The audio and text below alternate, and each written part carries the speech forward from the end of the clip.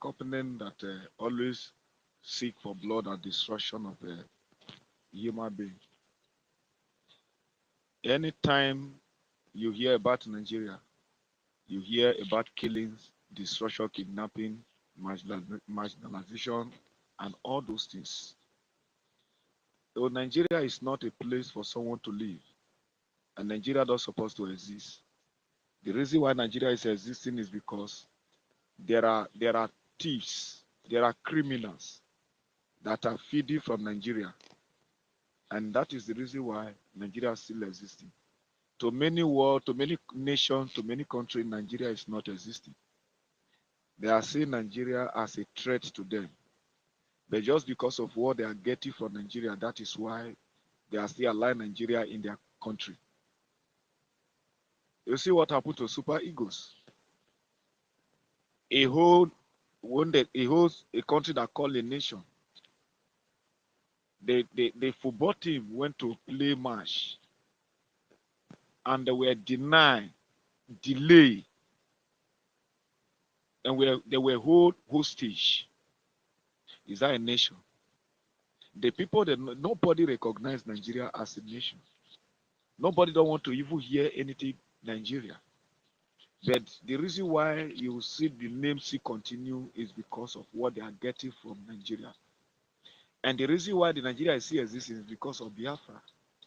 Because everything that is coming out in the name of Nigeria comes from the land of Biafra. Someone, our Prime Minister, Mazi Samonekwa, says something, and they overlook and they underrate that word.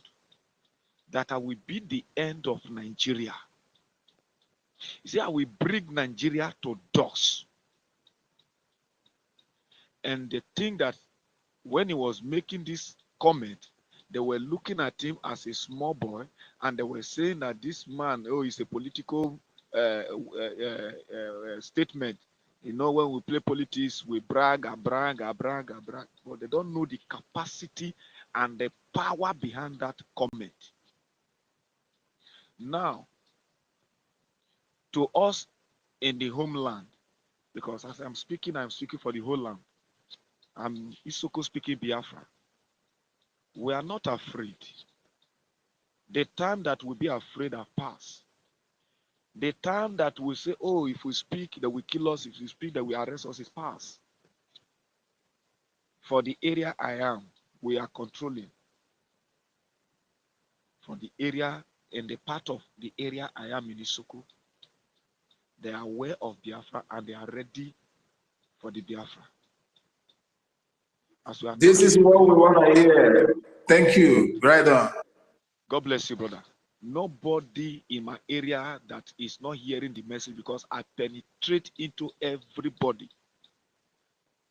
I form little argument and I bring it in. And people will listen well after my illustration, they will concur to what I'm saying. Everybody, women, men, children, youth, they are aware of it. We are not joking. We are Biafrans. Idibo is an Isoko. Isoko is an Idibo. There is no way you can separate Isoko man from Igbo man. There is no way you can separate Igbo man from Isoko man. Because that is who we are.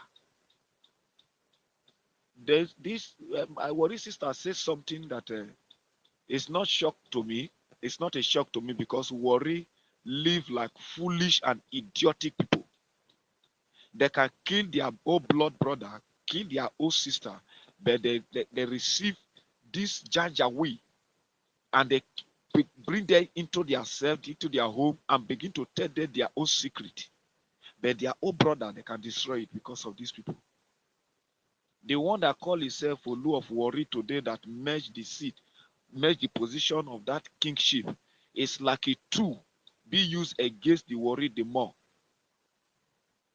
Because he cannot support the indigenous, he support this Janjaweed, these Fulanis that come into the land to take over everything. And that is the reason why you see that man have the power and the audacity to come up and say he will be the chairman of the market and he win the chairmanship. Who are the people that stood for him? They are the people, the same Worry youth, Worry thugs, Worry boys the same them. And women, they buy market from them, credit, they give to them credit, they loan money to them to trade. The same people that stood for this man and win the chairmanship. So these are the things we need to avoid. These are the things we're supposed to understand. These are the message we're supposed to preach to our people so that these people will not overrun us. Because even as we're talking, when we are defeating Nigeria government, these people that are among us, they are like thorns among us. They are like thorns inside us that will be shooking at us, will be disturbing us. It is the right time for our people to wake up. It is the right time for our people to listen to every social media that is coming from Biafra. There is nothing like, oh, I am not an Igbo man. How are they dragging me to Biafra? You are a Biafran because these people know you as a Biafra. I was discussing with one of the Fulani. This man is a Fulani. It's not an Hausa. It's a Fulani. I was discussing with him. We were speaking together. We sat together and we're discussing. And I was asking this man that I just play him. I say, this Biafra issue, I'm not a Biafra because I'm an Isoko. He told me, my brother, you better belong to Biafra. Because we see all of you as one brother. The story they give to us, the history is our hand. You, Igbo, and the same father, the same mother. It is the language that differentiates you people. Why? Because of the migration. I was shocked when this Fulani man was talking to me. He said, we know all of you. He said, when we talk about Igbo, we count all of you to be Igbos. He said the reason why they are shouting south, southeast is because there is something in the south that they want to conquer in secretly. The southeast, they measure, they want to put the hatred on those people so that anything that is coming for there, oh, the south will be hating the southeast. He said that is what they did. And that is what is happening. He said, but in this time around, my brother, I cannot deceive you. Put yourself in the Biafra because you are a Biafra. I said, no, I can never be a Biafra. Never cannot be a Biafra. He said, we see all of you as one. No matter you deny it. He said, if they want to kill, if military men come today that they are killing Biafra, they will kill you. They will not ask you whether you are Isoko or Igbo. That is what the man told me. And I was shocked. So these are the things our people need to know. Mostly our ladies, our girls. Oh, it's paining me for our girls. When they see a uniform man, they will be running after the uniform man. They don't even know where he come from, where is the identity of that man. They don't know. So far it's a uniform man, they can use it to oppress anybody. As far as a uniform man, oh, I will follow. No. It is time for our girls to wake up.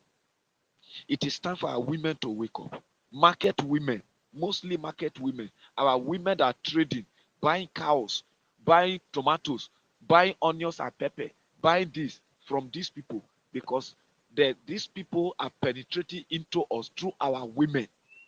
These women that is trading, going to the northern part, buying market in their hand for the market where they sell their market, loaning money for them.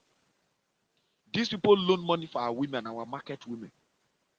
The man tell me a lot because this man always bring goods from the north. He's a Fulani. He say, I'm a Fulani man. I'm not an Hausa man. I'm a Fufude. That is what the man told me. He say, I'm a Fufude. I'm not an Hausa man.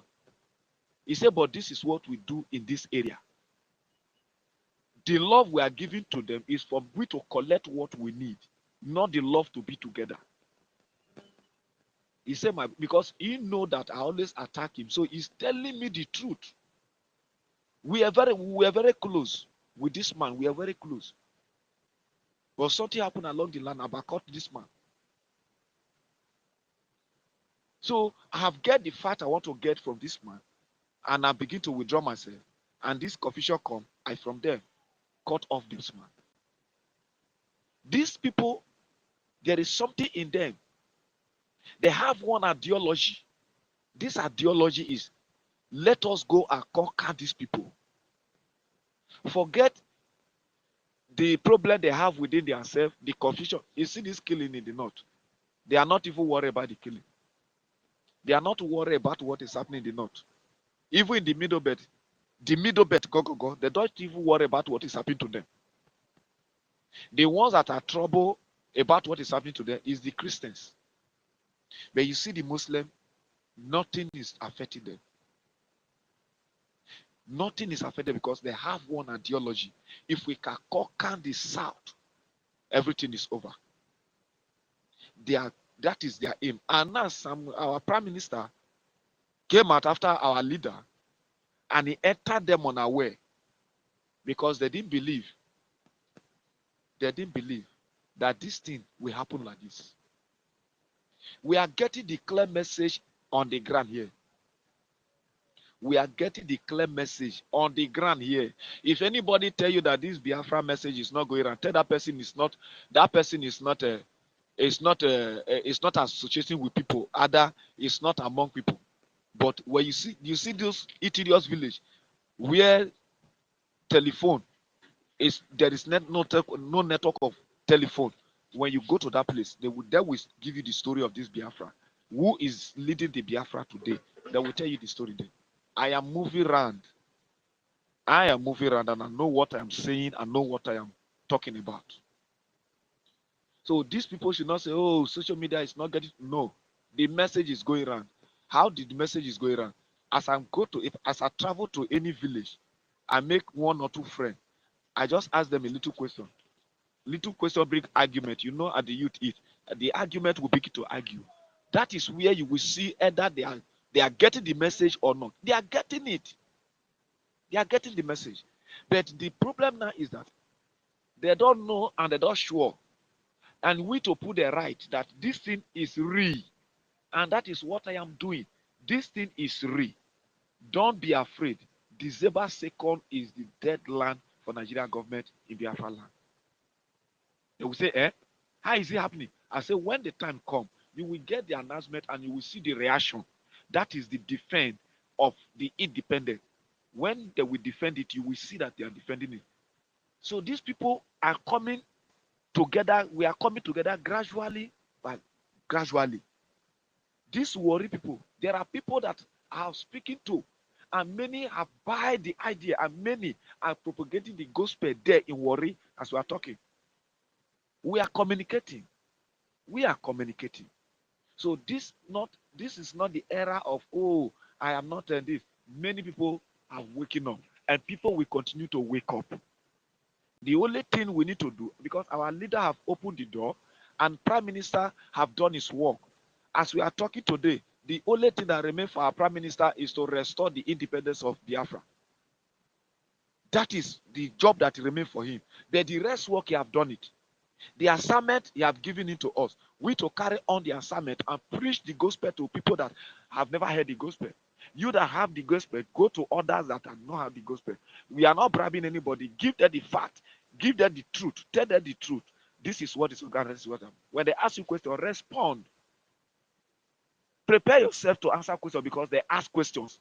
And that is how you prepare yourself to defend every question they ask you. And that is what we are doing.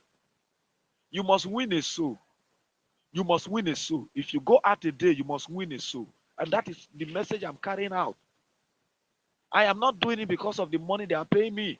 I'm not doing it because I'm expecting something that is coming. I am doing it because of my freedom and my children and unborn generation. If we cannot be free,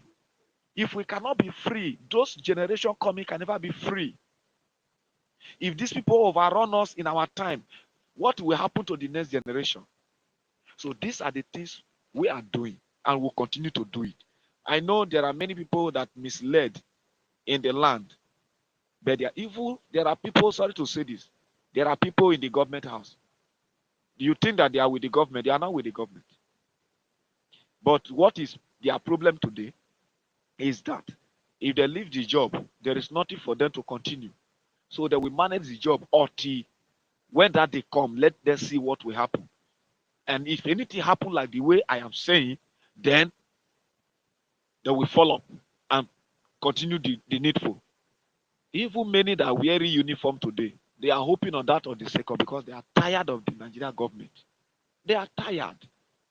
So these are the things We are seeing, these are the things we are following, and these are the things we are carrying out. If you are not going out, you cannot, this thing I am saying, you cannot bring it up.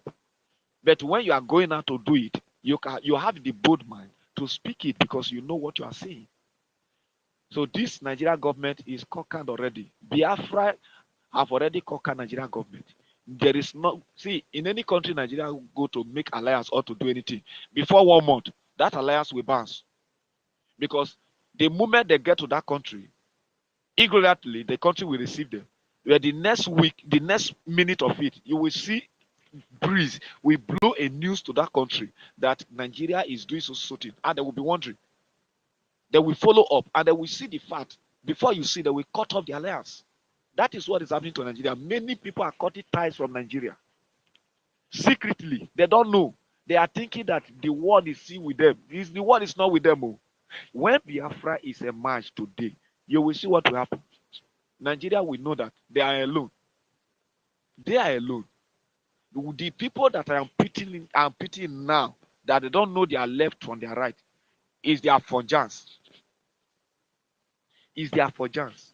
They don't know their left from their right because they believe in traitor. They believe in traitor. They can do anything. They can do anything to sell anything. So this life is their life. They don't know brother. They don't know sister. That is their nation. And we Biafra, we cannot sell our own. The people that are selling our own, they are the stranger among us. They are the people that their blood, that is the people that the terrorist blood flow in their vein. They are the ones terrorizing us. They are the ones selling us. You see, like people like DOS setting up their security not against the Fulani Marudi, not against the Janjaweed that terrorizing the people in the land, but they are setting up their security to face our liberation army. And they are getting it. They are hearing it. Because why? You make yourself a terrorist and you will be treated like a terrorist. That is what is happening. So these are our people that representing as a political this that they call themselves they are representing. They are not representing anybody. Look at Soludo. Can Soludo come out today and make mouth? Can Soludo come out today and say anything? Because he knew now, it's clear to him that he is irrelevant in the state. Nobody respect him. Nobody follow his order. If he use force today, Anambra will burn down.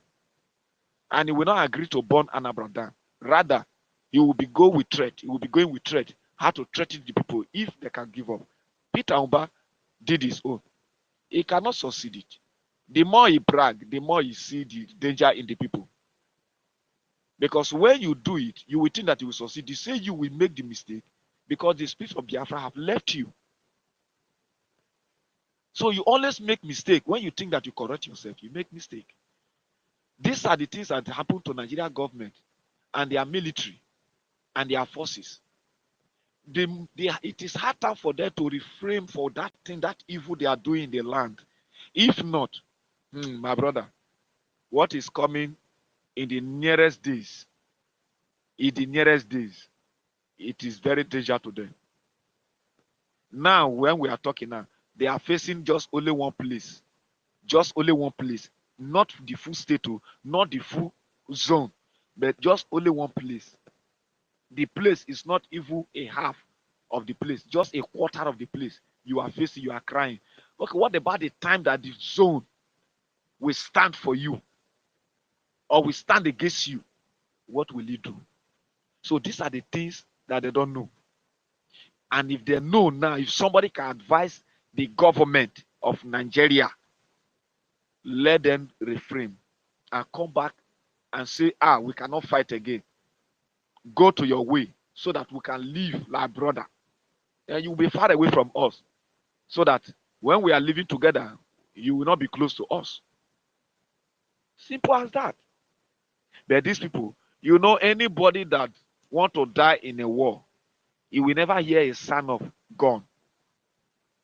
Because when the gun sound, when you don't hear it, that means you have gone. You have followed the war. So that is what is happening to Nigeria.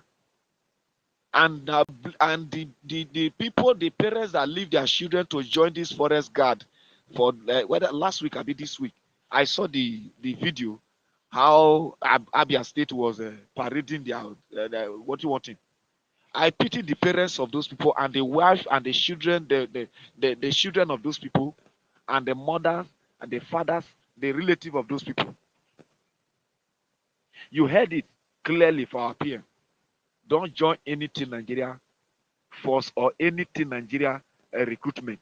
Withdraw yourself, because the moment you join there, you'll be counted as a terrorist. These people are thinking that this Biafra issue is a joke. The moment you associate yourself with these people, the spirit of Biafra have left you. You are empty. The land have counted you to be an enemy of the land. This is what they don't know. And it is hard time for them to understand that whatsoever that will make them to associate with Nigeria, they have to cut it off. They have to drag themselves from anything Nigeria, so that the spirit of the land will dominate them. I tell you, my people, the people that receiving this message from where I am, they are in a high spirit. They are not joking. If you bring any Nigerian, they will tell you, say, carry and go. We don't want to debate in Nigeria issue. Bring another issue like Biafra. We'll talk about it. But this Nigeria, carry it to where Nigeria is. These are the things. So, my people, it is high time for we to wake up. The people that are still sleeping, even many of us that in abroad, many people in abroad, our people that in abroad, they are getting the message, they are thinking that it's a joke. It's not a joke.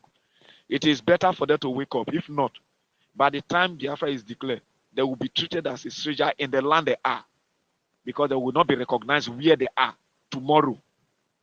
I am telling you people, you will not be no matter investment you have in that land you are, you will never be recognized, because your identity have lost. So you have nothing. You are nobody to them. Forget about your investment in their land. You are nobody to them. And that is when you will see their reaction against you. When you will see the way that we treat the people that believe in Biafra, people that have their identification card, people that have the proof, you will see the way that we treat them. And you do not have the proof, and you call yourself, yes, I'm from that place. They will say, we don't recognize that name. We're not Biafra. Are you a Biafra? He said, but this is, I will tell you, you are not a Biafra. You are not from there. We don't know anything concerning what you are saying. So it is hard time for them to wake up. And above all, you that have a way to support this movement, support PM. The man is doing wonderfully. God has chosen this man for Biafra to stand. And through him, Biafra flag will be stand. And nobody, no man, no born of a woman or man to this earth that will stop it. Because God have mandated, and he have chosen people that are the front of the world. That is who they call Mazi Nnamdi Kanu. Our father, I call it father and Lord, because that man, oh, what that man do before the enemy sold it out as they sold Jesus Christ. The history of our leader, Mazi Nnamdi Kanu, with the history of Jesus Christ, Jesus Christ is the same story. Nothing changed. Nothing changed. The only thing that changed from it is the crucifixion of the cross. What our leader is passing through today, that is own crucifixion. And this thing you see will make many nations to realize that, oh, there is a true child that shoes from the Almighty God. That is the Elohim.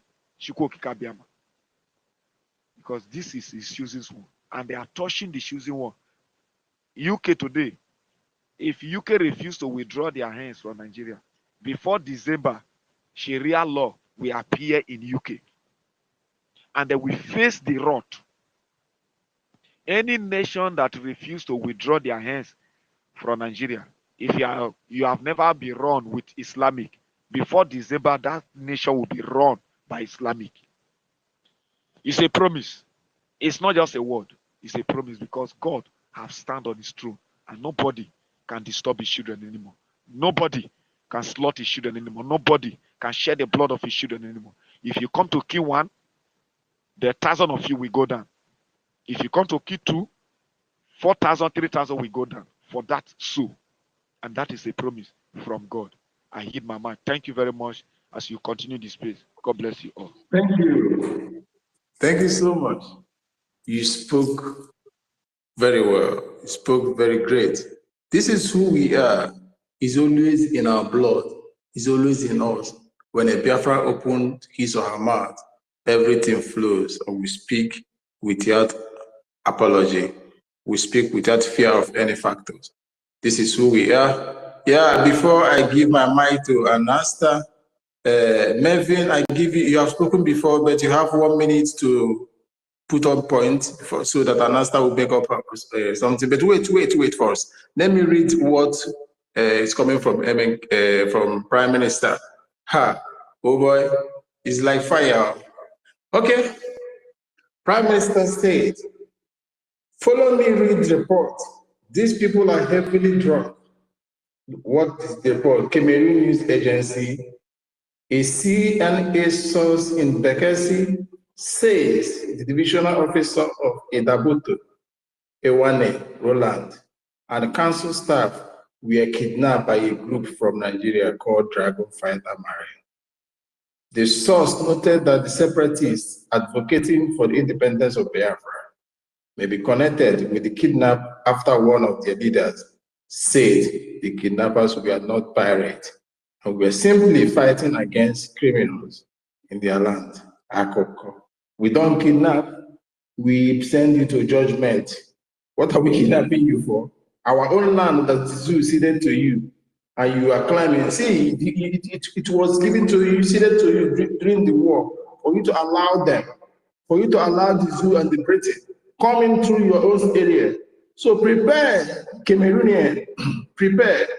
What you and Ambazonia is doing is just like a shy play to what we will do to you after we are restored. Because no territory of Biafra shall be ceded to anybody, not even a foot of it shall be ceded to any foreign land. That which was ours, that was taken away from us, we must collect it. No mercy. Go and ask Palestinians what is happening to them. You ready? We'll be ready for you. Second one is this. Oh, this one is coming from Vanguard, newspaper of the zoo. The people said, Vanguard, I read, our patriotism is key to building a better country, not infrastructure, said federal government of the zoo, telling the zoo people. And our prime minister reposted by saying, I need nuclear weapon to end this nonsense once and for all. Do you know what the funniest part of it? One stupid entity, one moron, one a fool, one strong man, went on to comment on the prime minister's post, saying, Simon Ekpa, you are very greedy man. If this is tank crying. This is tank crying. How is he a greedy man? A man that doesn't want to waste time. We don't want to waste time counting something with the words. We want to end this now for all. We want to end it once and for all. And that is what we are doing. No time to check time. Like the Latin people talk, tempus est. We don't have time to waste. We don't have that time again. We must, in fact, let them give us that report. A lot of people say, tempus vastate non potens recuperare. Time wasted shall never be regained. That is a word from the Latin. And that is the word we are telling these people. Time wasted shall never be regained. And we have wasted time for more than a century. 1914 to 2014, amalgamation lasted. We have patiently wasted that time. We wanted to react. We need a nuclear bomb to end it once and for all. Do you think we are afraid? That is to tell you people, show you people how mean we are, how determined we are. to end this. We don't want a story. We don't want to be with a leasing granite. Boom, bam, boom, bam. We want boom, and it's off. The story continues another day. So, like I said, Melvin, you've spoken before, so I'm going to give you 1 minute or 2 minutes at most to make another summation. After that, it goes to Anasta. Be fast, brother. Your time starts now. Okay. You can hear me, right? Yeah, go on. Yes.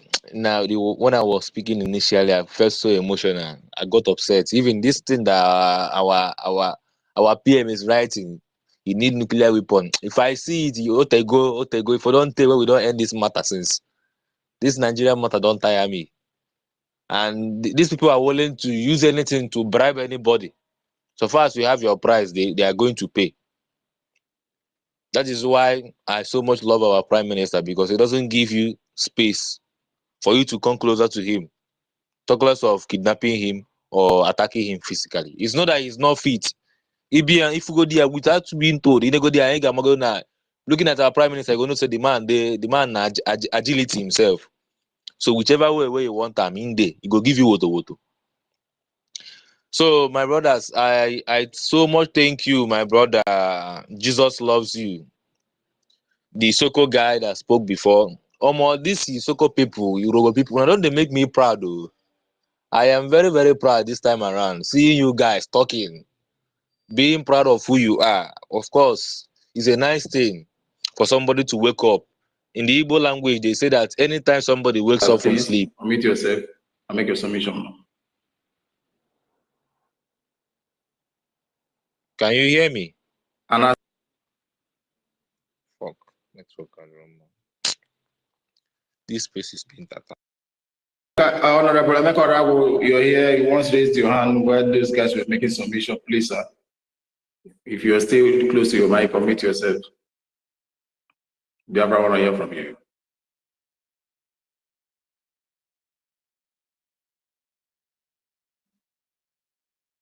Okay, I believe they are busy. They are just listening from the background. So I will write down, I'll continue. So Biafra, what you are seeing today and what you are hearing today is the word from a man that means business, not a man that come to do business. Take this phrase. A man that means business is different from a man that have come to do business with the life of his people. That is the two different words, two different phrases that mean two different things that differentiated our prime minister from the POS, that differentiated our prime minister from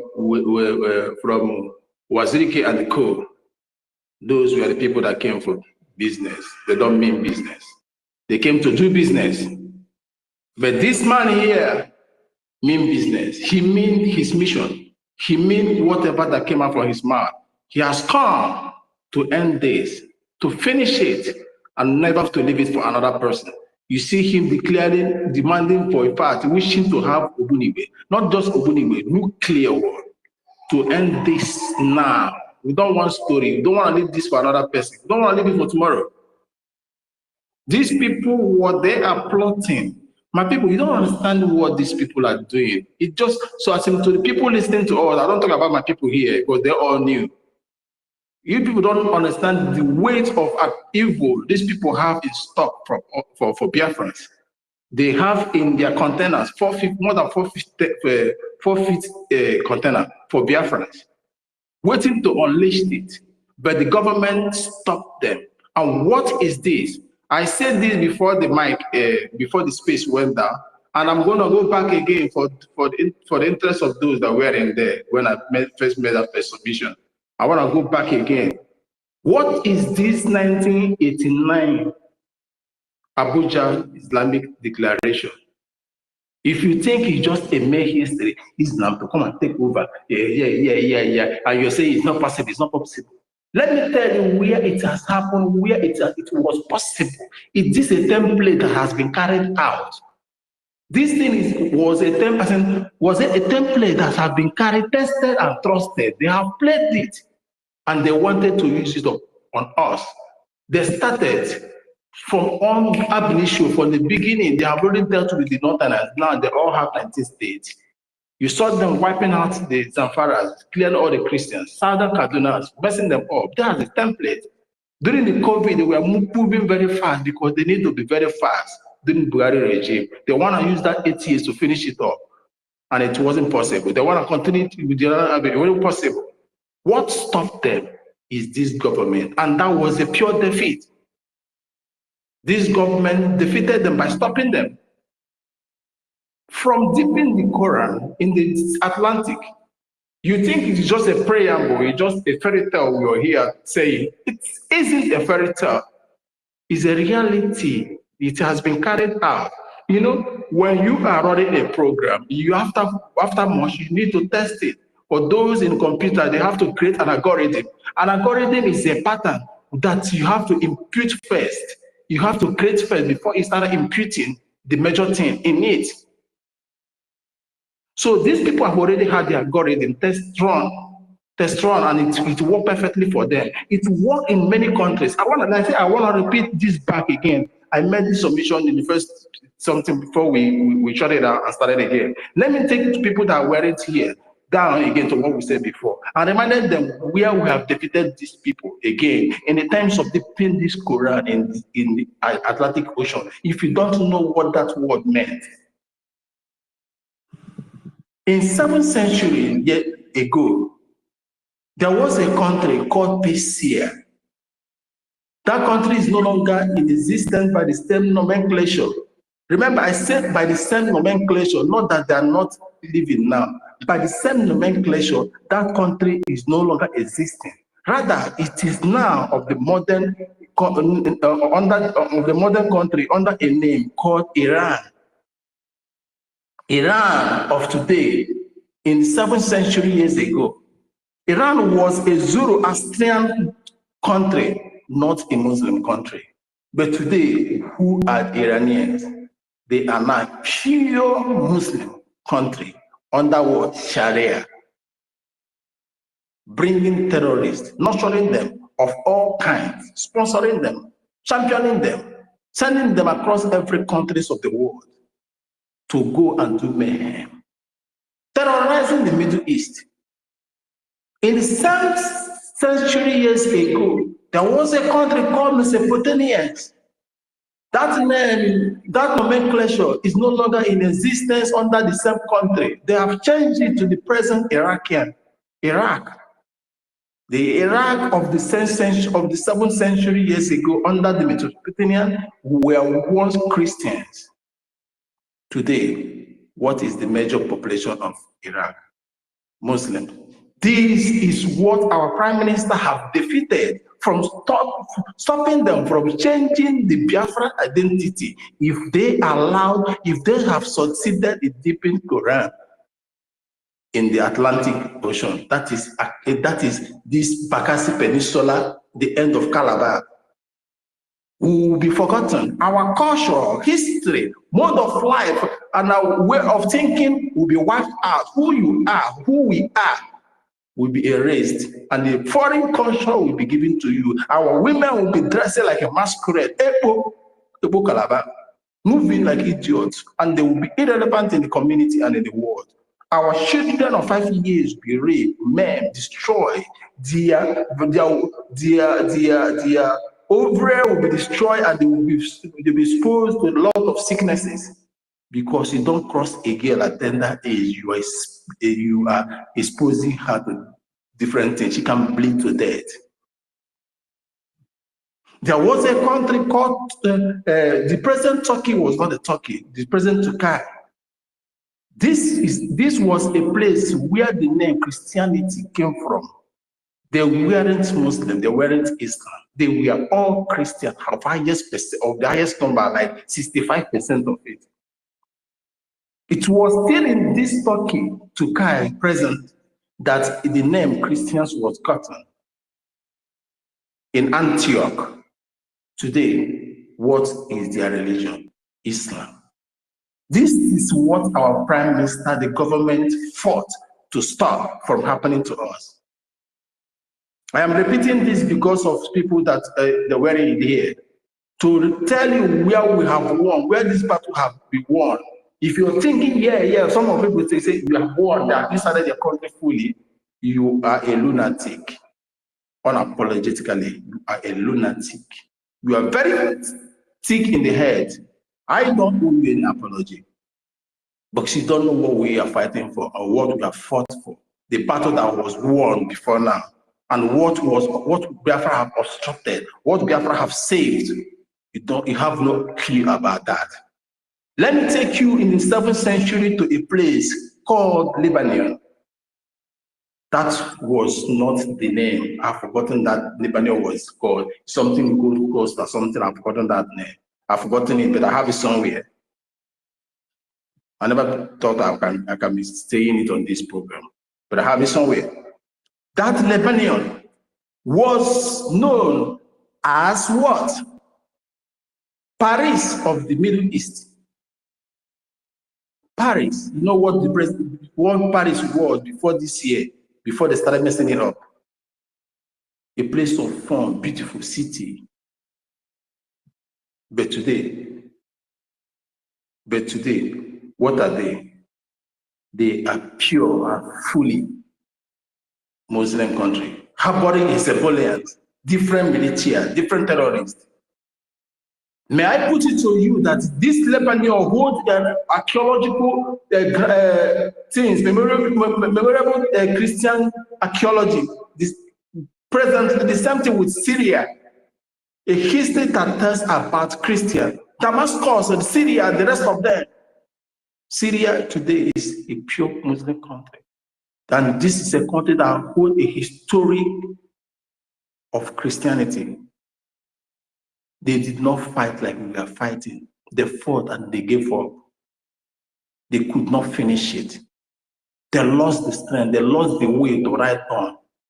They lost the spirit to absorb the pain of fighting for what you believe in. Freedom is very painful.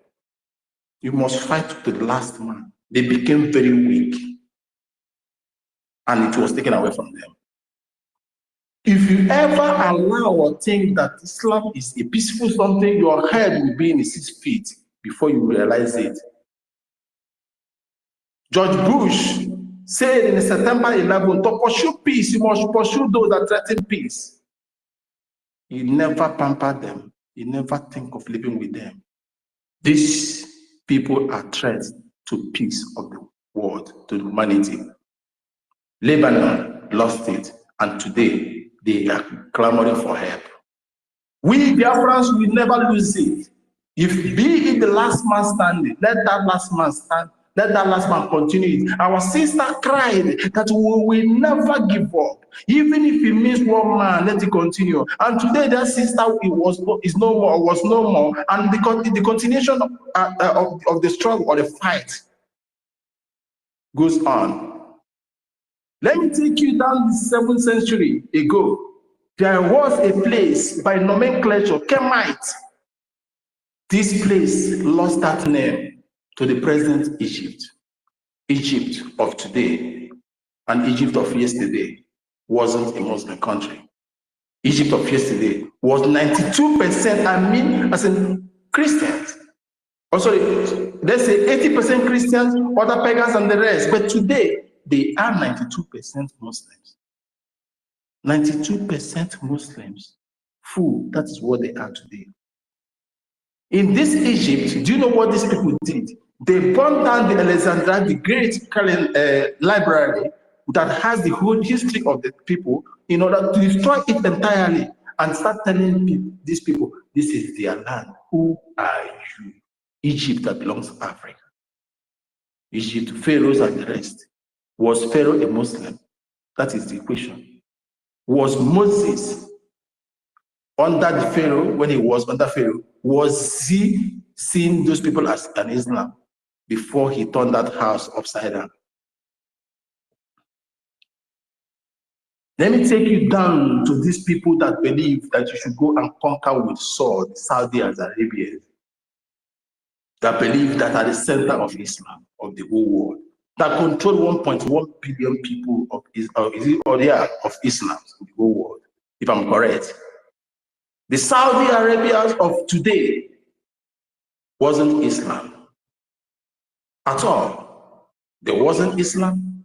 They were pagans, one. They were Christians, two, and they were Jews, three. These are the three things, like it is in Biafra today, that we say these are our three major religions.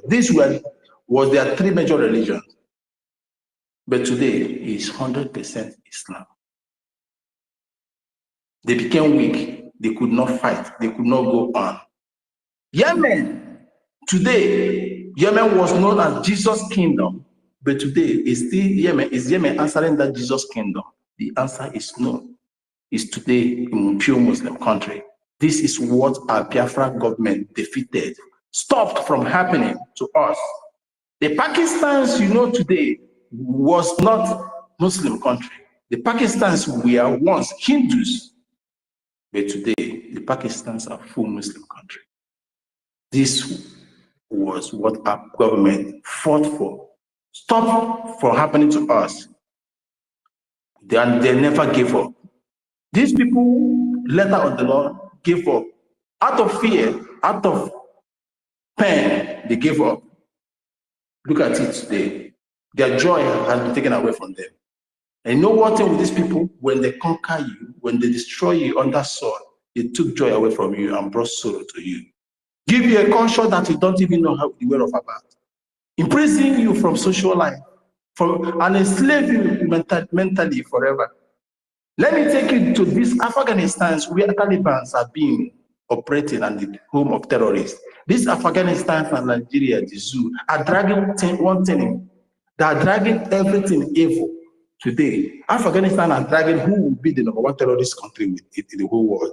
Nigeria say, I will be. Afghanistan say no. That is why you see #1 terrorist country, Afghanistan 1, zoo #2. Most corrupt country, Afghanistan 1, zoo #2. Everything evil, they and Afghanistan are dragging it together. Now, Biafra has defeated Zoo that to the extent that everything about them have been brought to the public, and the world has come to know, realize who they are, that are people or nation that is not to be trusted or to be mingled with because of the threats they oppose, the threat they carry to their dignity, to human dignity. The Afghanistan, like I was saying, was Hindus as a whole, but today, who are they? They are pure Muslim countries. They've refused to fight to the end. But here you are, the government is fighting, standing their ground, saying they will never give up. Rather, they need nuclear bomb to end this now. It's not a threat. They have seen it done. They know if our hand should be laid on it, we'll end it. We are not soft-hearted. We don't think about propaganda on we don't think about propaganda or the shatter being caging us. No, we believe, let us fight first. That is the truth. This is what Igbos are. This is our theory, this is our proverb. Alokog. You know what it means? After fighting, we'll now come to the table for the peace. Not after killing us, we allow you kill us and maintain peace. No, you don't kill us and get peace. We will fight you and defeat you. At the end, we'll come and round table for peace. And it won't be us that will be seeking for that peace. You that is under pain, that was defeated, will be asking for peace. Pardon me. I never thought I ever have wronged you. Forgive me, people, for I have sinned. This is that is Aloka Ebe. And that is where we stand. Our Prime Minister has made it and tweeted this openly, not hiding. I need a nuclear to end this. We don't have it because we aren't a full nation yet. But the resources are in our land. If you think it's very far from us getting it, no. The uranium, the uranium that Burkina Faso are. It's in our land, it's in Akwa Ibom, it's across the river, it's somewhere again in Anambra, there are about 3 places in a large deposit that we can get this, make this up immediately. We don't need to go sourcing for resources. So my people, before you be saying, hey, what is the physical things? These are things that are not physical, that will be a harm to humanity, that this government has fought to make sure that it doesn't happen.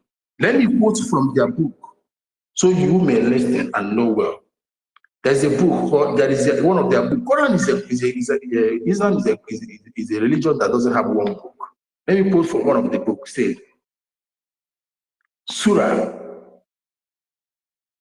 3, verse 51, 3 to 51. It says, we shall cast, who are the Islam, shall cast terror into the hearts of those who disbelieve, who are those that are non-believers.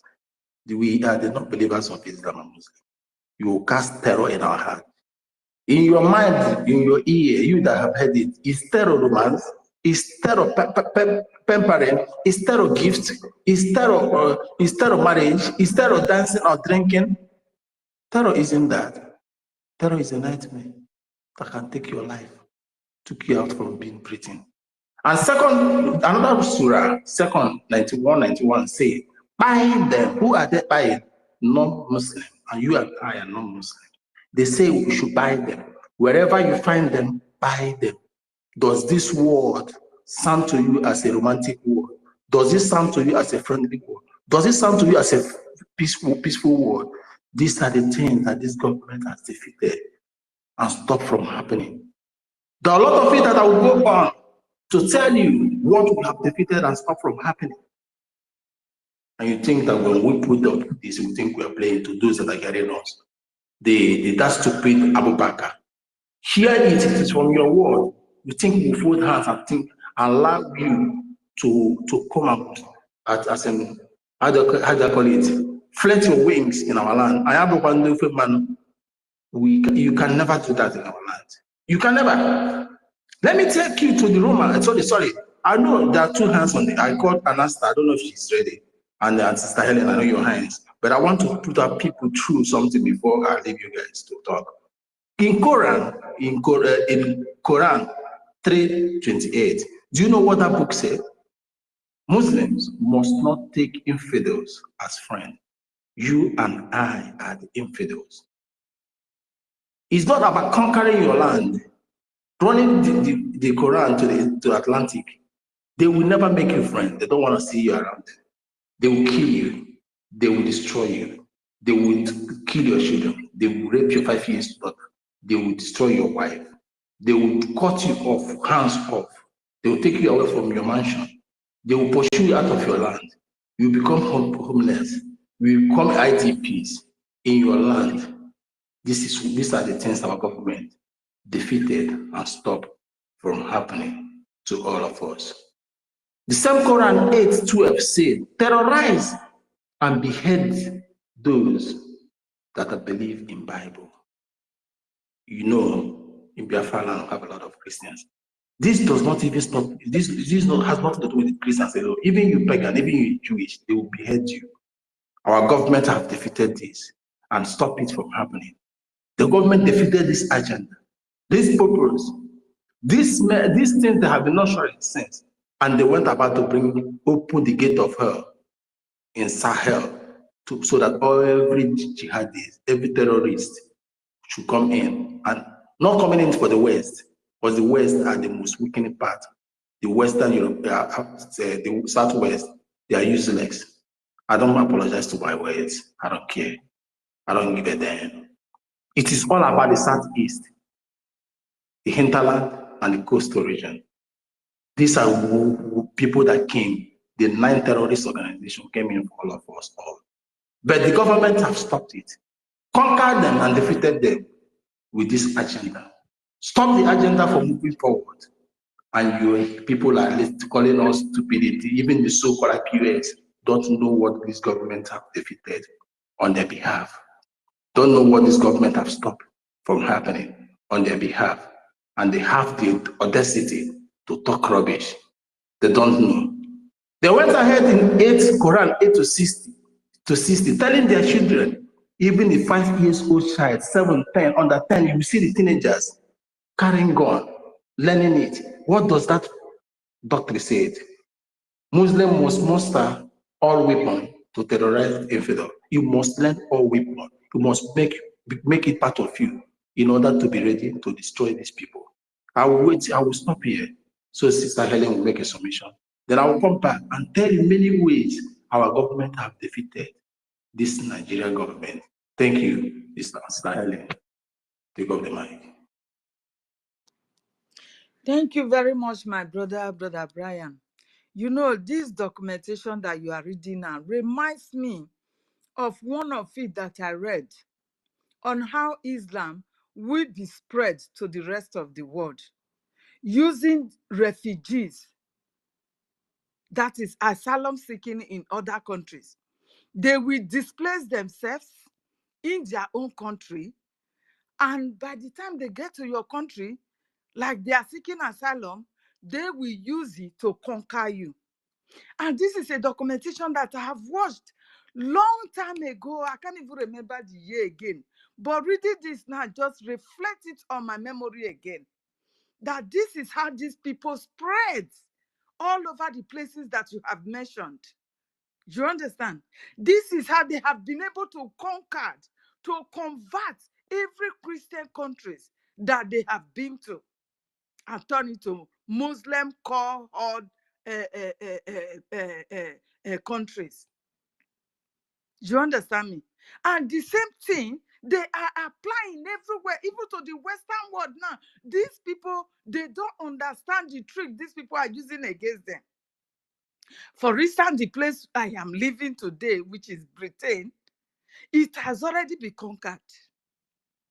They outnumber them in population, in everything, even in their parliament, they outnumber them, the indigenous. So these people, they have no voice over them any longer. The only thing that is remaining now, that they are already debating in everywhere they are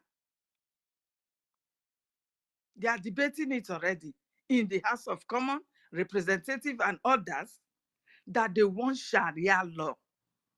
In England, though, in Britain,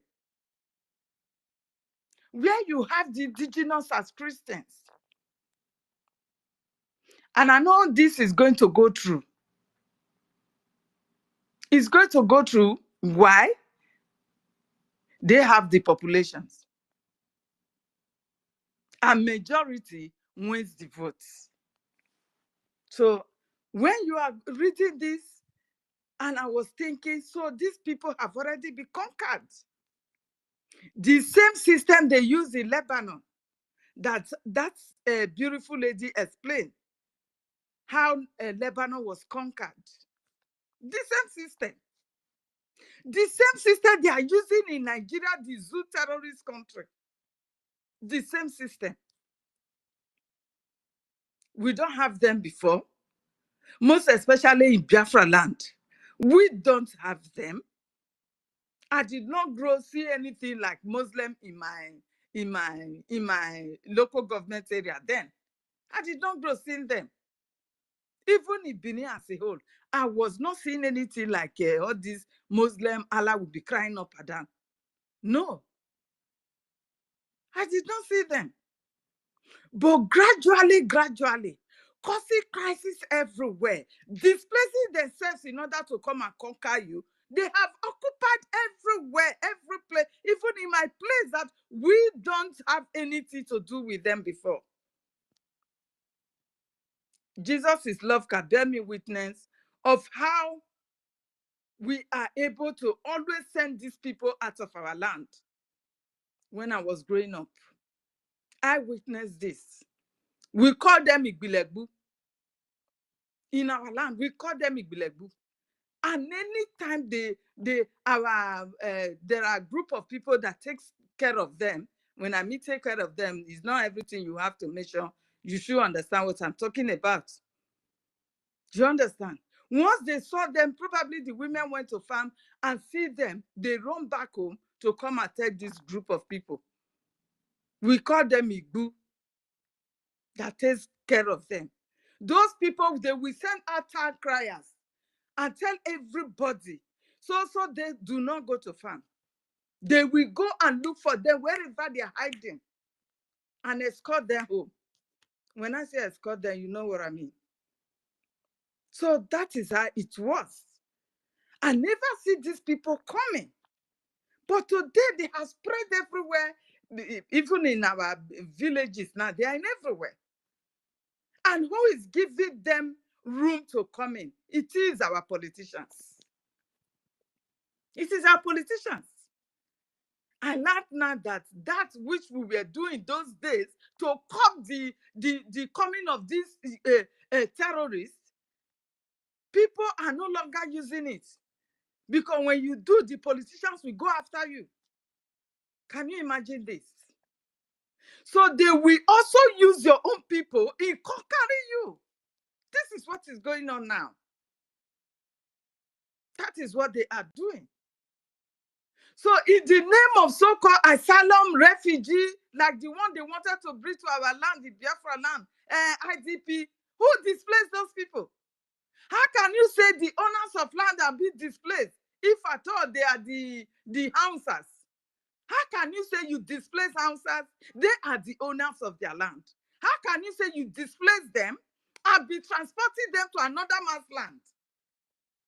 In Africa, we own land.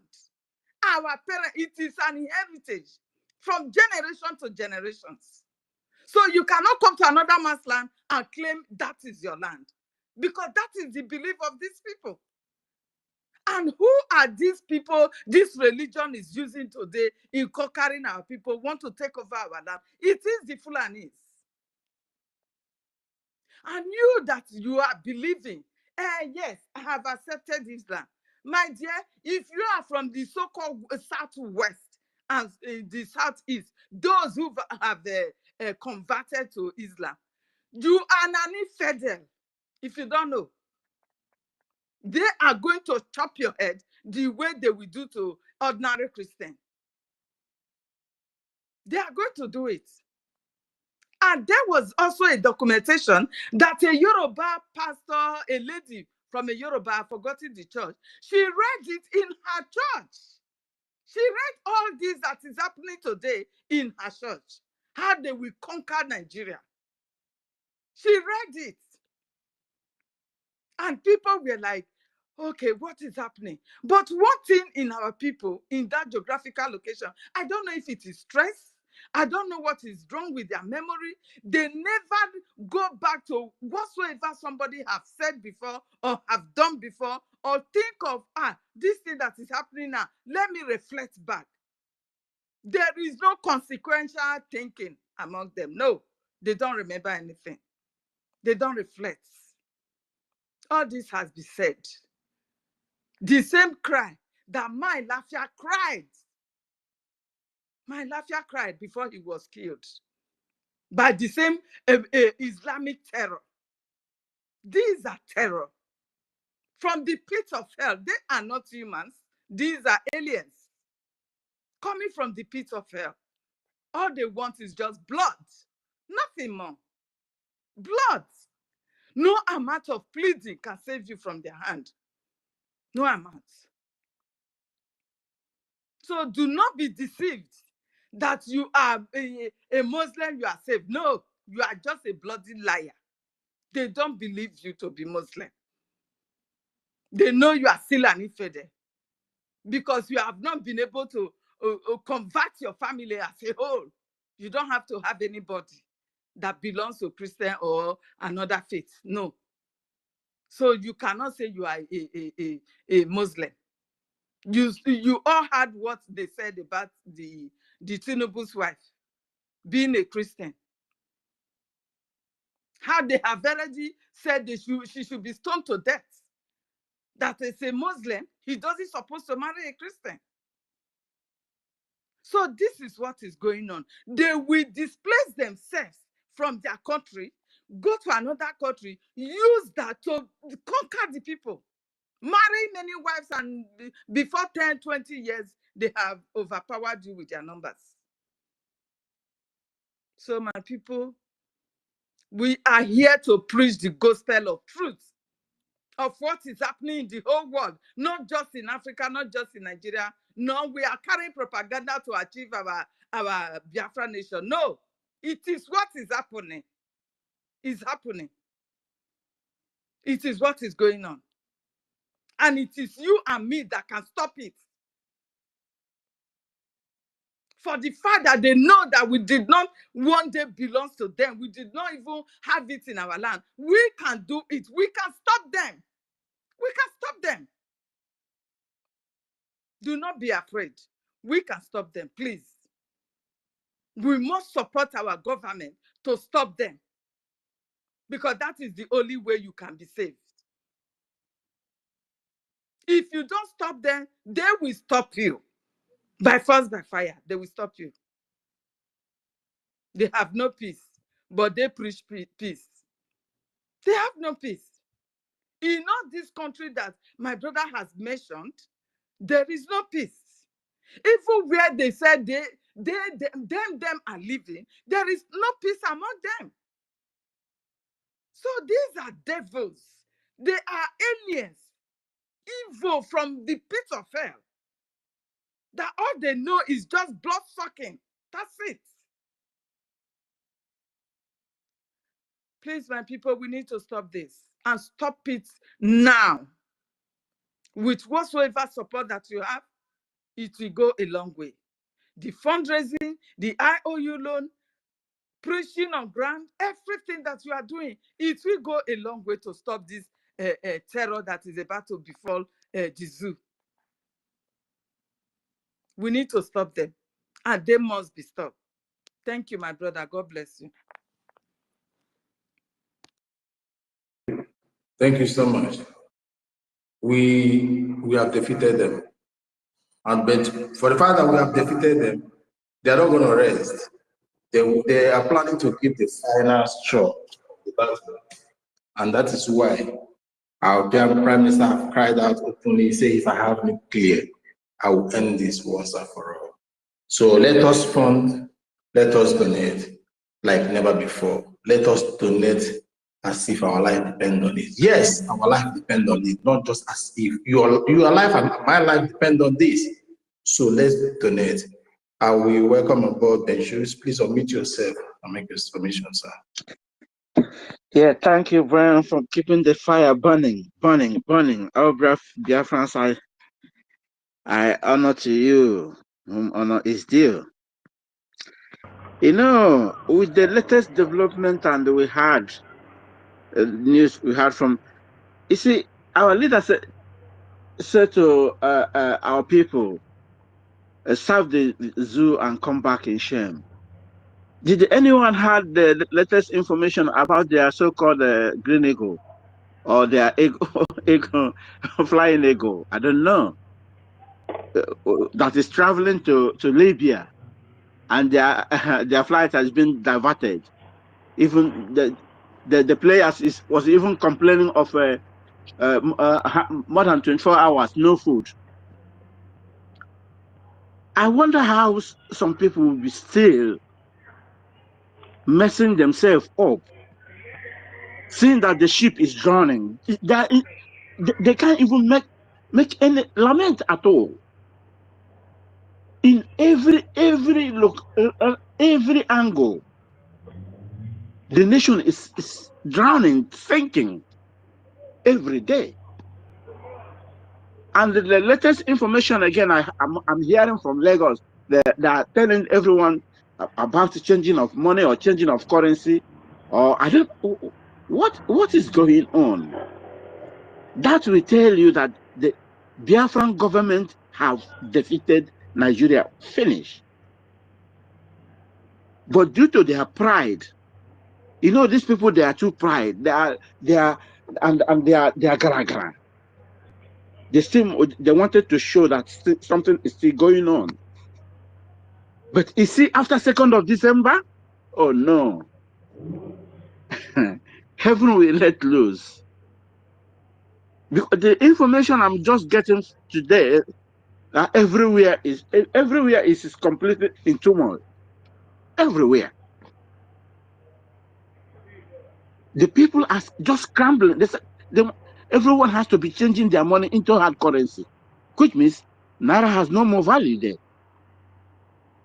I don't know if this news is correct, If anyone can also make their own foundings,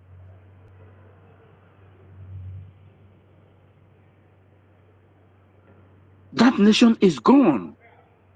What are we waiting? You know, like my father used to, in those days when we used to go to farm, I said, Navy. Yeah? Or say, hurry up. Just a little bit thing, so that all of us can go home, you know, and he'll be gingering us. That is exactly what we are now.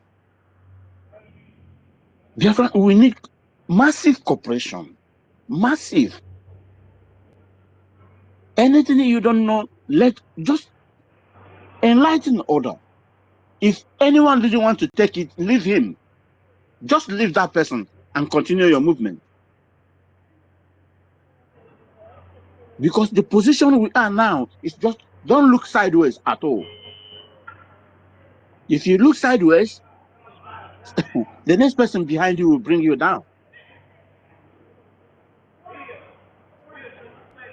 Let us keep on doing what we are doing. Never relent. I love our brothers who keep on hosting us in the space 247. Keeping the fire burning. It pains the enemy a lot because we have taken that tool away from them. You know, the history we had is no victor, no vanquish. But the people who say no victor, no vanquish, you decrease them from having anything. They can't enjoy anything. Look at how they demilitarize everywhere in Biafra land. Why? Because they feel that we are being conquered. So we are not allowed to have anything. A Fulani that is not up to 5 to 10 million is controlling 200 million people. Is that not juju or joke? What will I call it? This is time we have to call a spade a spade. Everyone should sit up. We have to sit up. Sorry. We need to sit up. I thank you so much. Is Brian there? Brian, are you there? Yes. Okay. I'm here. I yield my mic. Thank you. Thank you so much. Thank you for your word. Amuche, your mic is on. You can go on, make your submission. Welcome, mouthpiece of the God. I know that God has said something. Please wait. Let Amuche come in first. Then you tell us what the God has said. Amuche, please take your time.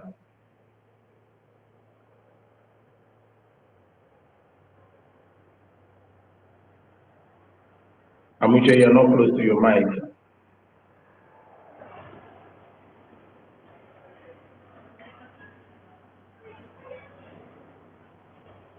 Amuche, I don't know what you're doing.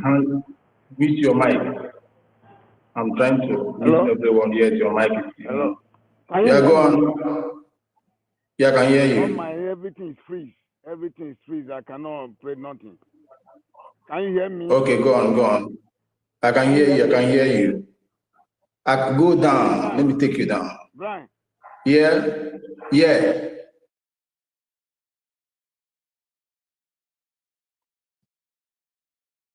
Let me take you down. Request for the mic again because it's giving us problem. Even taking you down is a problem, sir. Okay, you're down already. So, mouthpiece of the God. Please, ma'am, unmute yourself and tell us what the God said. Brian, first and foremost, I want to say to you, oh my goodness, you are still here. At 2 a.m., I came to your space and I stayed, and you're still here on space. Oh my goodness. Yeah, I'm under sleep. I have not slept. I have not gone to I bed. I I'm not wa- I eating want to anytime. I want to sleep, but I said I'm not going to sleep until I say thank you. A na-egbu achara, achara a na-epu. So, We are truth personified. Those who genuinely fighting for the restoration and freedom of Biafra. We can never fall. What you're doing, the gods heard you yesterday when I came to your platform at 2 a.m. The gods heard you.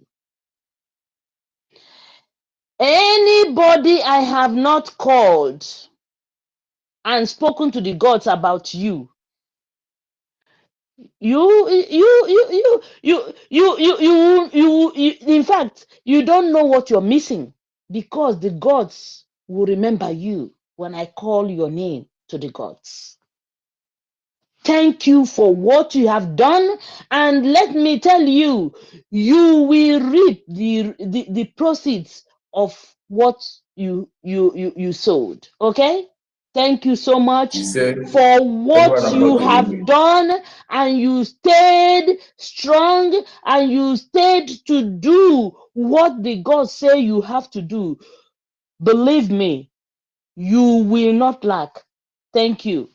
I greet you, my sister, warrior sister, Thank you. Ben Chooks, and all my wonderful brothers and sisters. Mr. Snow, my brother, I see you. David and Nana, I see you.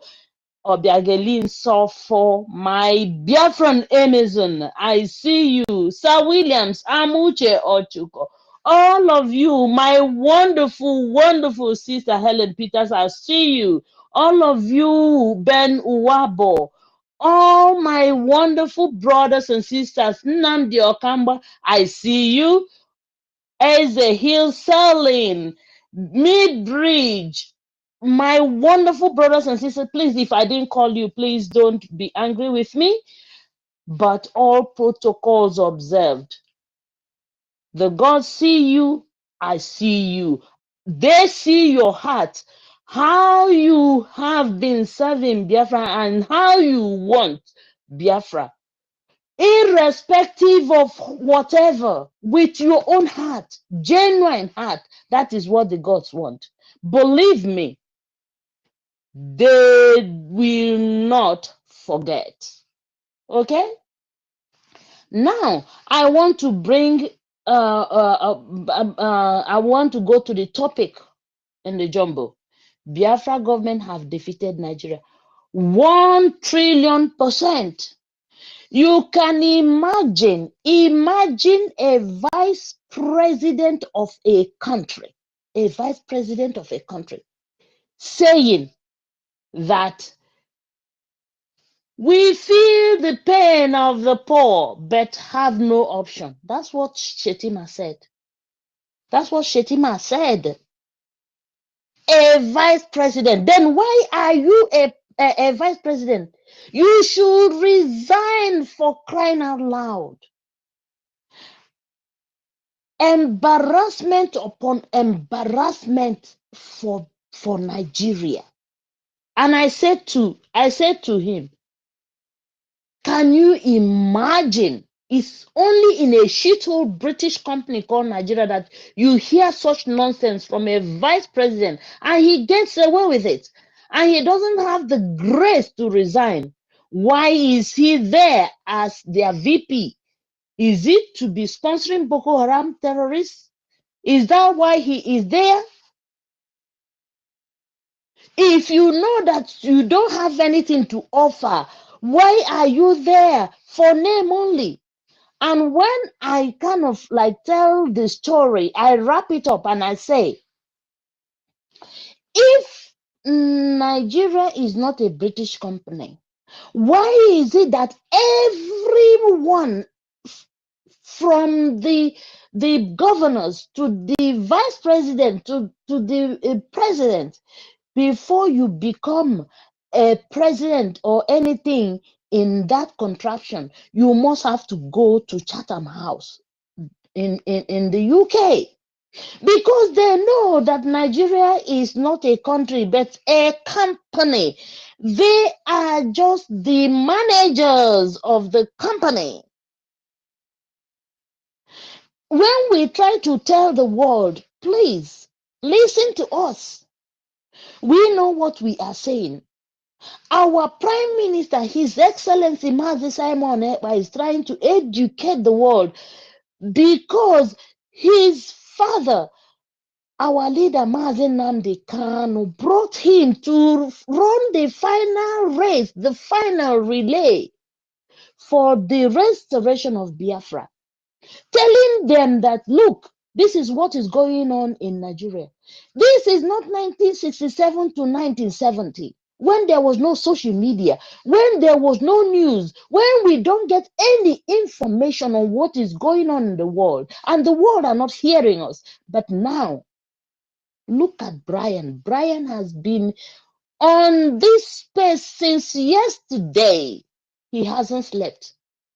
And our sister Helen was asking me yesterday, do you ever sleep, mouthpiece? How can I sleep? Ọkụkụ rapụ kwọkụ ma ọ ga-eji gịnị zuo ụmụ ya? I am Biafra and Biafra is me. I am genuine. Ogene. Ah, Ogene. nwanne my Amazon, my wonderful sister. I will, look, like I always say, I will serve my country, Biafra, but in genuine way. I will not serve my country because of anything. I won't even look at if they want. I would like to serve my country freely without payment, and I want to use myself as an example. If you are given a position and you want to bring Nigeria into Biafra, I'm laughing at you, because I have told the gods, it will be taken from you. Know that and know peace. If you are going to serve Biafra, if you like, everyone, I am sure our Prime Minister is hearing me. Every honorable that has been given position, they are hearing me. If you are given a position to serve Biafra, believe me, and you are not serving it in truth and in honesty, believe me, I have told the gods it will be taken from you. Mark my words today. It will be taken from you. So, as we have defeated Nigeria, so we have defeated anybody who is not genuine to serve Biafra in truth and in honesty. If you are not there to show example of who you are, of the love you have for your people, then please drop that position and leave it for somebody else to do it. And I tell each and every one of us, if you are there to sabotage the Prime Minister, His Excellency Mazi Simon Ekpa, believe me, you have to fight me too. I am the mouthpiece of the gods of Biafra. I don't care who you are. You don't feed me, I don't feed you.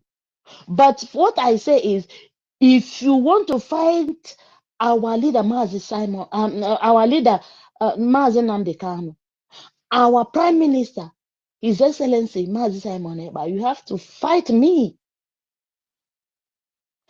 I am not in this freedom like all the genuine Biafrans. We are not in this freedom for what we are going to get. We are here for our children, children's children, and all our lineage. yet unborn, because we are sacrificing ourselves for this freedom to restore Biafra, and this Biafra will come. Believe me, if you think I am mincing words or I'm joking, let me tell you, everything you do is in front of the gods. Brian, as you are hosting and you are doing it with your own heart, and you are not doing it for anything, you are doing it for the restoration.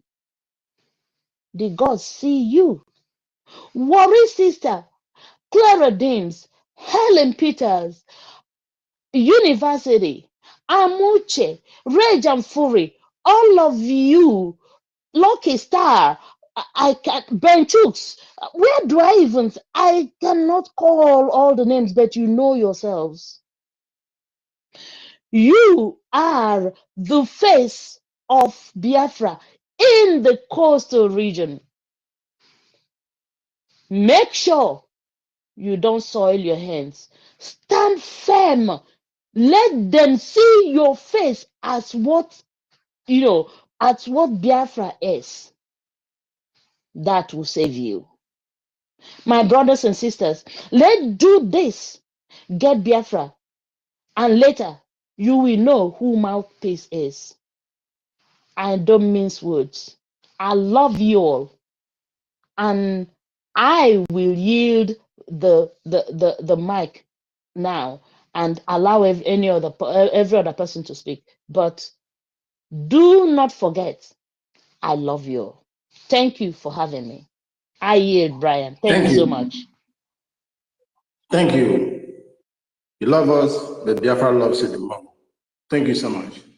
One thing is for sure, we will not give to Biafra that which will cost us nothing. Never, not at all.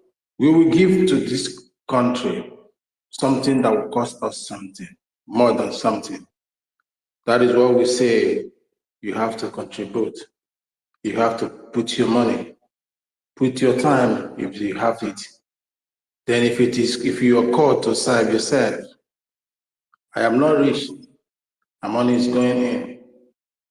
I don't have time, my time is going in. And I am serving Biafra in my own country, in my own region. I don't want to say that this is my first time I'm saying that.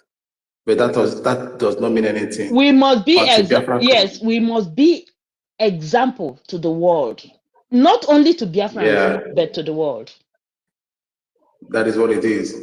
Because we are the beacon, not only the light, and that light is in everything, leadership and otherwise. So on this, I'll call on Charles to the speaker. We will continue. I will let you guys know if I cannot carry on. But for now, I'm being energized by you guys. It's 11 hours plus, going to 12. We will be here. And since they refuse me co-host, my mouth will run like water fountain. And that will be the end. I have not even started. So Charles, please come to the mic and make a submission. Good afternoon from my end here. I want to thank all of you for this great work, especially our host. It's not easy, and my prayer is that you see all these sacrifices, they will never be in vain because we are working with God. This project is owned by God direct. We are all just, an instrument in the hand of God to make sure that the purpose of God is achieved. You see, like our topic says here, Nigeria government have been defeated, by the Biafra government. It is true. Biafra government has done a lot. And when we're talking about defeating the Nigeria government, it's just that God is using us because originally this battle is not our own. It belongs to God. He said, vengeance is mine and I will pay. So when God wants to avenge, he uses people because Biafrans are the children of God. what is happening here is just the repeat of what happened in Egypt about the children of Israel. No, the children of Israel, they happen to be the children of God. They have been crying, and when time comes, God now brought Moses to send them to remove them from the place of agony and suffering. That is exactly what is happening. Nigeria has been defeated in all ramifications. They have been defeated by Biafrans. In extension, God is using Biafra to defeat the enemy of the children of God, which is Biafra. And as it's happening like this, it's just showing that this battle is not our own. All glory must go to God. And our leader always said that this freedom we are looking for is not the one that any man will give to you. That's one thing we should understand. This freedom is not the one that anybody will give to you. Everything that our leader said, he has been saying, is just confirming that this battle is not our own. But we count it all joy and privilege to see that we are among the people that God's using to fight this battle and to also to avenge his enemies, because vengeance belongs to God. We are not doing anything on our own. Chukwu Okike Abịama has given us this as a mandate to redeem his people, to save his people, so that when another Bible will be written, they will write about the Biafrans as the children of God, how God delivered them from their enemy, the Zoo, the British that I call trickish, the United Kingdom. So the Bible will be written in that way. People will read it and will understand. So that is what we are doing now. This is the repeat of that exodus of the children of God.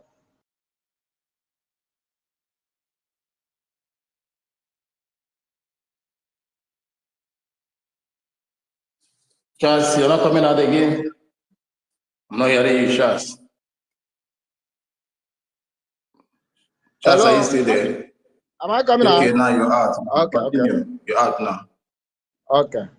So just as God hardened the heart of Pharaoh to deal with him and his soldiers and overcome them and swallow them up in the Red Sea, that is what is happening now. The defeat we are defeating them is just exactly what God wrought against the Egyptians, the Pharaoh and his soldiers. That is what is repeating here. We should understand that. And with that understanding, we will be very, very assured and confident that the battle is won already. There is no need for us to be afraid of anything. God is in control. He's just using us as an instrument. We are on a divine assignment for God's vengeance, because vengeance belongs to God. We are all the instrument in the hand of God to achieve this. For freedom, they will kill us. We will kill them. And after them, Biafra will come. That is what we are seeing. If they like, let them hide. Let them deny that no soldier is dying. Let them deny that nothing is happening. But we know that they are hearing it. They are getting the heat. And there's nothing they can do about it. God has decided to end the zoo now. So there's no waste of time. If they lie, let them believe. If they lie, let them deceive themselves. Come December 2nd, they will see it and they will all perish, unless those that will repent. If they fail to repent, they will all perish. Before now, every little provocation, every little move we make to free ourselves, to fight for our freedom, they will kill us. Just to pray for God to God, they come to where we are praying, they kill us. Just to celebrate the Trump victory in OGOJA, they came there, they killed us. But today, the story has changed. They are no longer killing us. Rather, we are the one avenging, because God has made us instruments from God to avenge our enemies. So that is what is happening now. The story has changed. You know, there's a saying in my place, I will use our local dialect, that on what I feel, what on Allah, if a child, a boy sees a girl that is always having sex with him, we begin to have erection. So that is what, what has been happening. But today, the story has changed. They can no longer mess us up. Rather, they are the one crying to the ICC, crying to the Amnesty International. So this shows that they have been defeated. In a nutshell, Charles, sorry, in a nutshell, it means if only get you if we have muzzle. I get you zoo. That's why I have for the muzzle 24 hours. So that is it, my brother. We are all moving with the speed of light to restore Biafra, and the grace of God is on our side. It's not by power, it's not by might. They came, they thought it was business as usual. Let them just end them. There was a time they came with a 30-amount tank, and God decimated them through our hand. So with all these things, anybody that still doubting that Nigeria has been maybe they have. Okay, Charles, you're no longer there. Apostle, please unmute yourself.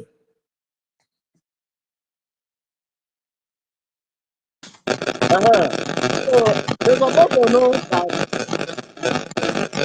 Hold on, Charles. Your network is having problem. You have to go out, Charles, please. Charles, go out. Go out.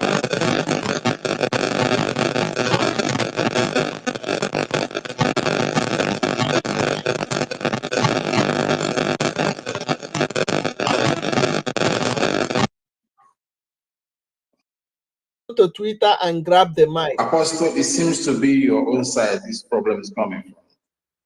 Understand? You please, I don't know if you're having it. It looks like something is interrupting your network. A call is coming on your phone or something, or the gadget close to you. So you have to. You can hear me? Yeah, I can hear you now. Yeah. I don't have much to say, but I just came up to greet my lovely brothers and sisters who are here doing the needful, doing the gospel. You know, the men on ground are always happy, you know, when this gospel are being preached out.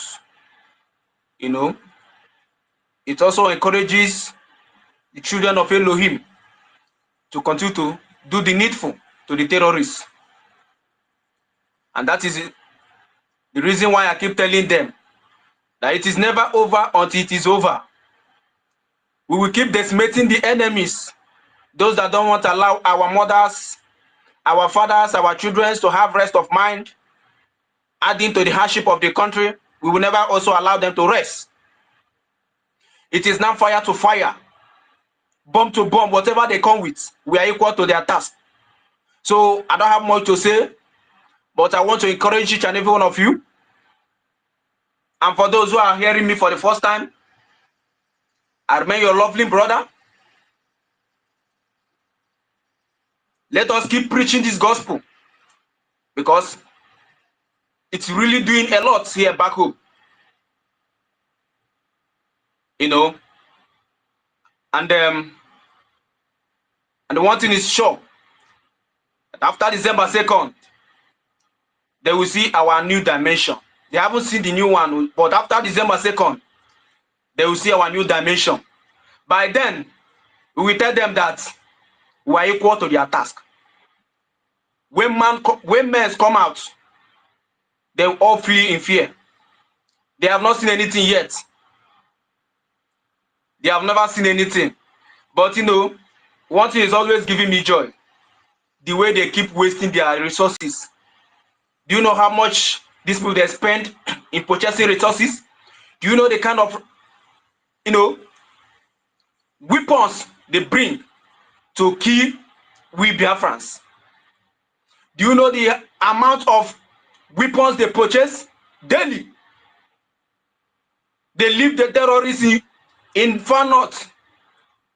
Only where they have their power is back here in homeland, in our land, in Biafra land. We will never give them that breathing space, because we already told them that this is no longer 1960. We are now in a new era We are now operating under the Prime Minister Mazi Simon Ekpa, the man who has the templates, the man who knows where and when. The love we Biafrans have for him, I don't know, I can't say it. But the truth will always stand. We have come to finish this fight. I think I will leave here for now. And thank each and every one of you for your good work. My sister Mouthpiece, I really enjoyed your speech. Thank you all for your good work.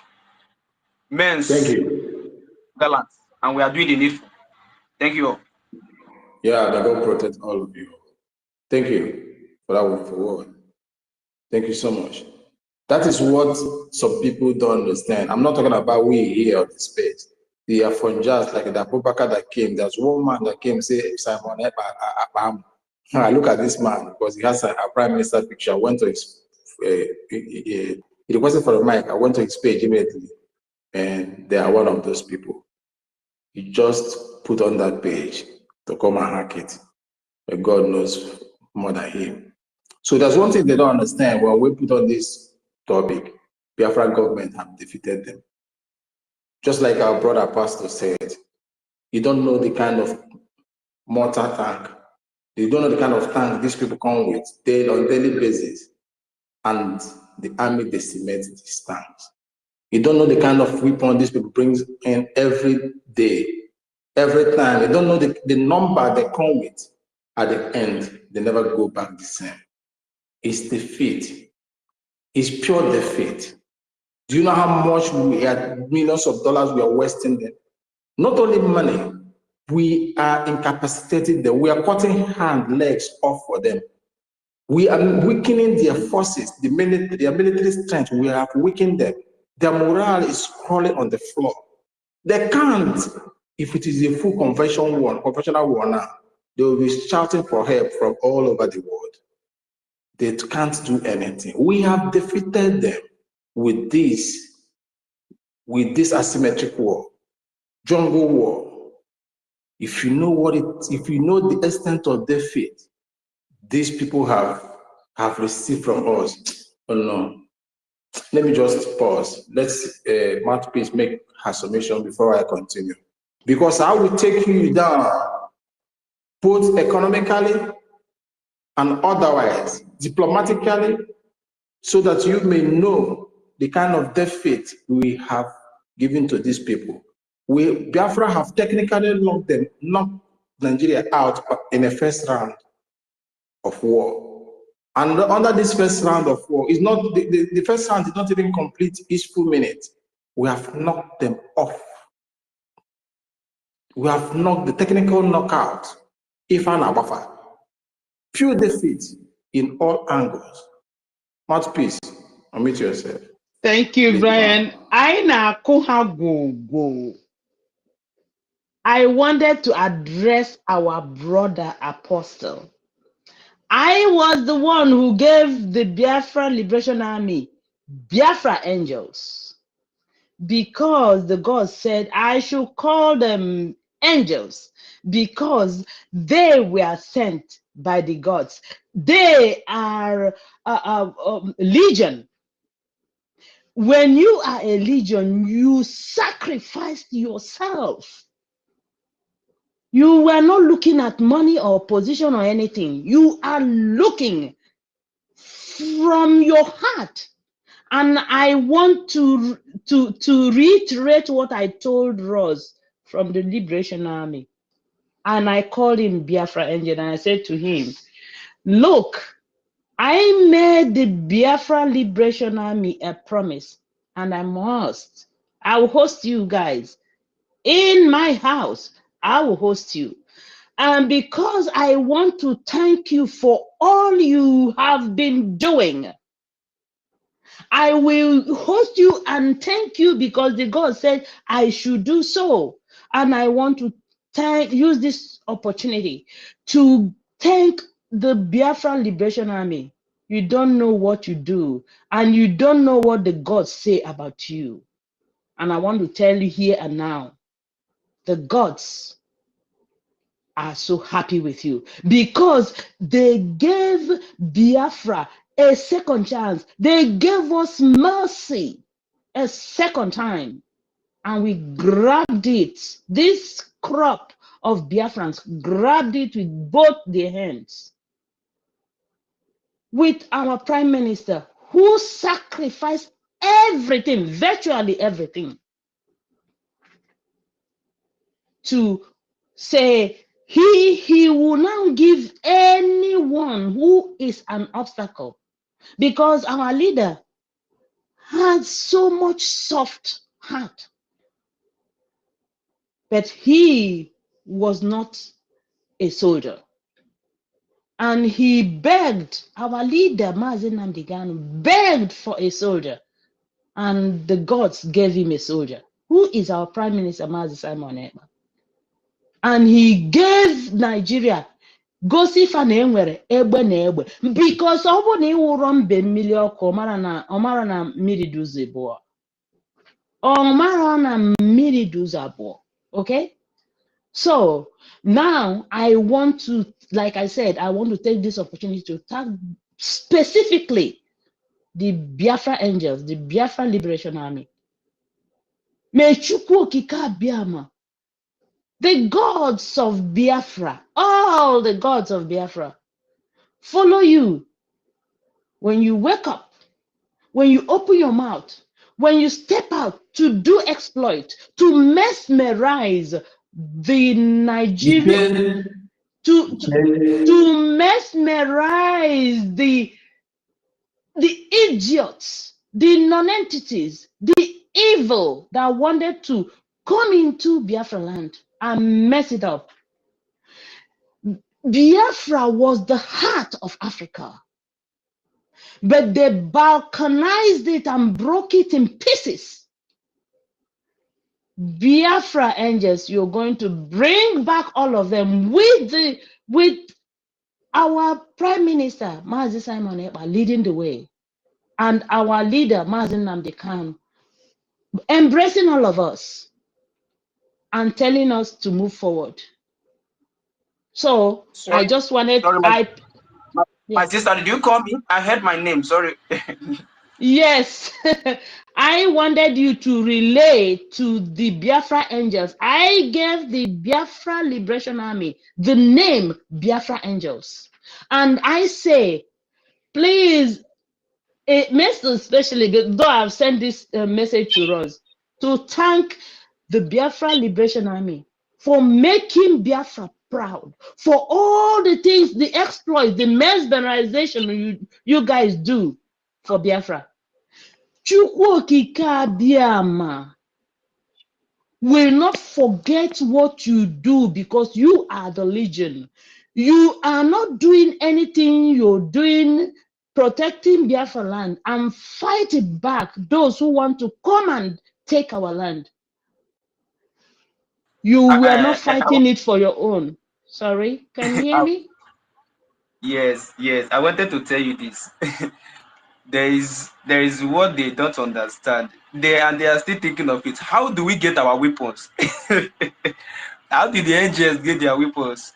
Is what they are don't still know. asking them. please don't. Please just put it. Leave it there. Okay. All right, Let's not all say right, everything. Okay, my dear. But, Okay. Just take the thank you and give it to them. That mouthpiece of the gods of Biafra said that the gods say they are watching you and they are so happy with you guys. Keep doing what you're doing and making Biafrans proud, most especially His Excellency Mazi Simon and our leader Mazi Nnamdi Kanu. You are making us proud. Thank you so much for all you do. Yeah, all right. Let them know. Let you guys know. Thank you. Apostles, let you guys know that we celebrate you guys. Yeah. Understand? Okay. My brother, we celebrate you guys. My brother Brian, I'm so happy for you. I'm so grateful for you giving me the mic once again. You know, the thing here is that We have defeated them. It is not like we have defeated them. You know, whenever they come like this, they never go the same. They never ever go the same. You know, when they are coming, when they will be coming, they will be gallivanting. But when they come, you know, maybe when 100 will come, the only people that will go back be like 5, and that 5 will be half dead. Seriously, because the angels are engaging them, and it is all because of you all. And that is why they don't still understand that there's a difference between freedom fighting and salary earners. They still don't get this. And they have made us to pick up our arms to face them. Because back then, we were, you know, protesting. We were protesting with only flag. What do? They massacre us. They massacre our loved ones. They massacre our mothers. They massacre our fathers. And we have risen up to say enough is enough. And since we have picked up these arms, we will never break it down until Biafra is actualized, where everyone will have equal rights, everyone will be treated equal, everyone will be loved. Our mothers and our sisters, our fathers will be well taken care of. Not these terrorist states called Nigeria. All of them will die in Biafra land. It's a promise we made to them. They will all die. It doesn't matter how many they are. They will all die. Thank you, and I yield for here. Thank you, my brother Brian, once again. Masterpiece, I love you from here. Thank you. Thank you. It is, I don't know, words cannot thank you guys. Words cannot say what our hearts felt. Words cannot be equated. Words cannot be used. No adverb or adjective can be used to quantify or qualify what we felt this very hour. To lay down your life for your loved one is the highest treasure someone can ever offer to you. As Yeshua did, that treasure can never be equated, can never be compared, neither can it be bought in any plot of gold.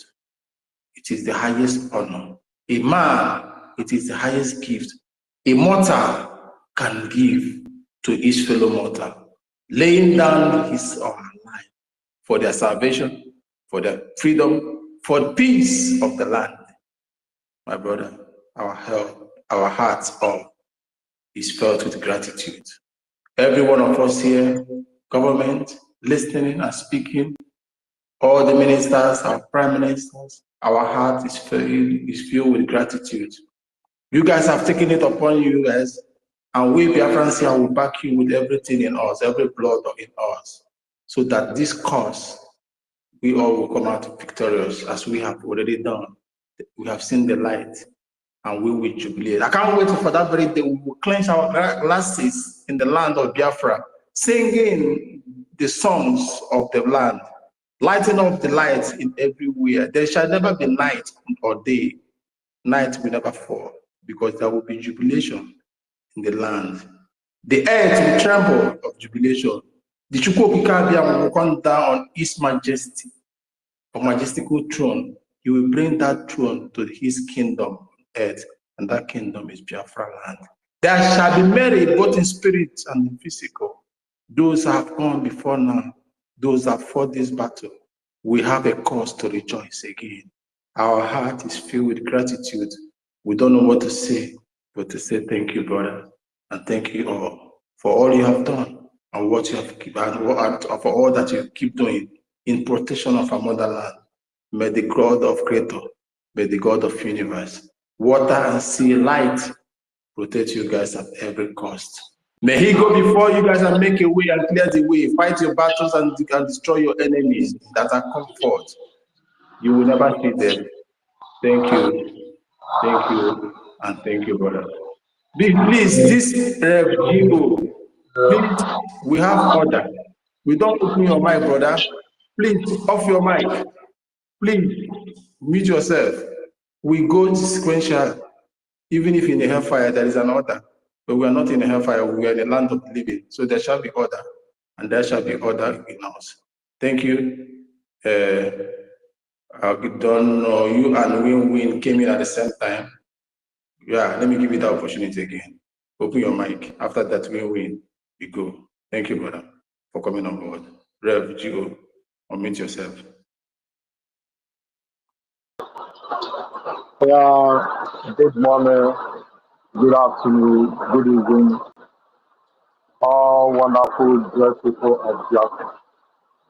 Our wonderful host, I really thank you for this wonderful opportunity. Am I You are coming in the out? forest. Your word is echoing. I can Am I see. coming out? Yeah, Hello? go on, go on. Okay, Go thank you. on. Thank Yeah. you. Yes, Biafra have defeated Nigeria as the masterpiece of the God said over 3 million times.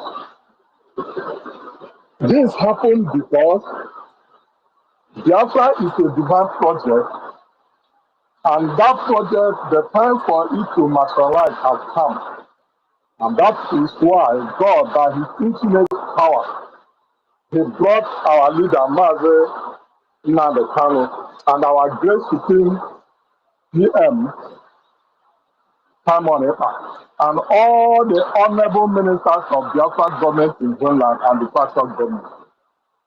God, by his infinite power of immunology, he brought all of them. And many of you, even many Biafrans that have been contributing and have been following everything from the beginning even to time, even little children who contribute from week to week to make sure that our men on ground have granite and other things. Yes, combine all these things together, Biafra has defeated Nigeria. And another thing is that we all should know that Nigeria has expired in 2014. Other years you see, they are just using it to eat people's money and to try to do one thing or the other. Nigeria has expired. The vice president of the zoo, Nigeria, said they don't know what to do and they can't do anything. And it's true. Because if they know what to do and do it, things may change, things may be better. But because, as this way says, a broken bottle has no metabolism. Nigeria has no metabolism, and we will never have a metabolism. And that is why Biafra has defeated Nigeria. I thank God for all of you all, and thank God for our great supreme, our great PM. December 2nd is coming, and we are all prepared. Both those in abroad and many of those of us that is in homeland, we are getting ready. And we know that this God will send us to the promised land. My prayer is that may this God, God Almighty, keep all of you alive, keep all of us alive to see Biafra coming. And I know that as our leader prophesied, you will sleep in Nigeria and wake up in Biafra. It's going to happen. And we have seen that December 2nd, 2024, many of us will sleep in Nigeria and wake up in Biafra, because from December 5th, already we are in Biafra. We will now start protecting it. So thanks to all of you, thanks to the Biafra Liberation Wonderful Army, thanks to every instrument. And we can't thank enough. Time is coming. We are going to celebrate December this day 2 times, so because we will be rejoicing for Biafra and we will also waiting for celebration. Because of the truth, after this declaration, Nigeria will never come to make noise because we have defeated them. It's that's why I love you people that God has used in different ways to, with this mighty power to destabilize Nigeria. And the thing works very well, and it is going to work. But I want to encourage everybody, I want to advise that it does remain a month and few weeks now for the redeclaration of the Republic of Biafra. There may be a lot of propaganda. There may be a lot of confusion and all these things, because they would like to fight the final. It's almost time for the football to end. Everybody will bring out everything they know, that we are on the top of the game. So everybody should be encouraged, no matter any negative or propaganda words we will hear, we should take care to monitor them, not to just enter anyhow. because I know they are going to fight their last fight before December 2nd. But God, who have already planned the liberation of the Biafra, United States of Biafra, who are the children of God, to help to liberate Africa in time like this. The time has come. May the Lord bless you all. May the Lord keep you all. May the Lord sustain you. Thank you, our great host, and all the men and women of God here. God bless you. Thank you. Thank you, Reverend G.O. It is indeed an honor to stand before you guys today. We Biafran here are honored to hear you guys speak from the den, from the ground. You men are really doing us proud. We are proud of you guys. Thank you for defending the land. Thank you, and may the Chukwu bless this day, and may He add more centuries to every one of you. May the water be your guide.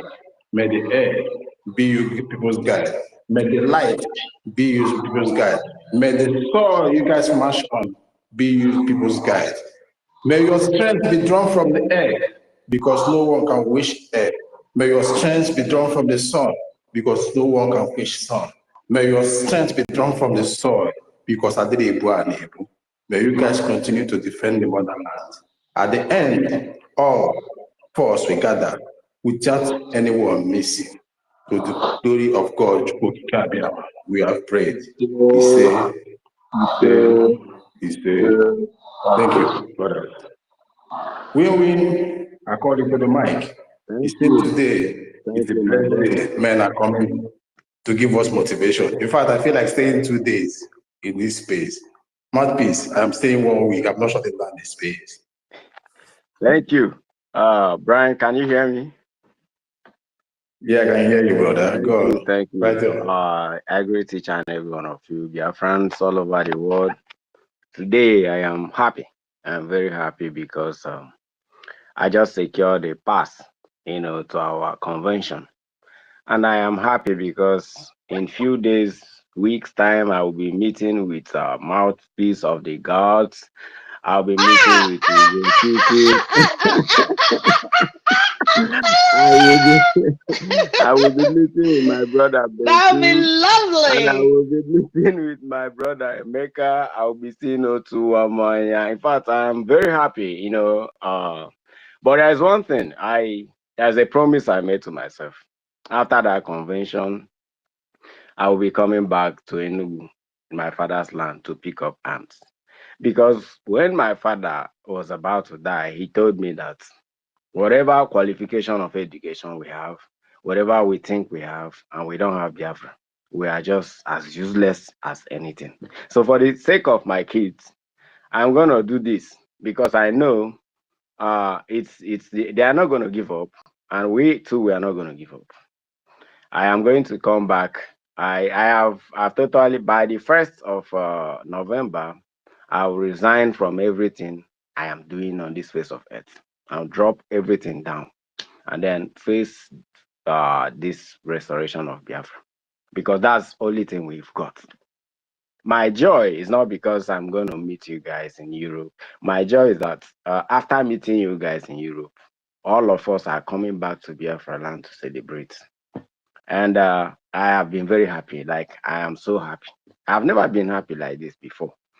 The zoo has been defeated. There is Akudova, my brother. There is fire on the mountain. If you are not if you are not in the zoo, you may not understand.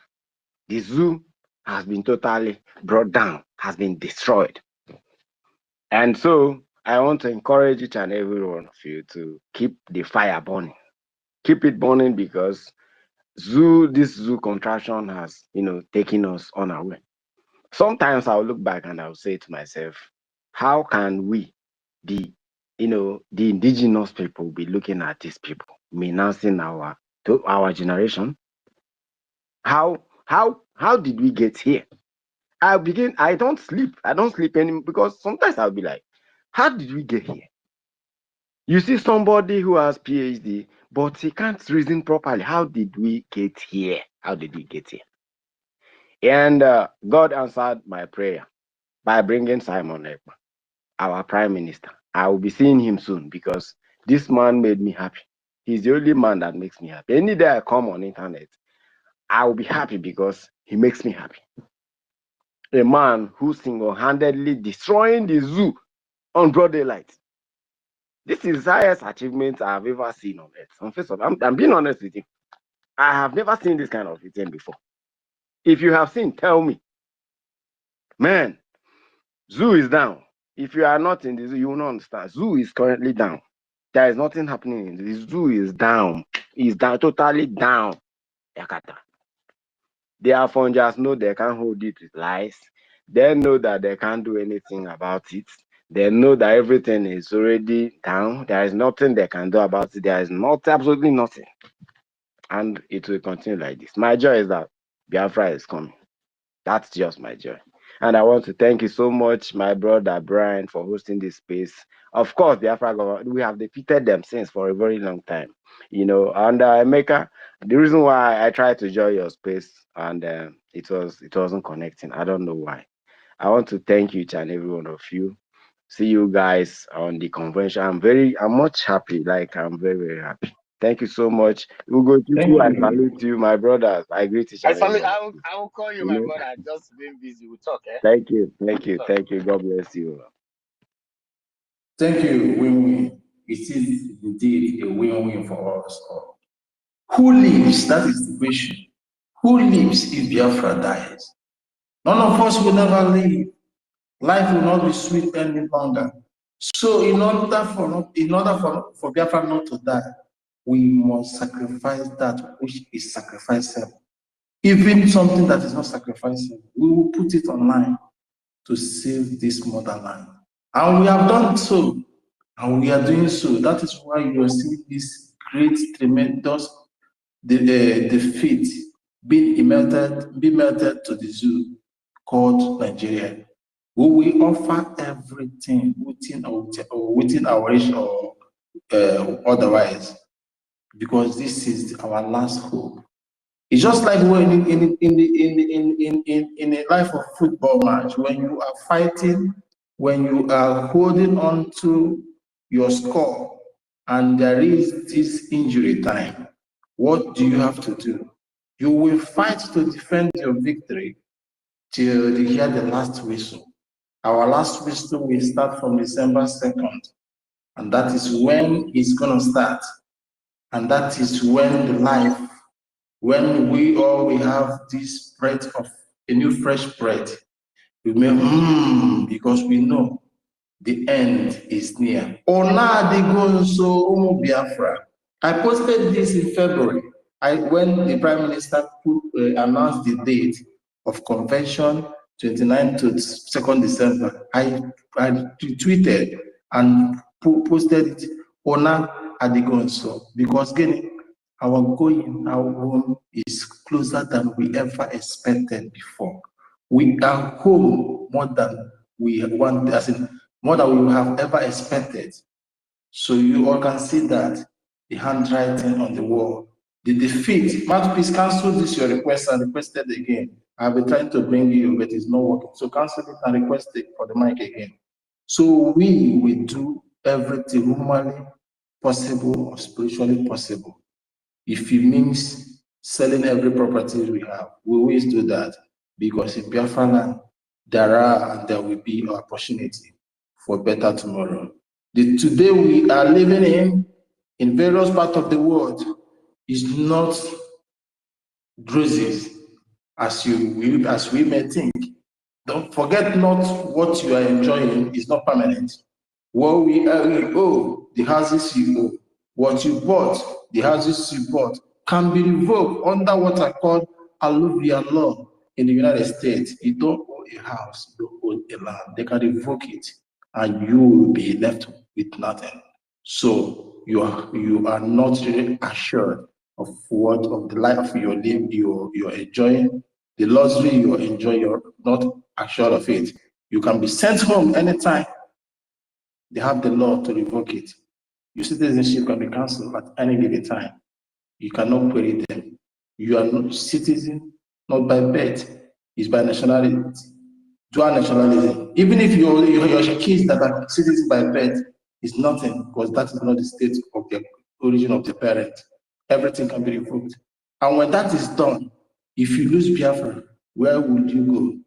God forbid, we're not losing it. So we're going home, a home of our motherland, where our placenta is being buried, our root is there. So we are going home to enjoy what is of us. Freely it was given to us, and freely we must have it. Nobody shall take or will or would this, I use this statement, will or would. So whichever way, we are not going to take it away from us.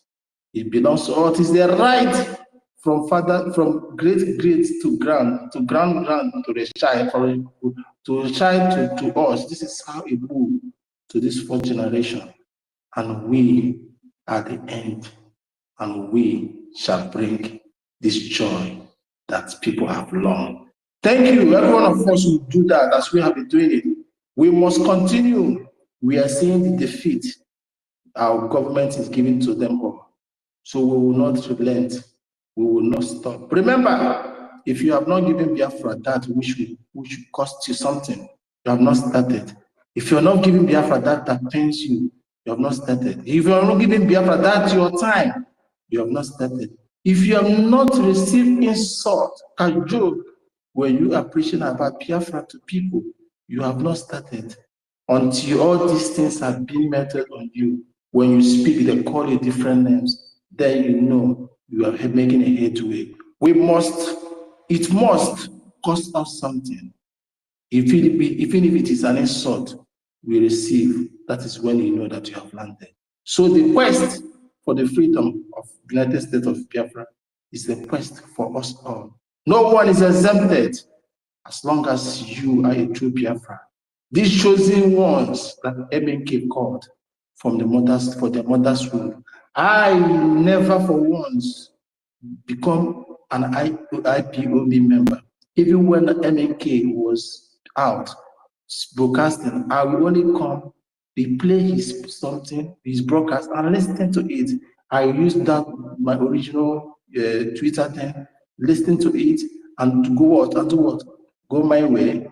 Why? I was not called. The spirit of unity or joining is not there, wasn't there. But when you are called, we came on board to answer that clarion call. I don't even know. I want to tell you one story that I told Stella once at a time in her space. I have these junior cousins of mine. They are here in the United States. Junior cousins of mine. These men are men of caliber. When I mean men, I mean men. They own their real estate. Themselves, they are the masters of their own crafts. These people are not less than 45 years of age. They are my juniors in everything. Do you know this man at their age has not been to zoo more than 2 times? So to tell you, these are the George Washington people, not Obama people, not Trump people. These are people that have been in the state for years. People that if had they been there, they don't know where they came from. They have and they lose their roots. But they came to me, they call me bros. Say, Alpha. They told me, bros, do you know anything about Biafra? I look at the phone call, I laugh. I called him because we all be original Igbo name, no English name. And when I mean no English name, I am a Christian. I was baptized with Igbo name, not English name. That is to show the stubbornness that ran in my family. The priest, if you don't want to collect the Igbo name as a baptism, to hell with you. That's where my family stand. And they allowed us. I bear the baptismal name, Igbo name. That is to show you. So when people talk, say, yeah, the church converted you, let the church convert you. I'm a Christian. I passed to seminary school. I know it. So that one is apart. Let me continue my story. They told me, do you know anything about Biafra? I looked at the phone, I laughed. I said, why are you talking to me about Biafra? He told me, boss, answer now. I said, yes, I do. I said, have you asked Daddy, my uncle?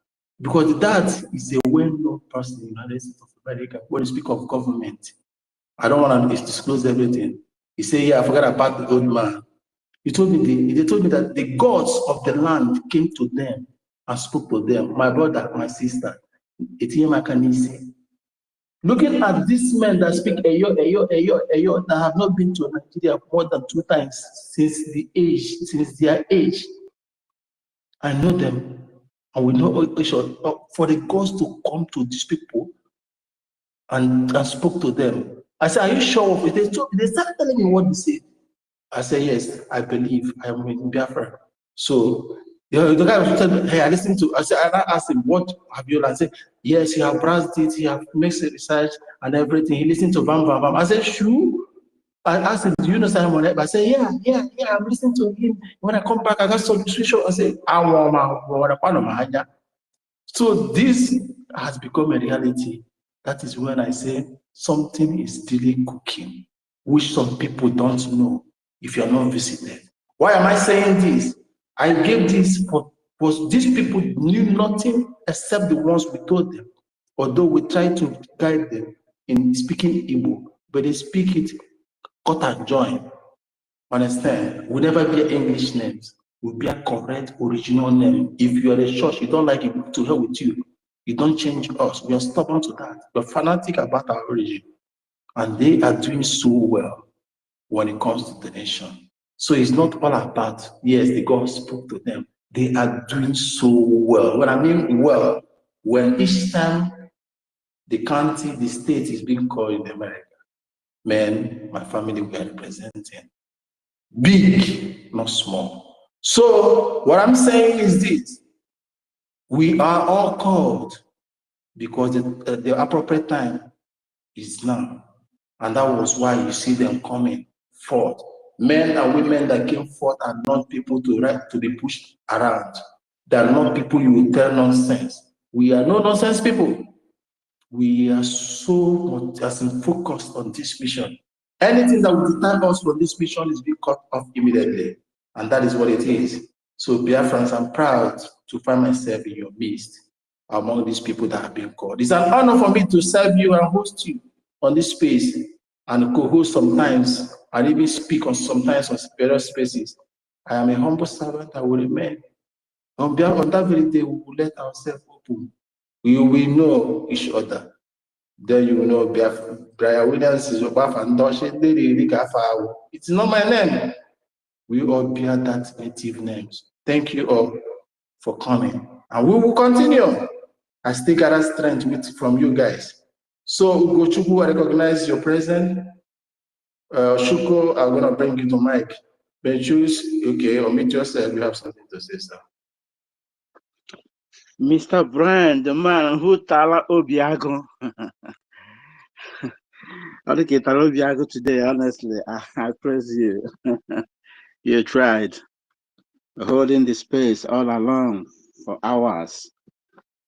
Mr. Win-Win, you're welcome. Emeka, our own Ugochukwu, you're welcome to the Hello Chamber. I can see Ife as well. Beast of Africa or beast of the no nation. Beast of the East. Beast of the East. I throw salute on you. Mazi MID, the man who speaks in Komonkwe. If I'm correct, Komonkwe. Like the Italians, I say Komonkwe. Ezebina here. Time for you to live in the city is approaching. Oh, our lovely sister Fangel. We are there. Mazin on so woto man. I love your way.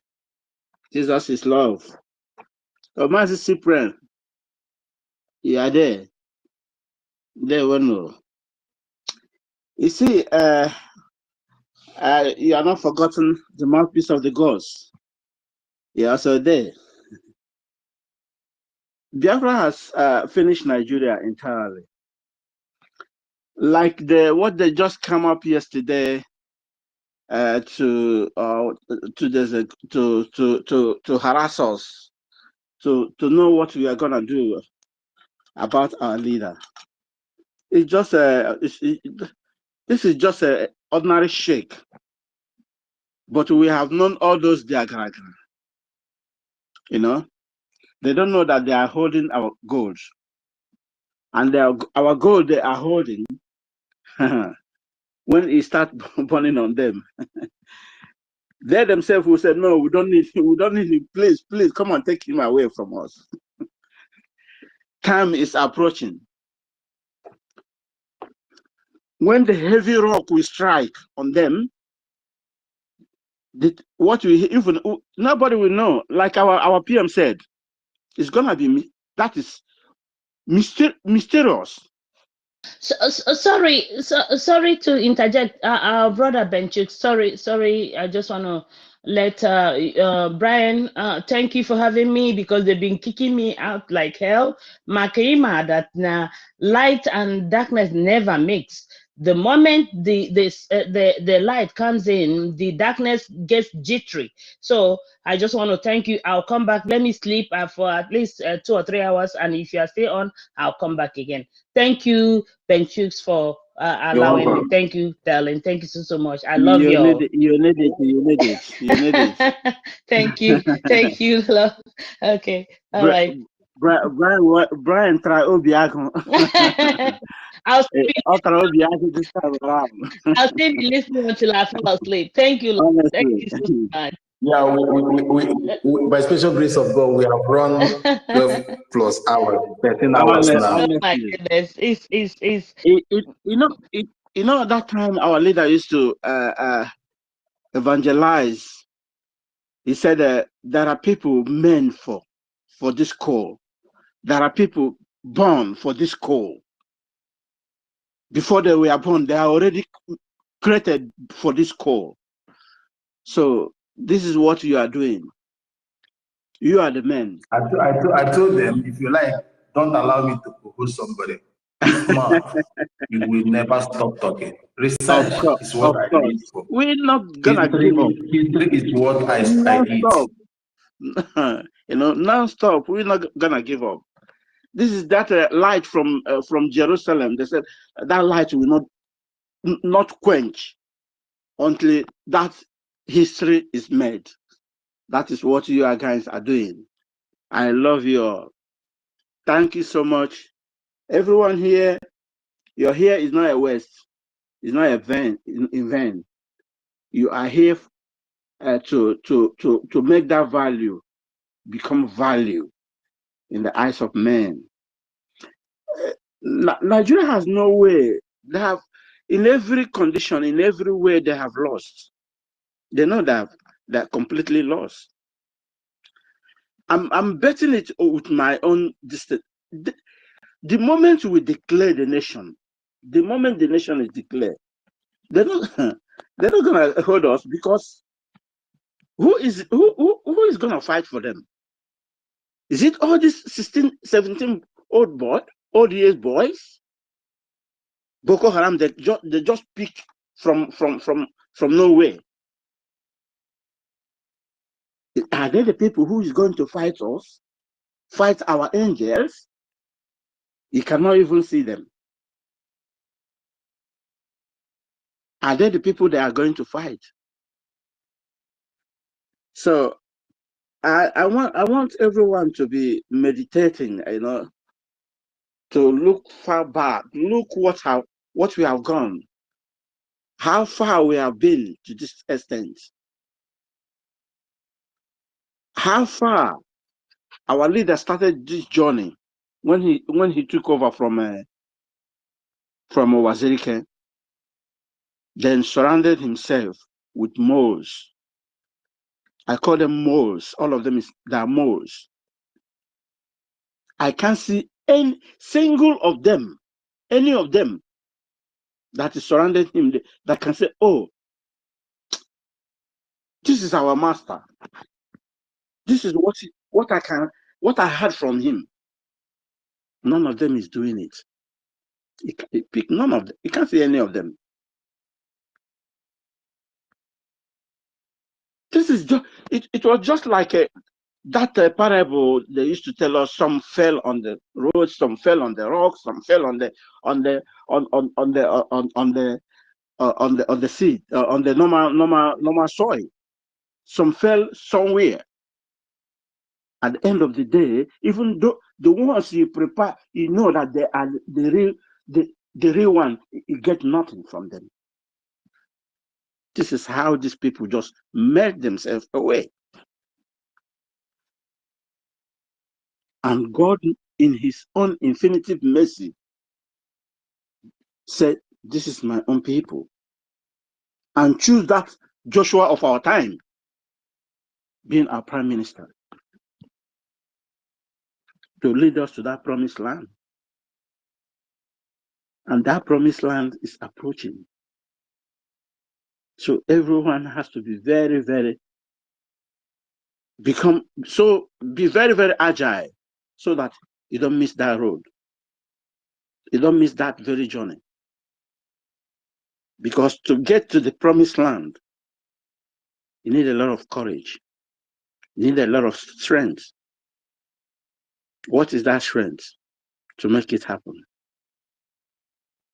It's your regular contribution. Never relent. We shouldn't let ourselves to be taken away by the moles. We know that they have already failed. You know. Sometimes, if I remember that the Lord's wife that become the pillar of souls, it's a shame. Can anyone hear anything again from our leader's family, his own blood-related family? Is that not a shame? None of them can come and say, oh, look at, then people will be following them. People say, no, you look at what they will be doing. What they are after, money, money, money. They think that liberation is a mercantile business, a family business. Anyone can come and just pick whatever he likes. But the man who is leading them, tell them, I am nobody. I am a servant of the people. And that is how servants supposed to be. He just lay his life.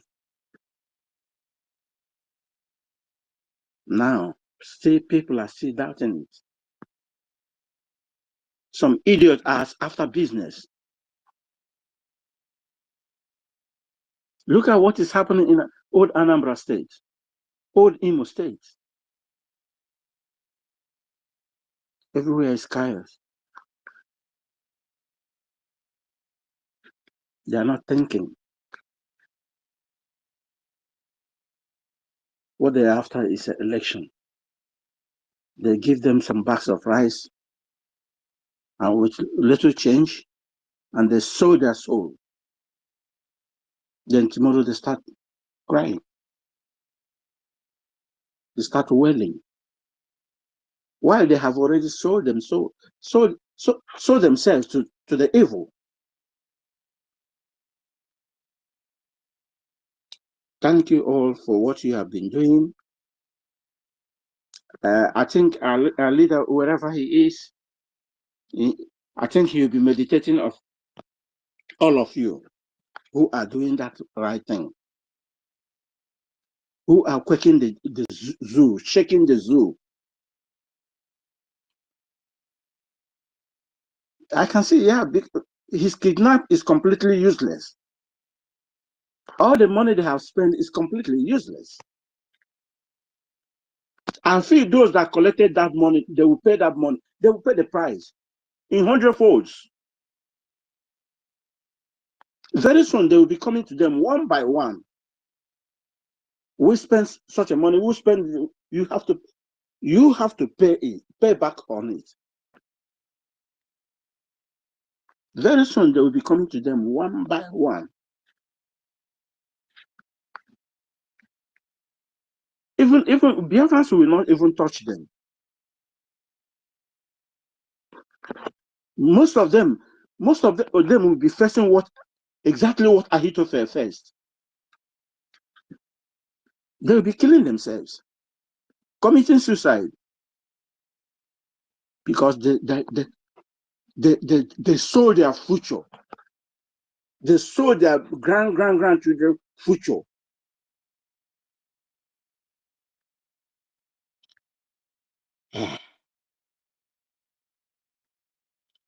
Brian, are you there? Maziko?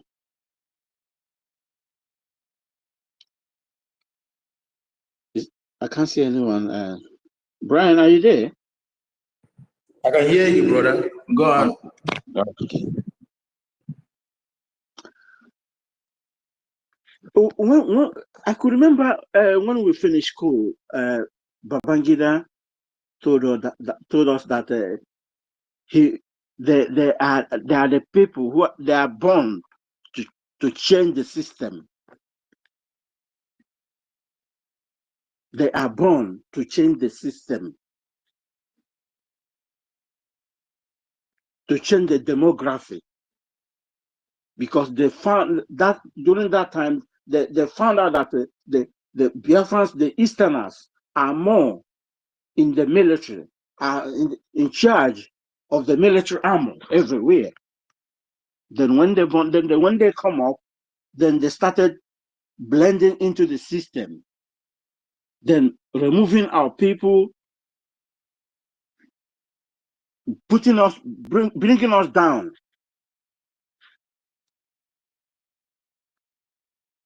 And nobody challenged him. Nobody asked him a question. Today he heard that Nigeria is a member of OIC.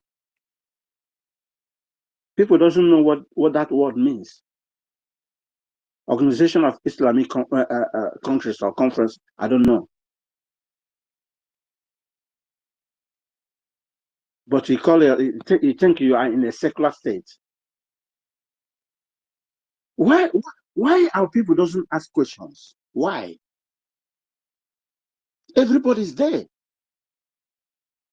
Even the money they are using, the naira they are using, everything is written in Quran. None of them ask, what does this mean to them?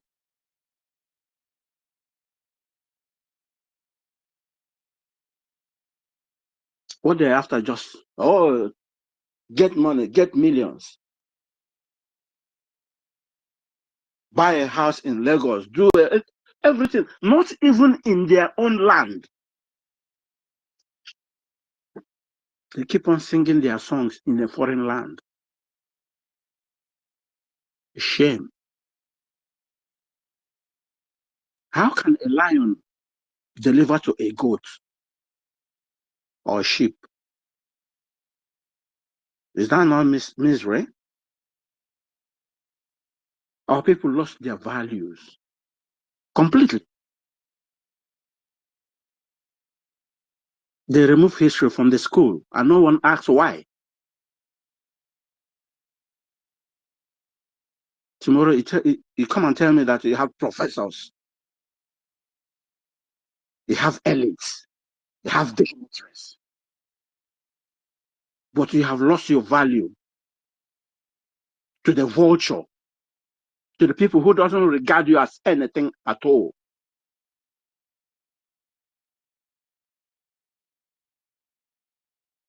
Because they found out that you are weak.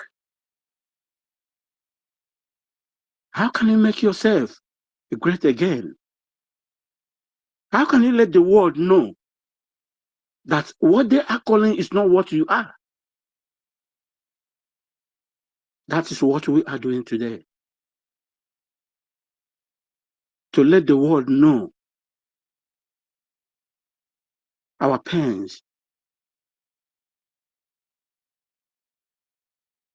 what we have been going through. all along, but nobody wants to know. Whenever you make mention of that Biafra, come on, the Biafra, go there. But this person is suffering every day. You want to make him to be relieved from the pains he has going through. Then you that want to bring that load down from him, then you become the worst enemy.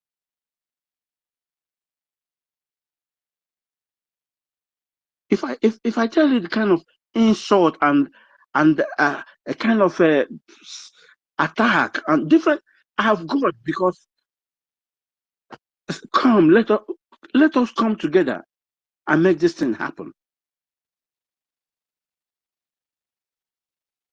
They say, go away. You are talking something that is not possible. But now it has become a reality to them. I said, no, just wait. Hold on, wait.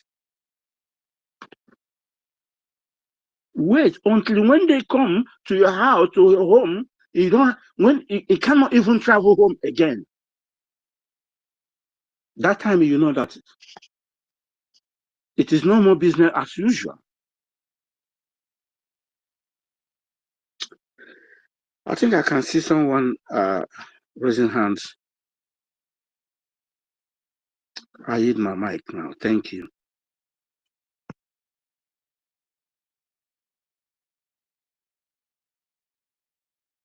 Thank you. Thank you so much. There's something I want to touch before I give mic to Ezekiel. You made mention of history. I want to touch some things concerning that history. I want to tell you guys here, without making any mistake, that word you know that is called history is never history. That word is called his story. His story. HISSTORY. His story. So instead of having the two S, they remove one S and it becomes history. That word, his story, is your story. So when they conquer you, they remove your story and put their own story as the colonial masters, and you as someone they conquered. And that was why, in telling their own story in the name of history, removing your own story, they have to give you what we call half-baked education. A full education will start by this word. One is who, second word is what, and the third one will tell you how. The first line of education that comes with who is where who you are is being told in the school. That is where your history is being repeated, inculcated in you from a childhood. So when they came with that half-baked education, they never went back to tell you who you are. They denied you of that knowledge of who you are. What did they do? They went to the middle to tell you what. That is what they need to tell you and what you need to hear. That is what they have to, they educated us. That is the system of education that's been brought to us by this idiot. The system of education called 6339 something. That is the system of education practiced in the zoo. In this world, they never go down to tell you how you achieve the what. No, they hid it from you. You only be told what. That is why you will graduate reading engineering, but when you get to outside the country, that engineering you read is nonsense because you were not told how it will be implemented to get a result. That is why you have to continue again to repeat that which you have read or passed. Education that was given to you in the zoo became half-baked education. You start afresh when you cross the border because you were not taught on how. This how comes with the practical, full practical. And that is in this how is where you see them have vocational institution. in different Europe, America, North South America. You don't need to go to the college to obtain knowledge, because there is how to do things that you've been taught, how to make things up, how to invent things. You are not taught on how to invent things. You invent things in Biafra land because it is being endowed. That gift is being endowed on you from the creation, from the creator. You had it from birth. You knew something that never been taught to you. You knew something because Tukukike, Abiyama have made this so for you. Our men manufacture something without knowing how, because it is being embedded into them. That is why during 1967 to 1970 it became a history, it became a surprise to them on how we invented our own Ogboniwe, how we manufactured it. In my own alma mater was where it was used, University of Nigeria and Soka. Before it was University of Biafra, not University of Nigeria and Soka. It was after the war they turned it to University of Biafra. Till date, in the University of Biafra, the Department of Chemical Engineering has been banned till date after the war. Till date, go and verify. There is nothing like Department of Chemical Engineering, because it was where the ammunition, it was people that brought it up because of what? We had our own way of making things, the how, the who, and the what. So we have to go and manufacture it because we know how to do it.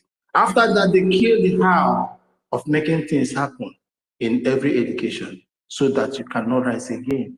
It is an orchestrated war of Britain and the Europeans, because they don't want you to be the second Japan, the second Norway. They don't want you to challenge the stage, to come up and challenge who they are. So what they gave to us is half-baked, and the zoo have to abide by it. They have to key into it because they don't need education. Their religion don't need it.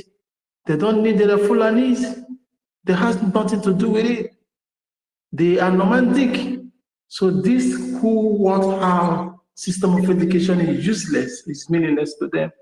So that is the problem. But in Biafra, you will know what you need to know to grow. You must not go to the college to have to become somebody. You from kindy, you already be taught the practical. You already know how to couple things. You already know how to make things. Like you have seen, like you are seeing the Chinese people as standard age. They are coupling electrical company, all those, they're fixing a world gadget because the environment was made conducive for them. Everything is being laid for them. That is why sometimes I hear my people shout, yeah, church. This is not their problem. It is not their fault. It is where they find themselves. It is the system that never allowed them. So what did they do? They found solace. They found peace in going to the churches where those people are still using their head. It is not the real church. Many call themselves, not God calling them, I am a Christian. And I will remain that, a full Roman Catholic. And when Biafra comes, I will stand in forefront to scrutinize, to flush these men that have been speaking from their lips and not from their heart. They have taken and decimated the house of God.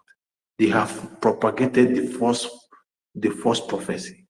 So this is it. Some people started selling this idea. People need to eat. People need to make something. But woe to you that uses the name of EFIK-IBIBIO in vain. So my people, what they gave us will have big education. And that is why we are facing the consequences. But to their greatest surprise, what they cease to know is this. You can stop a child from going to the school or from coming to your warehouse or whatever, but you cannot stop the knowledge and endowed on him or her from the creature, from EFIK-IBIBIO. We cannot stop the gift that was given to him or her. You cannot stop that which is inbuilt. You can only stop the physical things. But the person that has the inbuilt, even while asleep, the theory, everything, the sketch of everything will be shown. And as he or she wakes up, you put it to practice and the result will be massive. That is why you see today, Our men produces what they use and uses what they produce. Became so surprised to them because they never thought that after the war, such knowledge can still be carried out, and some people will still have that gift. It don't change people. It don't change a gift of God. It don't change the gift of Chukwukikapiam. No matter what you do, it don't change it. So thank you for bringing that word, history. It is our story, his story. And they removed that, they brought it together to make it look like history in order for you not to know your story. Thank you. As a hero, unmute yourself and take up the mic. Yeah, my brother Brian, still good morning on my side. Am I coming out? Loud and clear. Yeah, all protocols. Still, I will observe all the protocols. Yeah, my brother Ben Chooks, I want to ask you. You talk about why are Nigerians not asking questions. I want to ask you, if you are in Nigeria right now as we are talking, and all these things are going on, who are you going to ask the question in Nigeria? Who are you going to ask the question? Like in Nigeria now, there is hunger. The price of petrol is high. The dollar is on the high rate. Who are you going to ask the question about what is going on in Nigeria? But You know, Brother Hill, Brother Hill, you know, all this thing did not start one day, didn't start yesterday, it didn't start 1 week ago. It's gradually, slowly. Now we are at the peak. Now we are at the peak. It has hooked Dick and Harry on the neck now. But when it was happening slowly, people didn't ask questions. Then when everything blew, who are you gonna ask? Nobody. no, the way it's not that way. The way I understand it, people ask questions. There's people that was asking questions then. But the problem in Nigeria is a terrorist country. Nigeria is a killer. Nigeria kills their own people. The problem in Nigeria, if you ask questions, you die. It didn't start from today, as you said. If you go back to memory lane, you will remember even later Kadibo them, all of them, they were asking Nigerians questions. But if you ask questions, Nigeria will kill you. Look at the one of yesterday, Obade Amal Lafia. Where is Obade Amal Lafia today? Where is Obade Amal Lafia today? Yes, his memory is there. Everyone we know. Yeah, because he was asking questions and Nigeria killed him. Nigeria killed him. What of the Yoruba guy, the Kunle? The Yoruba guy that was explaining what was happening in the military. Where is the man today? Nobody knows his whereabouts. If he's alive, nobody knows. If he's dead, nobody knows. That is Nigeria for you. If you ask questions, you die. If you ask questions, you die. So nobody wants to. Everybody's afraid to ask questions from A to Z, even in the religious sector. Everybody, both our pastors, both our Daddy Gio, all of them. Everybody's afraid of Nigeria. Everybody's afraid of Nigeria because Nigeria is a killer. If you ask questions, the next day, just give yourself 1 week or 1 month, you disappear. Either they kidnap you, or they poison you, or they kill you. And they will put it on non-government. That is Nigeria for you. That's why everybody's afraid. So the only savior we have right now is what we are talking about, Biafra. It's only Biafra that will say something and stand on what they say in Nigeria. Nothing will happen to Biafra. Absolutely. And all of us have to run to Biafra to be saved. If not, absolutely. That's the only way. If you like, demonstrate from today, new bad governance, end the hunger, end this one. You are just wasting your time. You are just wasting your time.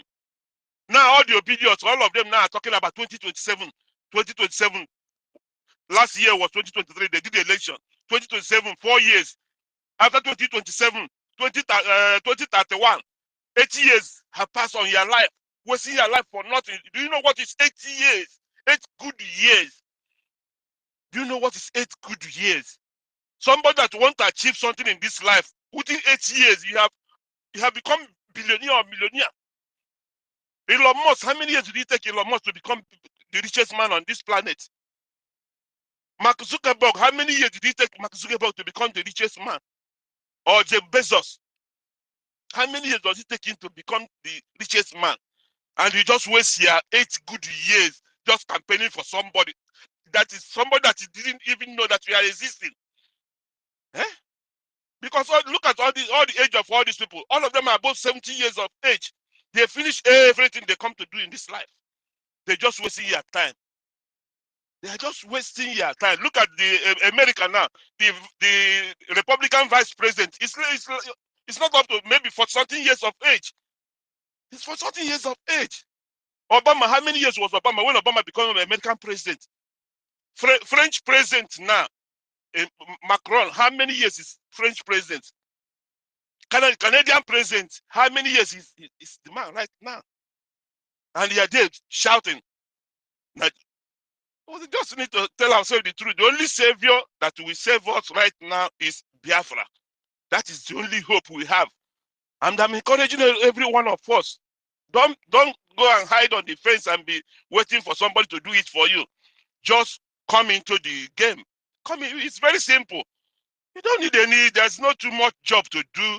Just even if you are not, you can sacrifice one of your meal. If you are eating 3 times in a day, you can sacrifice one and give it to Biafra. You can sacrifice one and give it to Biafra. That is the only thing you can do right now. Biafra is not looking too much. It's not, you don't care. You don't even know that you are doing anything. It's very simple. But if you want to do it, you will just go and die for nothing. The way other people have died in Nigeria. And nobody will recognize, nobody even know that you're existing. Nigeria don't recognize that you're existing. So if you die for Nigeria, it's a wasteful death. If you die for Nigeria, protesting for Nigeria to better Nigeria, good governance for Nigeria, you are just wasting your time and you're just gambling with your life. Because we die for nothing. And Nigeria don't care. All these people that died during this bad governance protests few months ago, nobody knows about them. Nobody's talking about them anymore. Their own is gone. That is Nigeria for you. So my brothers and sisters, we just need to. There's a big problem in Nigeria. That country called Nigeria. There is a very, very, very, very serious problem with Nigeria. And anybody that is associating himself with Nigeria has the same problem. You have the same problem. You can't remain like that. Cannot remain like that. You have to do something. Can't be doing one thing over and over and over and over years and no change. Why are you wasting your time? You have to change another pattern. So the only way for us right now is Biafra and nothing but Biafra. That is the only savior we have right now. So I'm beginning and encouraging every one of us to support the government in everything they are doing. And once you hear anything coming out from the government, just try and do the best you can. Try and do your best. And just don't leave it for them. Biafra ham, but you saw Biafra ham, but we never born a Biafra. It's not like that. It's not that Biafra. It's for all of us. It's for our own good, for our own children and our own children. So everybody, as I back at on your mom, this is the time. This is Biafra o'clock. This is the time for us. This is the time for us. We are the person that is holding ourselves. Nobody, Nigeria is not holding us. Yoruba or Afonjas are not holding us. The Fulanis or the outside, they are not holding us. We are holding ourselves. As long as Nigeria is concerned, Biafra is number one. In everything, Biafra is number one. God blessed us in a special way. In a special way. But it's us that is pushing ourselves down. If we say enough is enough, no, who born the monkey? Who born the person that will come and stand on our way? Our Biafrans just wake up, say enough is enough. Eh? Sing this music and somebody stand on our way. Who born the person? It's not possible. But we are the person holding ourselves. If this person, they will just discourage you. But once we unite the way we are uniting right now, it's very, very encouraging. Once we unite now, every mountain standing on our way will be put down. So I'm encouraging every one of us to support the government in every little way you can. If you go to the website, the way I already said it before, it starts from $1.50. $1.50. Once you click that website, www.IPOBInusa.org/donate. Once you open that website and go to the icon donate, once you click that donate, the first thing you will see there is $1.50. It's not too much. There's no food, there's no restaurant you enter and you see a food, they serve you a food of $1.50. It's not obtainable in anywhere in the Western world. A meal in a restaurant for $1.50. So if you eat 3 times in a day and sacrifice one for Biafra, it's not too much. So I beg all of us to support in every way. You can't wait until the day of fundraising. The website is on 24 hours. The website is on for 24 good hours. So anytime you can, just on your own time, even in your restroom, anywhere, just go to your mobile phone and Google the website, and you are done. So I'm encouraging all of us to do the best we can and support the government. Let me hang my phone here so that other people can say something. My brother Brian, Nakweba. Yes, yes, I'm here. My brother, you know the matter is, I wonder how you guys do this, and I really wonder how you guys do this in 24 hours on the space and all the whole media warriors.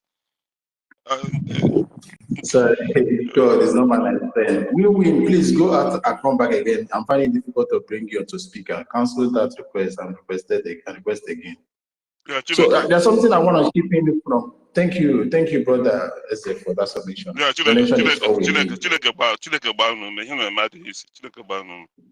thank you, brother. Thank you. There's something I want us to. I want us to know. We will cancel this request and request again. I'm finding it difficult to bring it to mind. I want us to know that everything worked for the good of Biafra. University of Biafra. I'm seeing your hand. Please wait. I want to chip into something. Chip in here. Everything good worked for Biafra. In this economy, they are finding themselves. My brother, it is the Biafra doings. Let the zoo take it or leave it. From onset, our Prime Minister said that I will crush your economy. They thought he was playing. I will destroy it so that you guys will feel it. They thought he was playing. How did he do this? How did he do that? How do we defeated them? Let me tell you how. First of all, we started with sit at home. And they were shouting, hey, you know, this Igbo is the only business is the only thing that we Igbos are doing. We are not in government. We are not in this. Who are you using that sympathetic word for? The government stick their ground and people bought into the idea. They're telling you are crushing the economy of the East, only in the East. Later, what happened? The letter came to admit that which was happening or that happened in the East is affecting the whole Nigeria. When Prime Minister was telling them that, they never believed. But when the thing becomes too red, they have to come out and confessed that the trillions they are losing is affecting the zoo. I will take you because I love giving instances. We don't just talk words. And again, you know what? Because the oil sector is the only thing that sustains the zoo, nobody cares to develop what is in their land or their capacity, except the Igbos. That is the whole Biafra, the whole Eastern region. We are the only people that use our mentality to work, bring money, because the government never cared about us. And that gave us the power that handed the economy of the zoo in our hands. And with a twinkle of an eye, we crush it. That is what we do. A twinkle of an eye, we have crushed the zoo, and that brought hunger to the zoo. That is why they are complaining. Everybody is complaining, but the Igbos are not complaining about the hunger. Why? We can never complain. We allow you the governance. We allow you our natural resources. Since you want to kill us there, you thought that you have that you did bad to us by allowing us into the economy. not knowing that the economy of the country matters most, not individual riches. Now that we have crushed the economy. And remember when the government said, when the government started destroying the pipe, making it go inflate, all the onshores, they started leaving and running away because it's no longer conducive. That affected the economy you are seeing today. That is the result. And today, God of Biafra allowed that to happen because our people, if something did not come to shoot their eye, they will never repent. They will never see reason to that. That opened their eye. When there is hunger in the land, every man's eye will open. You will not eat to stupor that will make you not to reason, but hunger will reset your brain. You start seeing things back. It has resetted the zoo, even our so-called Biafrans. They started reasoning well. The people in Lagos started functioning well the way it's supposed to function. Let me tell you today that the economy of Nigeria, as at this 2024, Nigeria had a budget. Their annual budget is 27.5 trillion naira annually for 2024. Do you know, within us Igbos alone, to show you how we crush this economy, within us Igbos alone, you know, when we set ablaze the pipe in onshores, it affected them. Why? Because the oil in the zoo has no metric meter that shows how many that goes out. So they have been stealing. Many will cut it off. So that was when you saw those shouting, there is no money with them. We are seeing those fleas that we are posting. They thought, this is nonsense. It means nothing. They are. It has showed. So I will continue. So that is it. Now, in order for the zoo to cover the loss coming from oil sector, I wonder the kind of economists they brought on board that never know how to balance the equation mathematically, and it has affected them. And it has to affect them because the non-mantic people are not reasonable enough. Are they not the people that had 1%, 1 mark in the unity school, and they allowed them in? When Biafrans are having 301 or something, so then they meet up cut-off mark, but their own cut-off mark is just write your name. How do you expect such people to handle the economy? Their brain doesn't work. So what happened here is this. So in order to balance the economy of the country, these people went on to hype the VAT, VAT, value-added tax that people pay in importation and everything that comes in the country in the business area, and that affected the business. Having been that the Biafra have crushed their immense resources by sitting at home and setting ablaze the fire on the onshores that made some companies to run away and sold some of their onshore pipe. So now, instead of our people to waste so much money in an economy that is not stable, dollar that is not stable, everything that is not stable, to ship in the normal thing they need to import, everybody fold their hands. Things are no longer in circulation. Hunger of hunger. Fulanis has no business except kidnapping and terrorism. Afonjas, the Yorubas, has no business except aburu and begging, and that is why it's so hunger. And coupled with their little farm they have, is being devoured, it's destroyed by Fulanis, and the hunger is so much in their area. Let me tell you that. So when this VAT, our people fold hands and start watching, because we already prepared for, we have sold for the rainy day. I want to take 5 markets for you not in the zoo, 5 markets in Lagos State that covers the annual budget of the zoo 2024. Remember, I said before, you can Google it. When I speak, you Google. The annual budget of zoo 2024 is 27.5 trillion naira. Do you know Igbos make excess of this or close to this annually from their own businesses? I'm going to cite some business that are 99.9% dominant by Igbos. I'm not going to cite every other businesses in every area, and I'm going to use only Lagos State. I'm not going to the east, I'm not going to Biafra land. I'm not going to North. I'm not going to Abuja. Let's head to the Lagos. Computer Village in Lagos State brings in $2 billion annually, which is yearly. Put it down. Ladipo Market brings in $1.9 billion annually, which is yearly. Alaba Market, and remember, Computer Village and Alaba Market and Ladipo Market are pure 100% Igbo business. That is why I said I will pick the 100% Igbo businesses. Then this is Alaba Market. It's pure 100% Igbo business.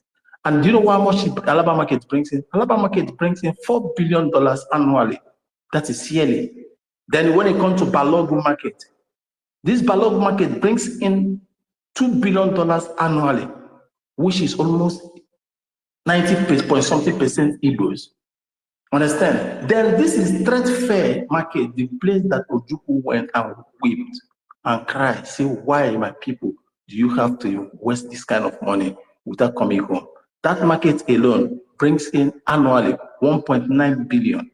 When you sum this thing together, that means when you add this thing together, you'll be getting roughly $12 billion yearly, only in the Yoruba land. Not only all the Yoruba lands, only in Lagos. And remember, we have several markets. Oshodi Market, I did not include Oshodi Market. I did not include the transporters, the Jugo and the rest, because I don't want to mix it up with other business, because other people are into that transportation, many people are into Oshodi. I pinpointed the place we have almost 900% Igbos, when I mean 100% Biafrans controlling the business. So when you sum this thing up, it's almost $12 billion US.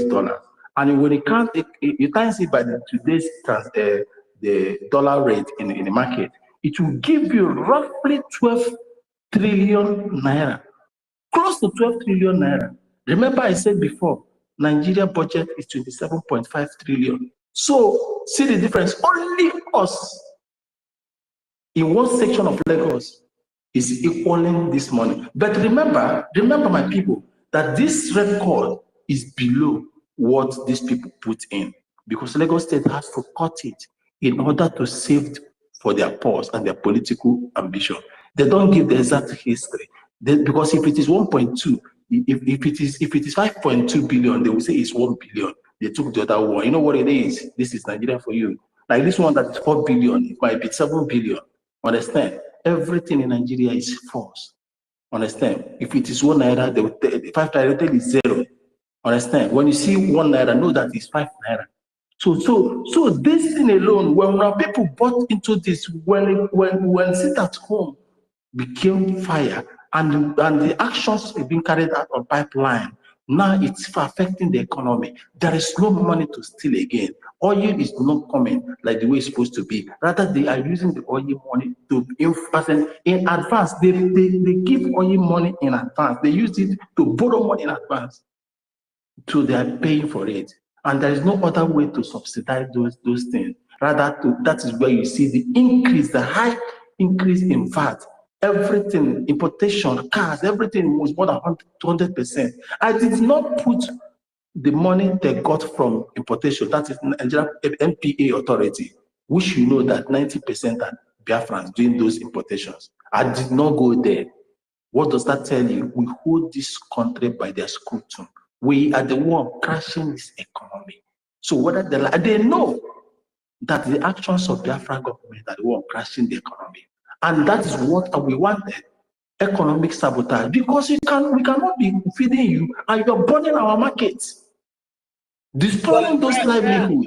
You did not even count Lagos Island in the computer accessories place. I say I don't want to count. You did not hear me. I say I don't want to count those ones. That I want to pick only 5. You didn't hear what I said before. I did not count Lagos Island. I did not count anywhere. I just pick the major. I did not count as what do you call it, as one marketing. My 12, all those ones, MPA. I don't want to count those ones. I want where we are 100% sure. I did not count the transporters. Do you know how much money that comes into transporting business? That people that goes to Lagos every day. I don't want to go into that. I don't want to mix things up. I want where it is debatable, where you cannot challenge. We run every business.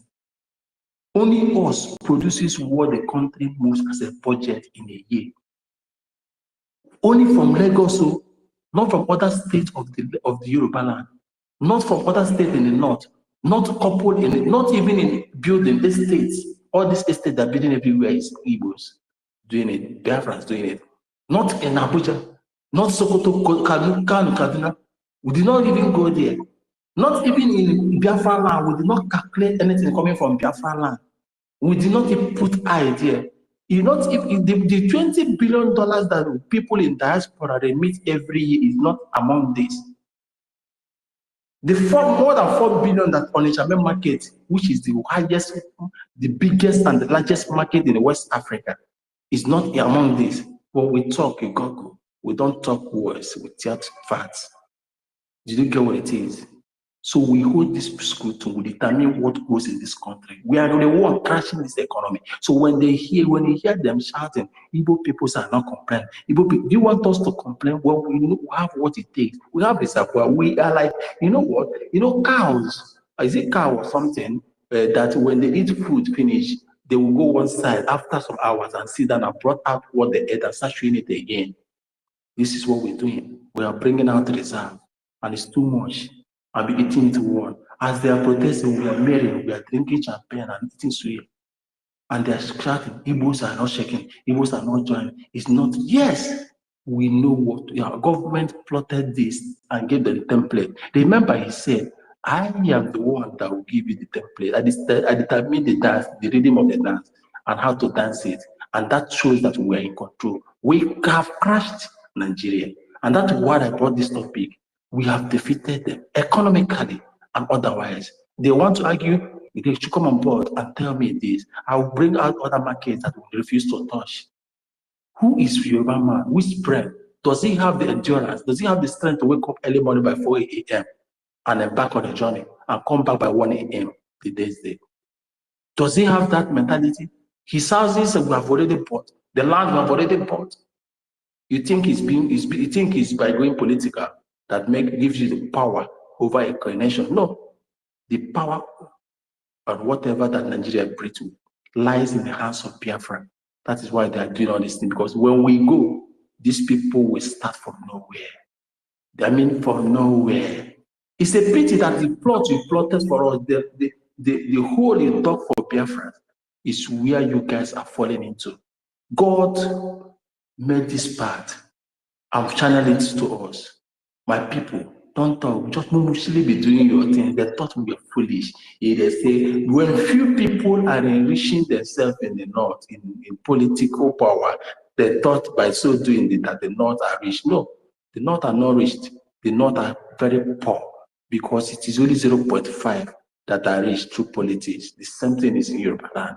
The country is very poor, and evidence has come up because you guys were poor. You never circulated, and that is why they're feeling the heat. But in us, every family, there's no family in Biafra land, and me, in quote, take me anywhere, there is no family in Biafra land that doesn't have a millionaire.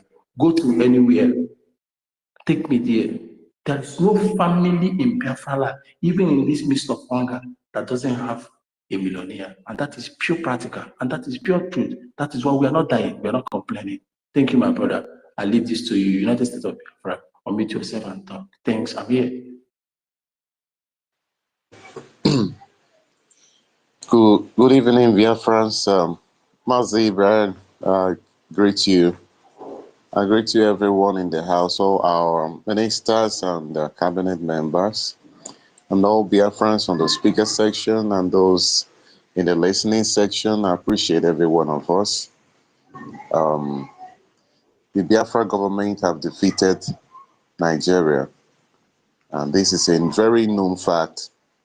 You know, like I've listened to you, and what you're saying is exactly true.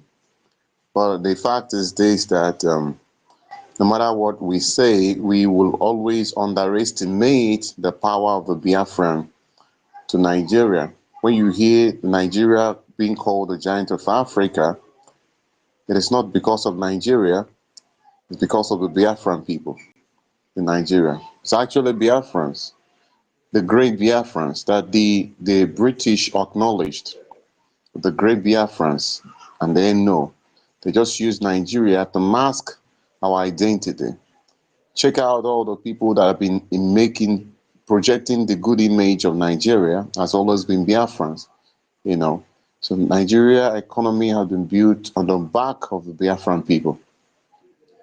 And I believe this is exactly the revelation that our leader Mazen Nnamdi Kanu had when he said that he is not going to destroy Nigeria using bomb.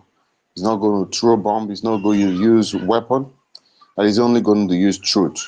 That he will destroy the zoo with the truth. Because he knew that the only thing that he needed to collapse Nigeria is to tell a Biafran first who his enemies are. First, because what I realized many years ago, many Biafrans never knew who their enemies were. That is number one. Number two, the Biafrans needed to know who they are, and that is self-awareness. Most Biafrans were not, because they made you to believe that you are living at the mercy of Nigeria. They thought that they made you believe it is Nigeria giving you identity. That's why some of them, they come and tell you which passport are you using and all that. They don't know that it is you that is giving Nigeria its validity, not Nigeria giving you validity. Nigeria is actually depreciating your value as a Biafran. And that is one thing that every Biafran, even the ones still shouting one Nigeria, needed to know.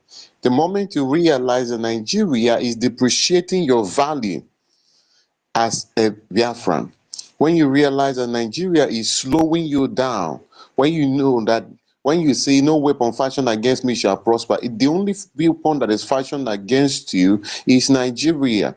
The moment you tag Nigeria on your identity, is a stain on your white as a Biafran. Nigeria is a stain on the white Nigeria Biafran. That respect that you have not gotten around the world, when you talk about, you say that the Igbos are going through this, Igbos are going through that. No, that marginalization, whatever you think about, is because you have not realized who you are, and you have not realized the role that Nigeria is to play against your life. Nigeria was designed to destroy you are, to destroy your capacity as a Biafran, to bring you down. That's why they insist on quota system. That's why in a country that you will, when you score 300, someone that that scores 0 or 2 will be heading you, so that when you are walking, when you bring idea, the person will destroy it. Nothing can move. And they continue to dampen and kill your self-esteem, make you to think that you're less a human being. Then you imagine when you go outside the world, you are celebrated. But even when the outside world uses you to achieve, you building countries around the world, you still cannot get that true recognition. You cannot get the credit. What they do is, when you excel in America, for example, when our brothers excel in America and become top in the military in America, they will say a Nigerian he has become this in America. A Nigerian has become the best surgeon in America.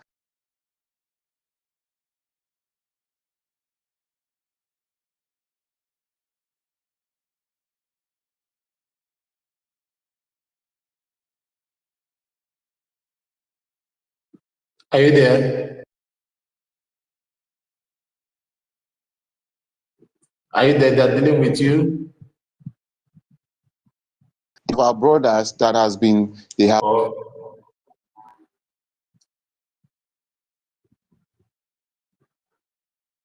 they're taking your mic from you, United States of Biafra? Yeah, they're taking your mic from you.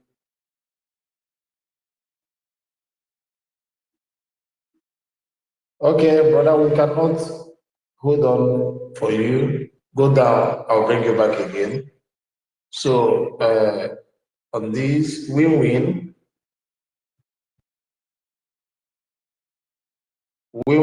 please unmute yourself and give us your win. Okay, my brother, thank you. I think maybe Ugochukwu doesn't, maybe he doesn't want to speak now. But let me just make a little contribution before I go. It's concerning what my brother, Benchuk said. I was born in '89. I was born in '89, which makes me 35 years old. So during the time of Benchuk's, because from what he said that during Babang, he made mention of Babangida, and it tragically got me anyway. But there's something he said that I wanted to chip in. Benchuk's, if you are still here, let me remind you of one thing. You see, if you heard what I said earlier about this convention, that after the convention, I'm going to, literally come back, because I had a plan of probably moving to Europe in order to equip our government from my own, angle, of technology. But people are already doing that, creating a very strong database, creating innovations and other, platforms like, this space as well. I saw people doing that. The only way I could help is writing my own personal code and then deploying it to them. So there are already people on ground doing that, and they are marvelously doing well. So having said that, I think I am still young to handle weapon. You see, there is nothing you want to. You can't give emphasis about Nigeria. There's nothing anybody can tell me about Nigeria. The best way is to carry weapon. Hence there are people abroad already who are financing this project and also making sure that our people are safe. Some of us here who are still some of you here, to be precise, who are still doubting, like doubting Thomas. If you cannot support via, of funds, make yourself available to handle weapon, because that's the only way we can get this freedom. I don't believe in hallelujah. I don't believe in all those things. If you can pray yourself out, but I believe in reality. I believe in the science and technology. This is time we can rebuild that same weapon they built in 1967 to 97. We can do it in our land right now. All right. So I want, the reason why I want to be in Finland is for me to make sure that I get the exact directive that I needed. And when I come back, we'll fight this on the battlefield. I'm going to avail myself. There will be no time to hide my picture. Everybody will know me. And then you can locate me wherever you want. You can call my name anywhere, any media. I will be available to fight this fight to the core. You guys don't know what is happening in Nigeria. Nigeria, this dead zone, this terrorist occupied dead zone. When people make references to Nigeria, and I'll be laughing, And Brian, from what it's like you are a statistician or a mathematician or maybe a forensic economist, because from your analogy, I can see that you understand the economic roots of this sub-Sahara Africa, and also you understand how our people. I don't praise them. Our people are being deluded under Nigeria. These are men that whenever you talk to them about the government in exile, they don't listen to you. Some of them are abusing Balogun markets. From selling, you see fire will gush out from just a small terrorist boy who just burn down billions of naira goods. And nobody will think about it. Nobody will say anything. The next thing is tomorrow, they continue where they stop.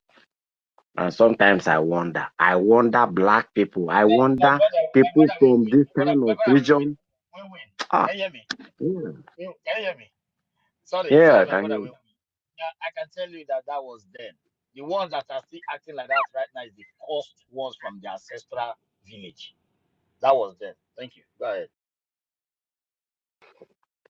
Yeah, Mazi Ugochukwu, I understand the angle you are coming from, but some of them are listening to me. I know what I'm talking about, but let me not just go there. What I want to say, in essence, is that there is nothing like asking question in Nigeria. This useless entity was created for to ask question. Benchooks, are you hearing me? You can never ask questions and get the answer. If I start mentioning people that ask questions and died for their questions without getting the answer, this space will close down. Names, I can start mentioning you names of people that asked questions and never got the answer until they found themselves in their early grave. Why is our leader being detained? Is it not because he asked questions? What is wrong in asking questions? It is only in Nigeria that someone will ask questions and then you get yourself locked up. I can't count how many times I've been detained in FCID in Abuja. I've been detained severally. And when you figure out my offense, it's just probably asking with the same question that you're talking about. And then you tell me that this is how we will continue. We're not going to continue like this. I can assure you. I'll be more brutal if I come back from Finland. More brutal. I'm being honest with you. I'm making it very open. More brutal than anything anybody can think of. Because this is the only way we can go. This is the only way we can achieve our freedom. These people, they don't understand what is civilization. Whenever you talk about civilization about them, and what pains me most is that these same idiots call themselves our Igbo politicians. They are already working together. So whenever you talk, they will be the first to blame you. And the remedy of this whole nonsense is to get them. I'm going to catch all of them personally. I'm going to catch them red-handed. Let them wait after 2nd December. Thank you so much. God bless you.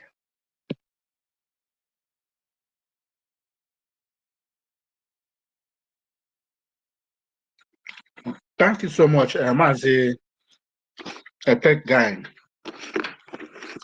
You really made a kind of vital thing.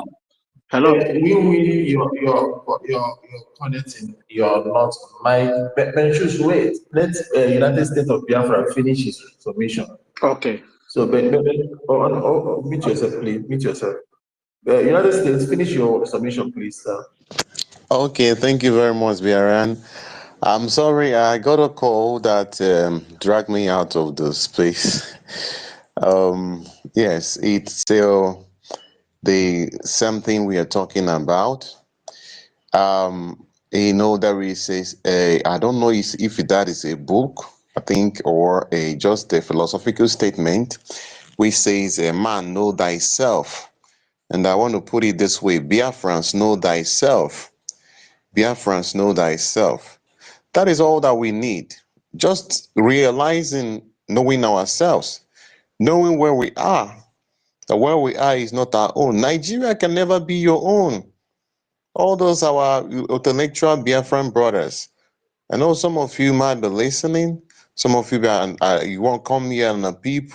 Or those of you who are being deceived by the other people in the other camp, in the under DOS, criminals that, that are not reasoning. You should know yourself.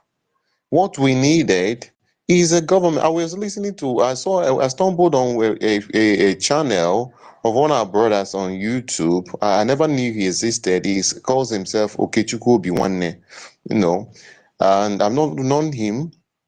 But he is a way he was expressing it, defining the government and our prime minister. He captures it in a way that I really loved, So now that we have got an opportunity, this is our chance.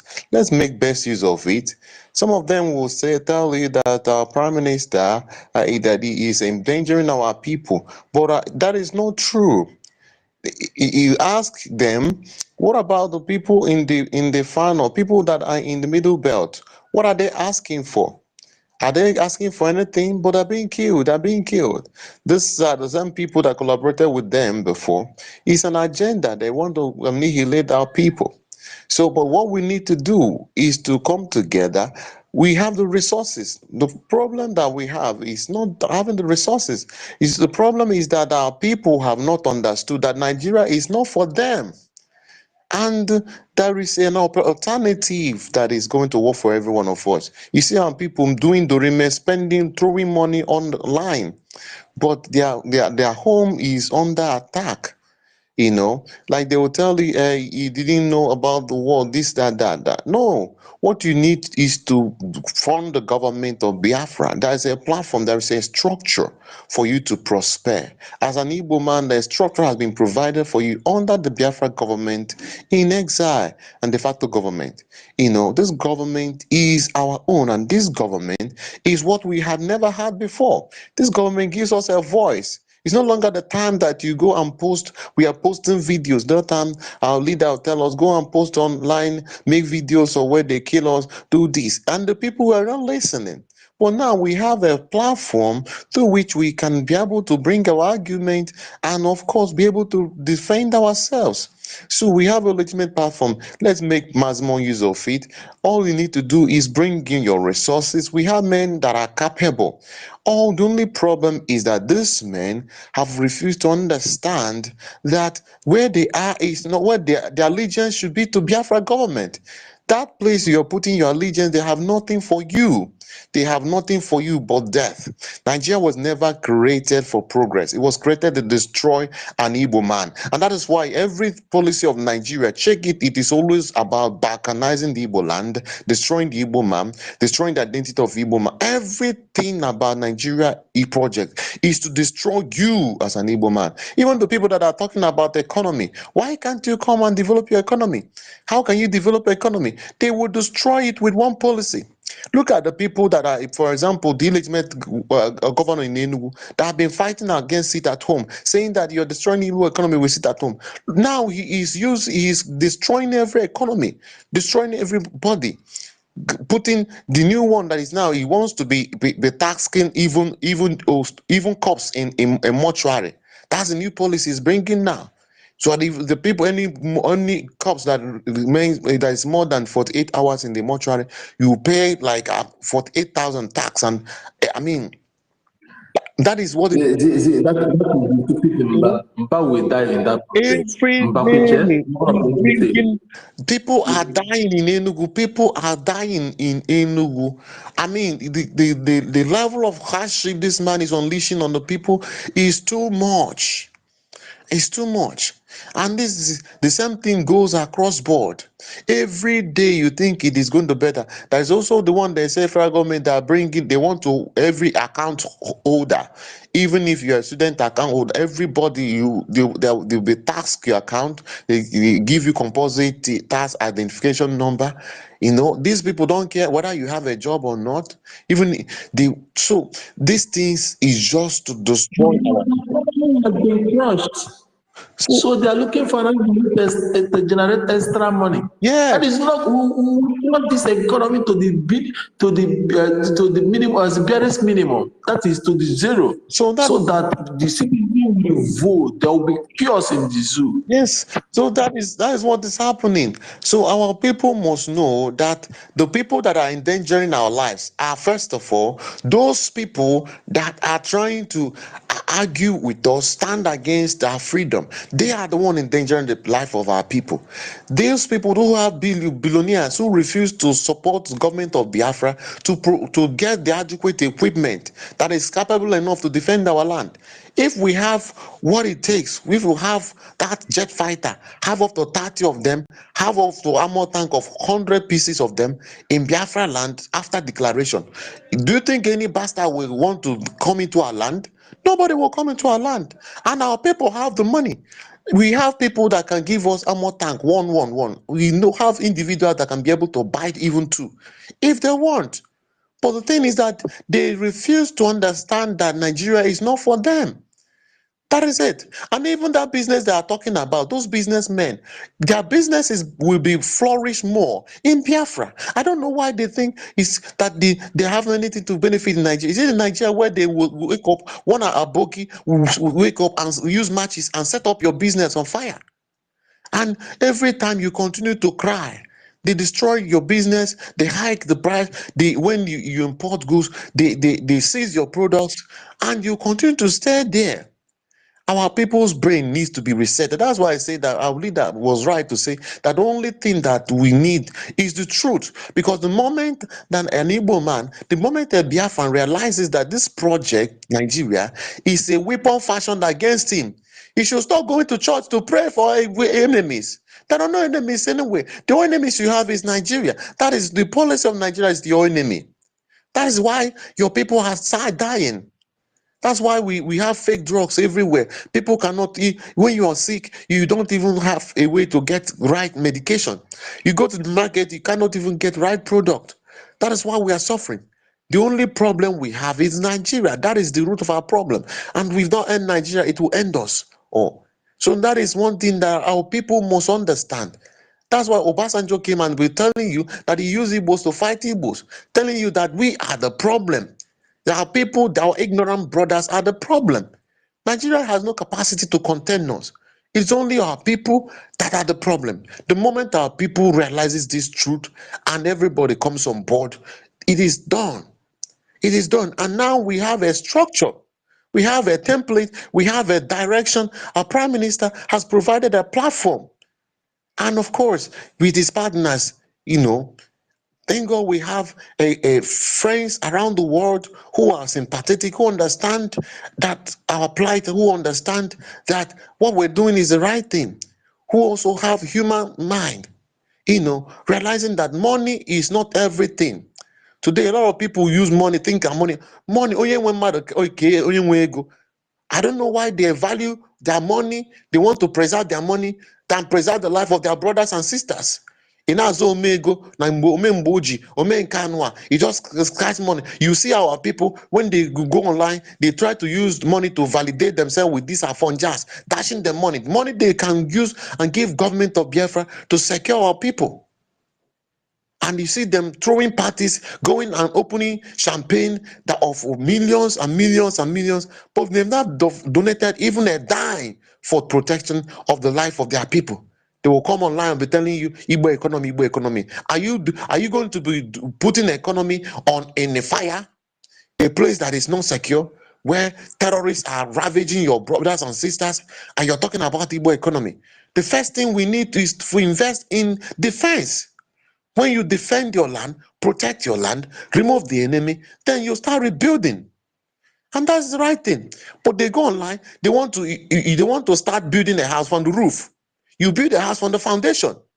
You build a country from the foundation.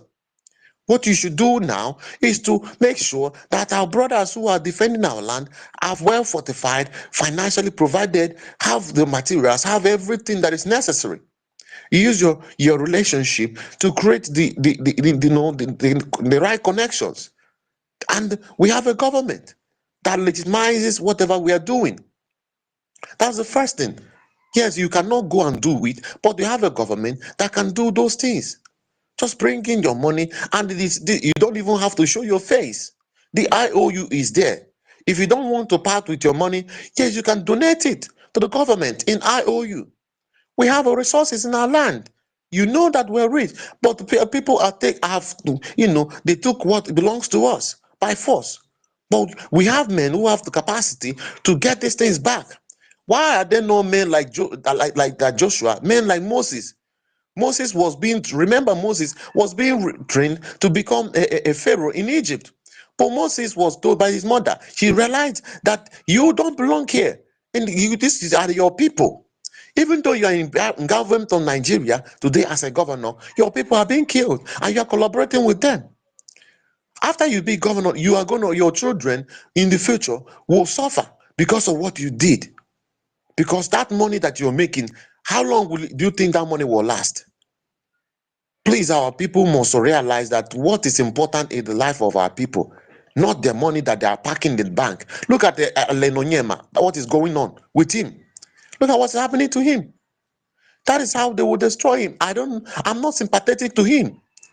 But I'm saying his crime is not worse than the other rest of the people from the other places. I saw the other day one project in Gombe, one college of agriculture that are raising in Gombe. They said the actual amount of money that was supposed to be, there was estimated for that project was 368 million.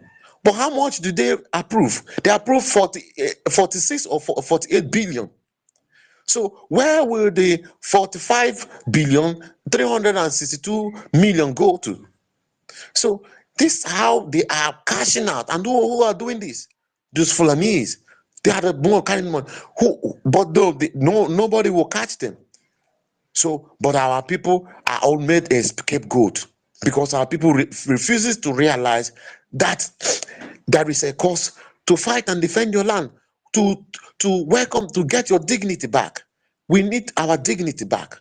Freedom is more important than all these things that all of them are doing there. When they give you a crumb, you come back, you'll be making noise, doing win everywhere. You are Garanya, but in your village there is no water, there is no road, there is no security. Every place is bushy, nothing is working. But in somewhere in more Garanya, shame on you. Shame on you. When you are Garanya and all your kinsmen, all of them are poor, nobody has good health. You think you are rich? No, you are poor. So may God bless us. I will just continue to shout and shout so that maybe God will touch their mind. Because when you see the people that are here donating, there are people that can give $10 million. There are people that have that capacity. But where are they? Where are they? They are just somewhere, wasting the money in parties, using it to do things that are not meaningful. May God bless us all in Jesus' name. Amen. Thank you, my brother, for the opportunity to speak. I yield my mic. Sorry, my brother, United States. There is something I want you to understand. Sorry, host. At this present stage right now, where Biafra stands, with everything put in place, if anyone that call himself millionaire or billionaire, secretly or openly, not so. And the condition of Nigeria today, with the killings, with the situation of things that is very, very bad, secretly or openly, the person is not supporting Biafra. There's something you need to understand. Either the person have been rejected by the gods of Biafra land, or this person is cursed for life. And the secondly, again, you made mention of people making video talking about Mazi Samonet, our prime minister, endangering the lives of our people. I think that was the old narrative, because nobody buys this idea today, no matter, unless the person just wake up from his slumber, like endangering or not endangering, because there's nobody. That was their first ideology they brought on ground after Igbo economy is down. I think that was the second agenda of endangering. But today, I believe that all those ideas does not even move a drop of water. So, and also, as I said before, the point here that if I don't think that no reasonable person that ever call himself that has a money that the land of Biafra wants, the land of Biafra wants, that will still keep silent, watching the Biafra Liberation Army, watching what the government is doing, watching his brothers and sisters all over the whole world putting things in place for the declaration of Biafra, and they keep quiet, knowing that he has the capacity and the capability to, because he's not ignorant of what he just explained here right now, that his business or her business will be flourished in Biafran territory. So they are not foolish. They are not foolish, unless he made the money through Fulani connection. That's another thing again. And the Fulani boyfriend, if he's a man, his boyfriend have authorized him or her that he should not, put that money to Biafra. And Biafra is a spirit. He will never take all those dirty money. But the only thing we have to understand is that whether good or bad, we must surely reach our promised land. It doesn't matter what anyone. It doesn't matter whether they bring their money. If it is this $1 that we're contributing every day, 1 million people contribute $1 every day. It has surpassed that person that want to give us 50,000 euros or 50,000. It's $1 million. So at this stage of moment, this kind of preach, I don't think the most idiotic person that ever made $100. You don't need to preach to him to bring $1 out of 100 to put into the government of today with the condition of Nigeria today. That is my own opinion, and I spoke to so many people secretly and open. I know those even walk close to the idiotic man in Imo State. They are highly committed secretly. So even close to the idiotic man, I mean close to that monkey, that small white fox, evil fox has promised that they will give him any part of the country he want to live in Europe or America after he has helped them to destabilize Biafran territory, which he has failed. Our prime minister has made him to fail, and the Biafran people in general, which is hopeless of them. Those that contracted him are disappointed. Go and make your findings. They are completely disappointed. Or every plans he had in Imo State and in Biafra in general with Umai, they are all disappointed.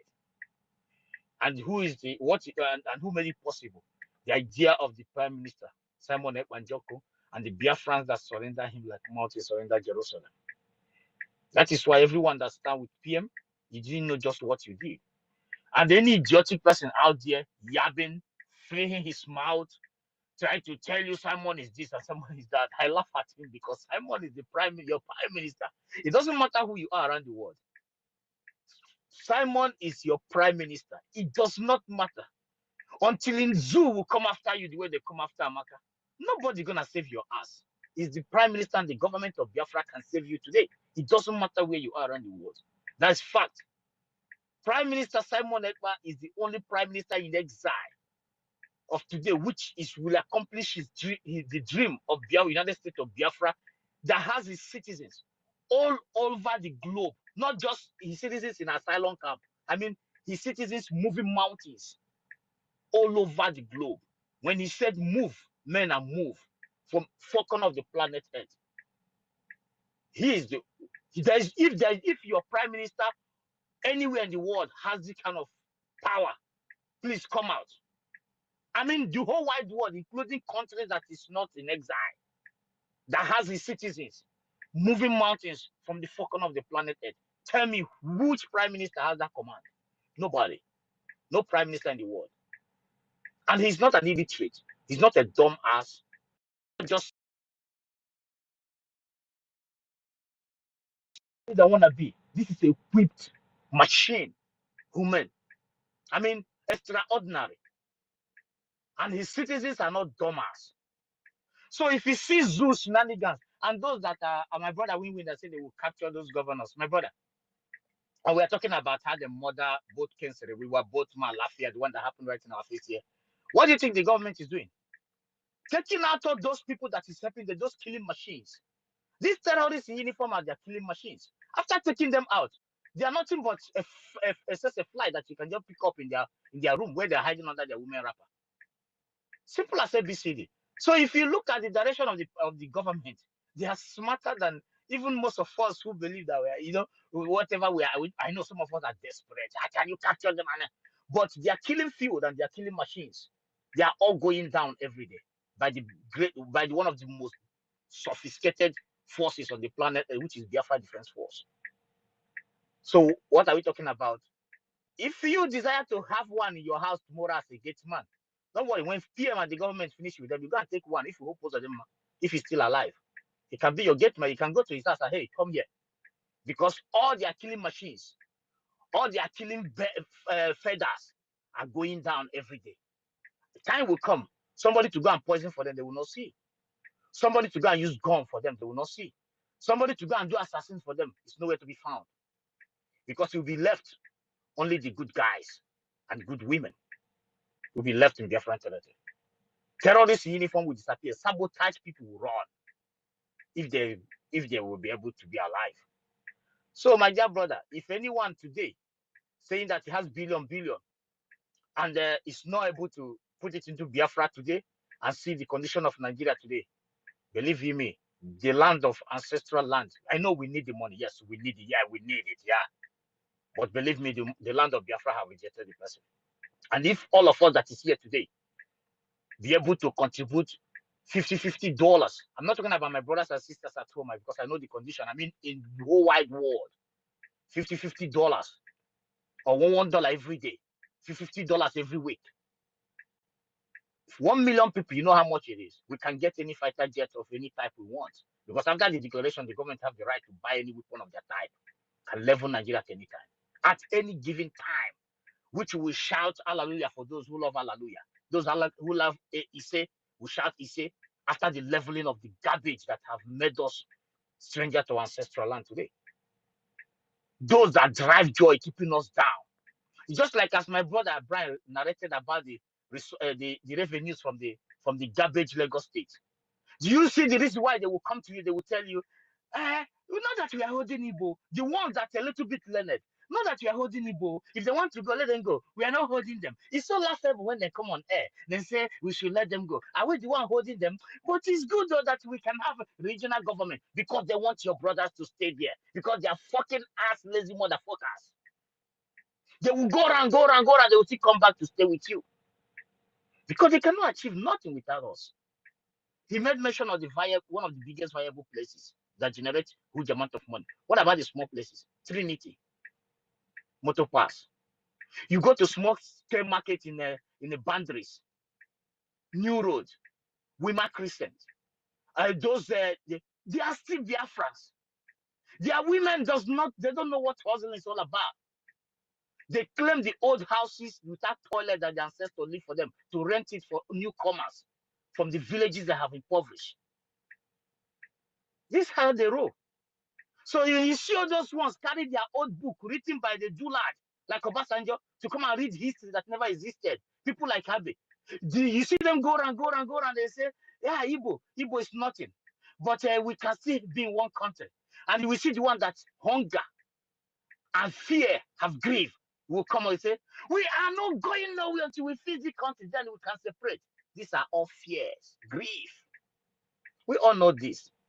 But the bad news is that the baddest ass of our parents give birth are here. I'm telling you, BM is a good guy. There is somebody who will handle this thing by now.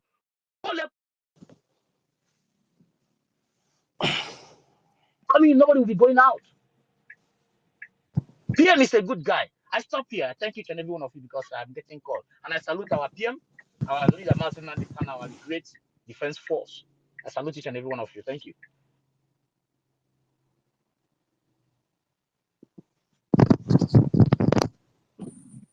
Thank you. Thank you, Gochuku. You know why I did not want to mention those areas? I left it for them so that they will, when they will come and be talking rubbish, we use it to balance it for them. Understand? And remember, those figures are not complete. Those numbers are higher. The numbers I called, the amount I called are very higher. They're very high. But you know, because of they still from there, they need to bring it down. Understand? Because when they bring it down, so they have to remit to the federal courts, and it will look exactly. That is almost ×2 of what we got. And where does those ones go to? Those ones went to Jagaban, the T-Pen, the Tifinubu. But Tifinubu is the one that collects most of the taxes that's being remitted in Lagos ports. He took many percent of it. So that is it. So we leave it there. Yeah, I can see Benjuice, I can see Lucky Star. So I want to ship one of two things. Understand? When there, we always say, see, we have crushed that side of economy. We have crushed the economy, not even the side, we have crushed it. Everything is going down. We are the one that builds you. Biafrans, you are the one that builds you. Every aspect of you. You are the one, you are the pioneers. Name it. Even the so-called, please, somebody, Lucky Star, mute yourself, please. I'm talking, I'm here. I'll give you time to make your speech. So don't worry about that. You have time to make your summation. So every aspect of this you, they will tell you that we own every aspect. It is the only thing is this their presidency. Education, we built it, we started it, we left it for them. They will come and tell you, where do we have the highest professors? It's still in Biafra land. The result coming out today is still in Biafra. Let me remind them, when I say education, I balanced it up. I stand my claim. The first rector of Yaba Tech Lagos, the first rector of that Yaba Tech was an Igbo man. They should go and Google it. They should go and find it out. I don't just say. The first vice chancellor of University of Lagos was an Igbo man, an Njoku. Even that an Njoku name is found in the University of Biafra, which is presently the University of Nigeria. One of the hostels there bears the name an Njoku. Understand? So we are everywhere. We build this country. When they say the giant of Africa, it is not the zoo, it's Biafra that was that giant of Africa, or is that giant of Africa. So what are we going to do? We will destroy everything we build in their name, and we'll start afresh and build Biafra. Building Biafra is not going to take us time, because all these things are in us. The first anatomy and physics and physiology is a Biafra by name, Chike Edozie. He's not a Yoruba man. He's not an Arewa man. So those Afonjas that are here saying we are in education to show you that why I'm quoting this thing, to show you that we build every sector of that country. We gave you guys name. We gave you everything. The first professor of physics is a Biafra, Professor Koye. Go and find it, go and make your research. And the first professor of mathematics, Ishikobi. Go and do it. We don't do not rubbish. And let me remind you again. This nuclear bomb, our prime minister tweeted, if he has it to destroy you people. Let me remind you that the first nuclear physicist and chemist is a Biafra, Frank Ndele. So don't think that building a bomb or building nuclear something is difficult for us. Like I told you guys before, we did it in University of Biafra, which presently is the University of Nigeria and Soka. That is why today, University of Biafra, they will ban chemical engineering department. Go and verify. That is my alma mater. I passed through that school many decades ago. So don't think when we speak, we know what we speak. Understand? So don't come when they challenge you, let them know we are not just into business. We are everywhere, every sector. Let me just remind them today, the Nigerian Port Authority they are enjoying today is a wealth of a Biafra. And who owns that? Sir Louis Odumegwu Ojukwu, the father of Ikemba Ojukwu, our internal leader. He owns all those areas, all those buildings, all those areas, all those land. This Nigeria Port Authority you are seeing today, a billionaire that once used his car to welcome the nonsense Eliza. So we build this country from scratch, and we must destroy it. We're destroying it is our right, because we are the builders. So let's see how they're gonna enjoy it in Arewas and Afonjas. So we're destroying what we have built. We are not destroying what they built. And that is why the zoo is crumbling. I will make sure that even the dust will be better than zoo. So they should not they have messed with the wrong people. So on this occasion, I will give mic to Ben Shooks. Ben Shooks, since you have something to say before I go to Lucky Star, this one Lucky Star is double. Yeah. So Ben Shooks, submit yourself.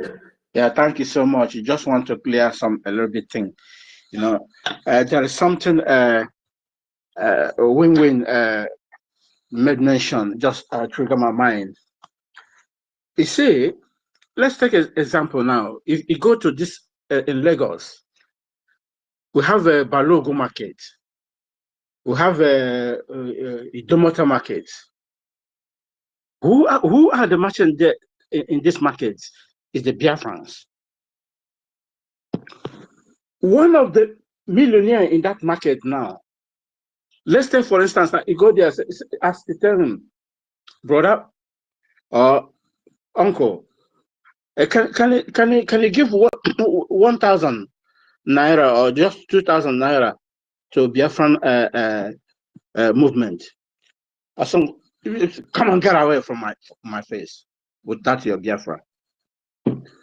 But Fulani will ask what we Fulani, the elite of Fulani, we give one Alamajiri Fulani that is begging, beggars in the night. Can you go there and put that put that place fire? Tomorrow he had this market is burning. One idiot. Then he will lose millions there. Did you get me? He will lose millions there. He won't think of anything at that time. Oh, I'm dying. I'm dying. All my business is gone. He could not be able to think that if I give that 1,000 naira to my people, it will even help me. Those people will back me up in this thing I'm doing here. Then I know even my country and this country, we will have a treaty that will bind in any of our business we are doing here. You see how our people think? Somebody like the idiotic this EFIK-IBIBIO that went to go and answer his judgment. You see this kind of people, they will meet a one Fulani and give him his ass.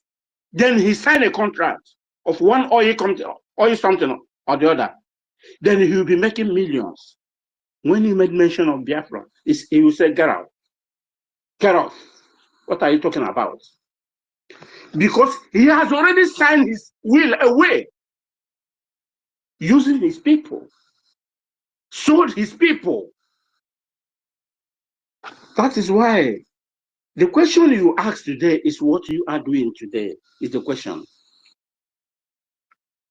And how will this history judge you in the next 5-10 years? That is how you rate yourself. How you judge yourself before you meet the Messiah.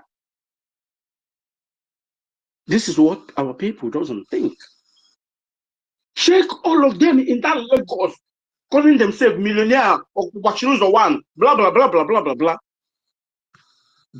But come to their community. It's nothing is there. And they call themselves merchants. Hawan. But they have nothing at home. This is what we wanted to get rid of. Now we are taking our people back home. We are just trying to go back to the Genesis now. We know it's not easy, but it's gonna be easy. When you have that determination we used to sing when we are in primary school. Determination is our motto. That is what is leading us now. Every of you in this platform today is the determination you are implying in doing this job. It's how it will materialize something. I yield my mic. A lot of people is on the mic. Thank you. Thank you so much for your word. Thank you for your kind word. Thank you for your submission.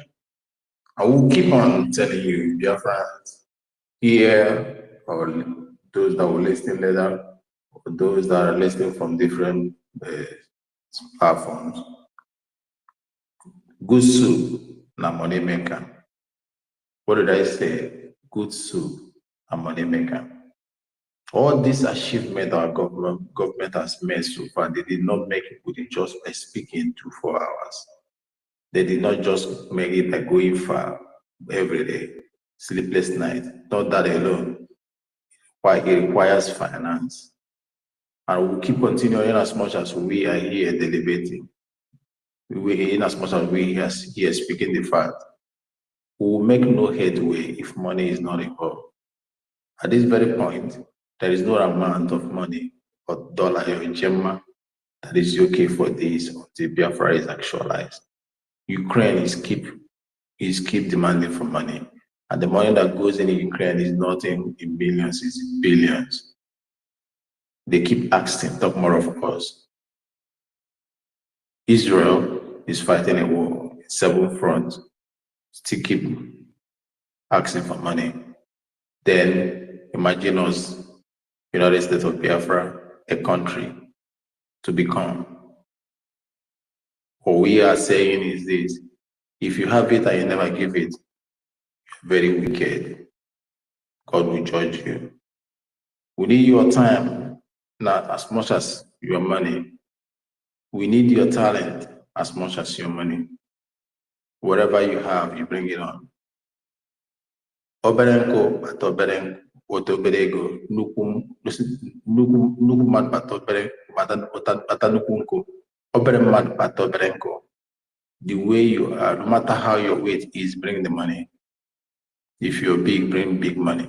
If you're small, bring small money. Every penny counts. Every edge counts. And every edgema is needed. Don't say, yeah, don't be afraid. In the Biafra's donation side, it starts from nothing. So you cannot run away. It starts from $1. So you cannot say you don't have it. Contribute. Your conscience will judge you. The spirit of Biafra will judge you. Knowing full well that he has it, I never wanted to contribute. When we march in our land, United States of Biafra, that joy you have that very day, ask yourself, what role did I play? How did I contribute to this actualization? Men are awake, touring in the bushes, leaving behind joy, every life, everything that the life has come with, every meaning it brought, they left it behind for your freedom, so that you may have life tomorrow. And you are there gallivanting, jiving, body awareness on the harp, everywhere you go. Anywhere you hear music, you pay for the for the fare to wash, putting on different expensive things. My brother and sister, you're not the only one that wants to enjoy life.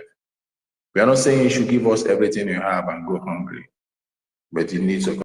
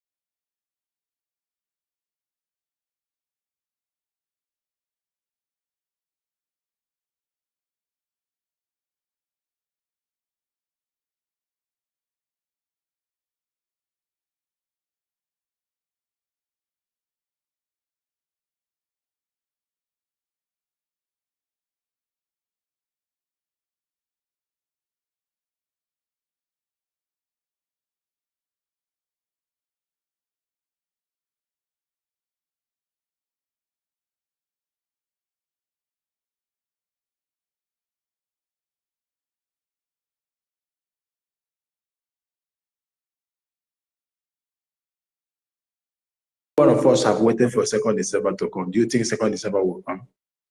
It won't. We have been here. People have been sharpening it. So we call it to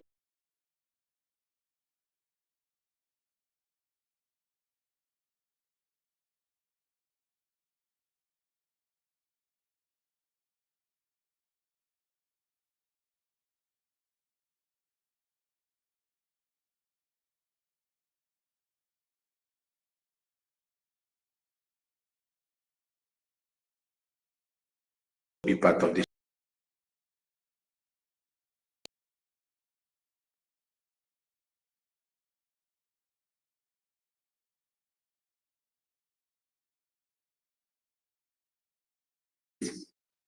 To plead the faith is all that remains. And they want to plead it. They must plead the faith. They must plead the faith. Hands up, and everything will be. But if they refuse to hands up, We'll force them to hands up. And it will be very brutal. It will be very, very dangerous. We'll force them to hands up. Because when we force them to hands up, they will charge them for war crime. We'll charge them for all they did. So it's better for Shetima. And the terrorists, and we know terrorists doesn't give up until they are battled. We have been battling them. You say what he heard, what he said, he has no idea what to do. Because none of them in the zoo has idea of what to do or how to run the zoo economy. If they're nothing, we have crashed it. Nothing is remaining. They're just waiting upon the Lord. And the Lord will never answer them. Because the Lord doesn't answer barbarians. They don't answer bloodsuckers. The Lord is with us. Every odd is with us. Everything is with us. So we have taken over. The government has taken over. And today, I want us to listen to the voice we have been playing before when we started early. I will go back to that voice again, with the voice of Onyendu, because we did not complete the submission because of what we had, as in because of I don't know how they kicked us from recording. So we have to go down and come back again. Understand? So we will go back again. I want you to listen so you see exactly what we mean that we have defeated these people. People, the Zeus will be thinking, we are happy defeated us. We have defeated you guys 99.9%, the 0.5 that's remaining. And that is the declaration, December. The rest you see, you will be marveled. So, brothers and sisters, sit back. Let me play this. And when you just listen, because all of us are going to analyze it one after the other. Thank you for the time so far you have stayed with us here. I've been here for more than 14 hours. Thank you for those that have started from the beginning. Thank you for those that came in now. Thank you for all that have spoken, that have been speaking, and those that have been listening and sharing. We're going nowhere. I'm still energized. I'm not going to stop. I told them, I don't care for moons. I don't care if you allow me to co-host. I don't care. As long as you let me in every day, I tell you every day, I keep fighting for my account. They keep taking it from me every day. I keep providing evidence every day. So for the time they allowed me in, I will give my best. I will serve my country because I don't have any other country called Biafra. God forbid, if Biafra dies, what do we live for? What do you live for? That's the question.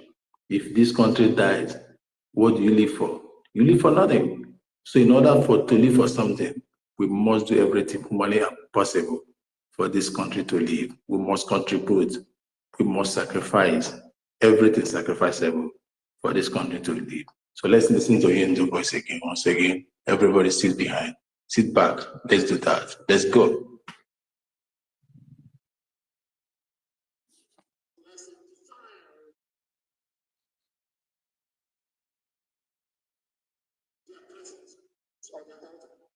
Any pastor, any archbishop has went to government, any idiot who has not accepted it is church anymore. God is my witness. Please, are you guys hearing it? Is it coming out clearly? Can I have thumbs up? Guys, okay. Thank you. Thank you. Thank you.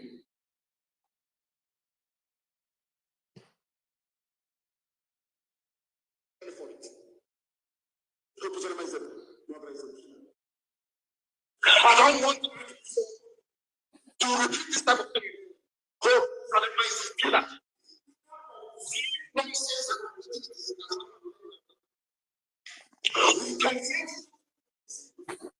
How can you allow to confess faith or you allow terrorist army of Nigeria into and an archbishop allowed him to come to church, from a Catholic church, to celebrate a desecration of his family. The archbishop is a very perfect man. He's killed theologian. I don't know for the life of me why you allow vagabond criminal, a this 419 to enter into some cathedral. I have no idea why. He allowed it. It's because of money. He does. If the Catholic Church wants money, I really would the money. What Archbishop Omina did is wrong. You allowed a mother of his own people to enter into the supposed house of God. It's an abomination before God and before man. And such nonsense should not repeat itself. I'm begging you, please. Shouldn't happen again. From today, any pastor anywhere, if you want to try us, you go ahead and do so. I don't care if you're Anglican Church, if you're Catholic Church, if you're Methodist, if you're Baptist, I don't care whatever reason has to give you. I'm telling you this. No pastor should welcome, as I want every community. No community will allow those on the man to expect anything to come to that village. No community in Nigeria state. The same way I'm telling you this evening, no pastor, no archbishop, no priest, no deacon, no native doctor is allowed to invite those on the man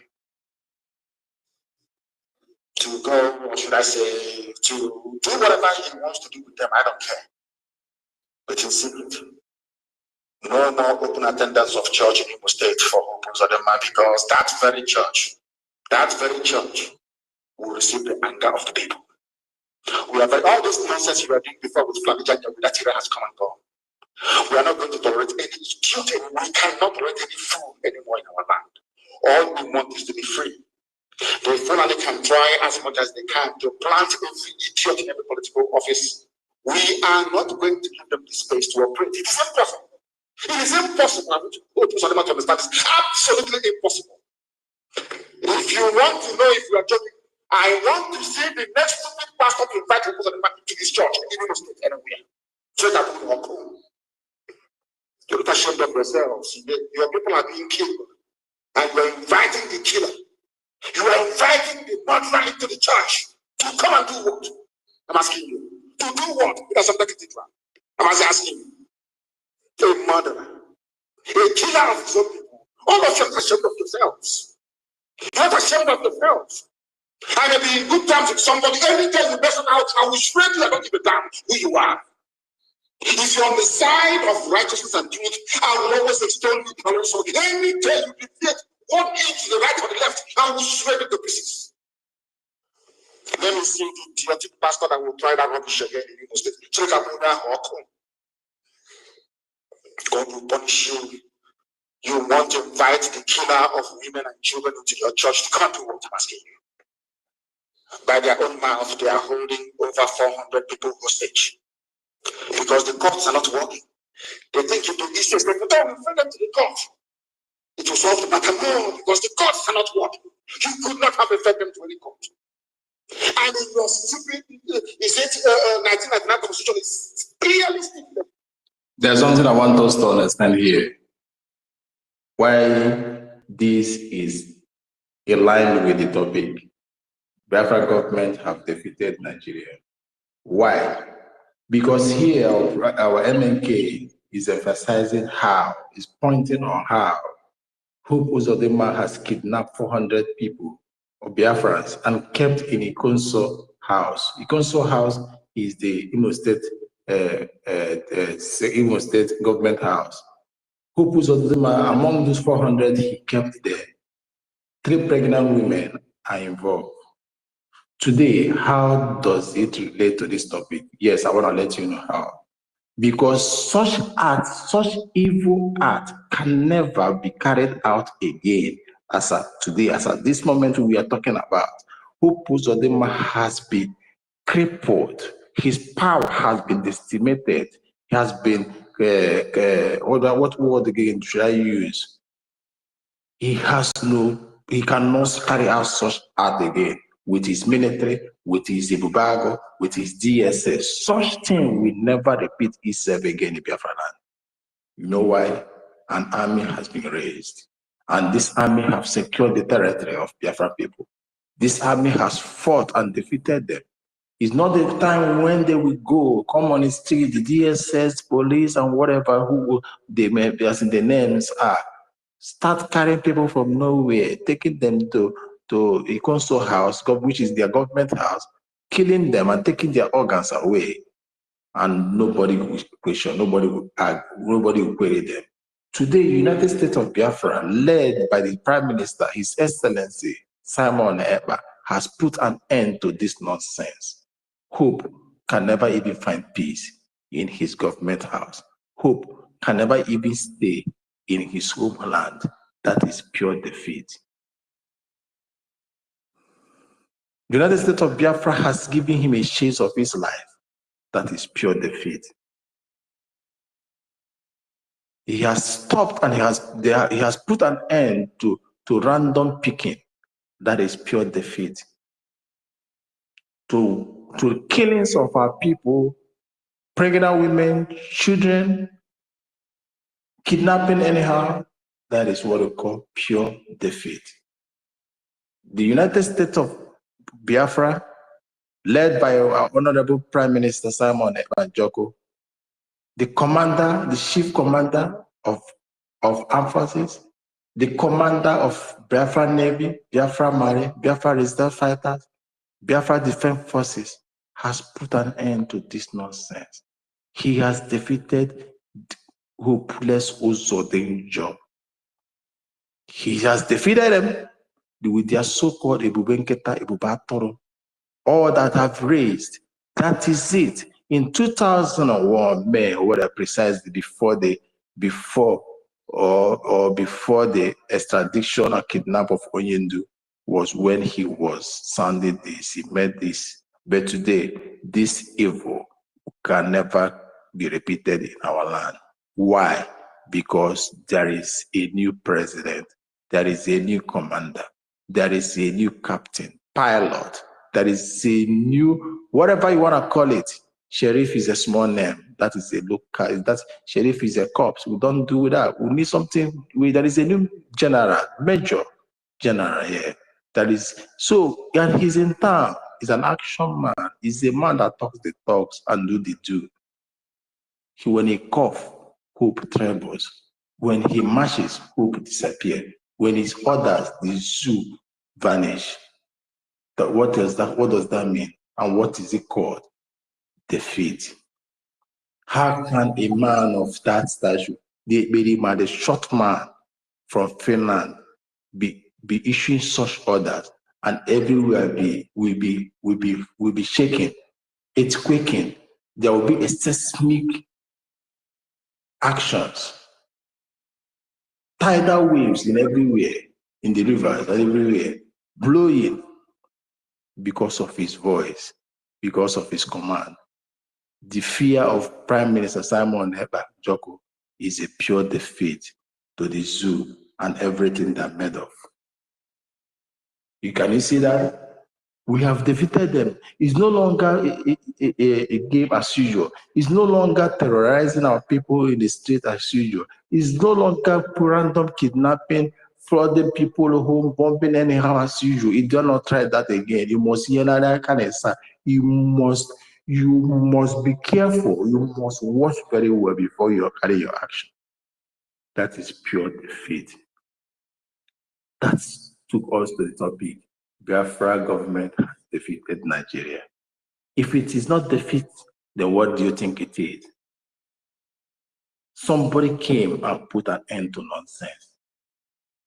Because it takes a result to cancel insult. The action of the government has produced result, and it canceled the mess these people have put in place. It has canceled the nonsense, the brutality that they have melted on our people. The government actions has cancelled it. That is pure defeat.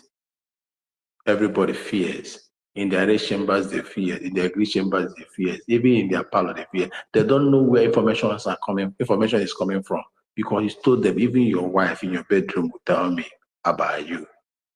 Fear is struck in their heart. What is it called? Mental defeat. Psychologically, they have been defeated. They are worried. They don't know the next of action. They don't know who passes the result at the next time. Pure defeat. Spiritually, they have been defeated. Physically, they have been defeated. Jepe Mo, Jepe Mado, Jizu has been defeated. Let's continue to listen to Hindu while we take it one by one. Once you're holding on to somebody for 2 months without presenting them before any competent court of law, they should be safety on bail. That is when the law says in case of money. Is either stupid, useless, idiotic,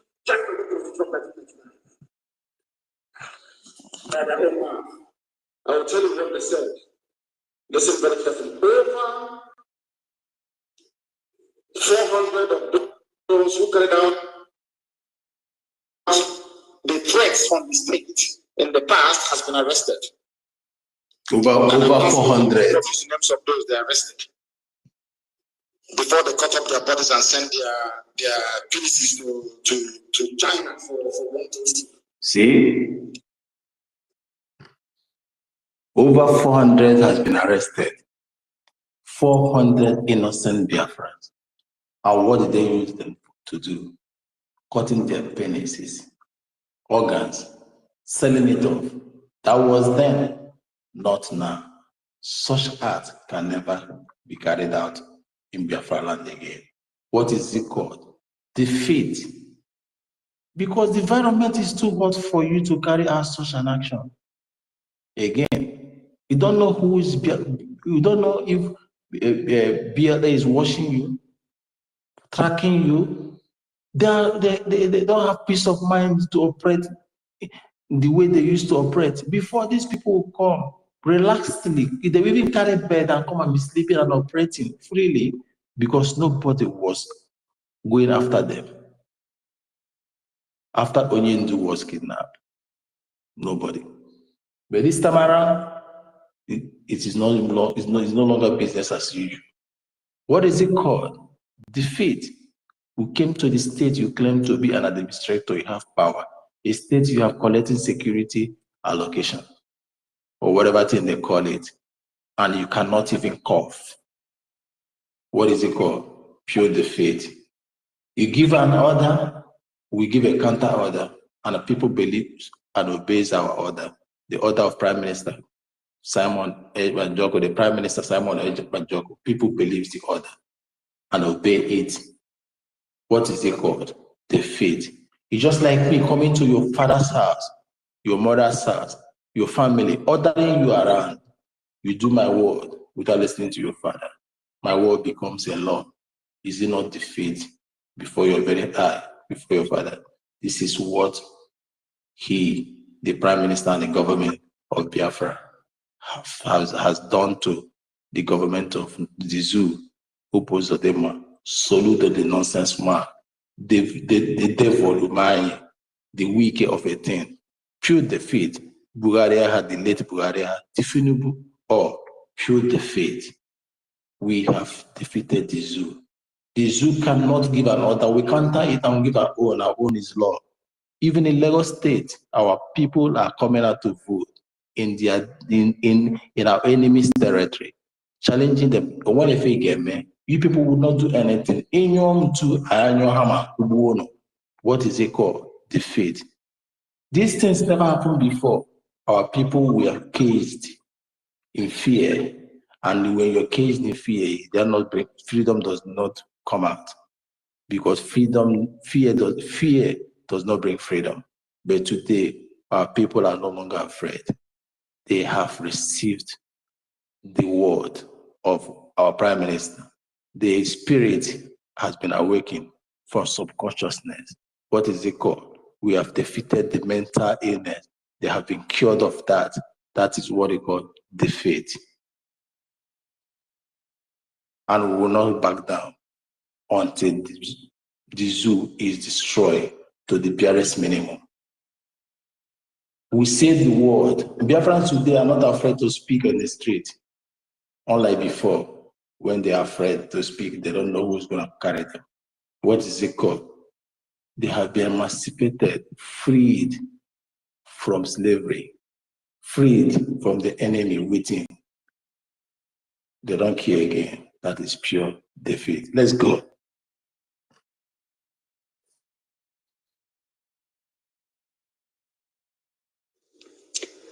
He went on to say the good thing is that 70% of them are not evil.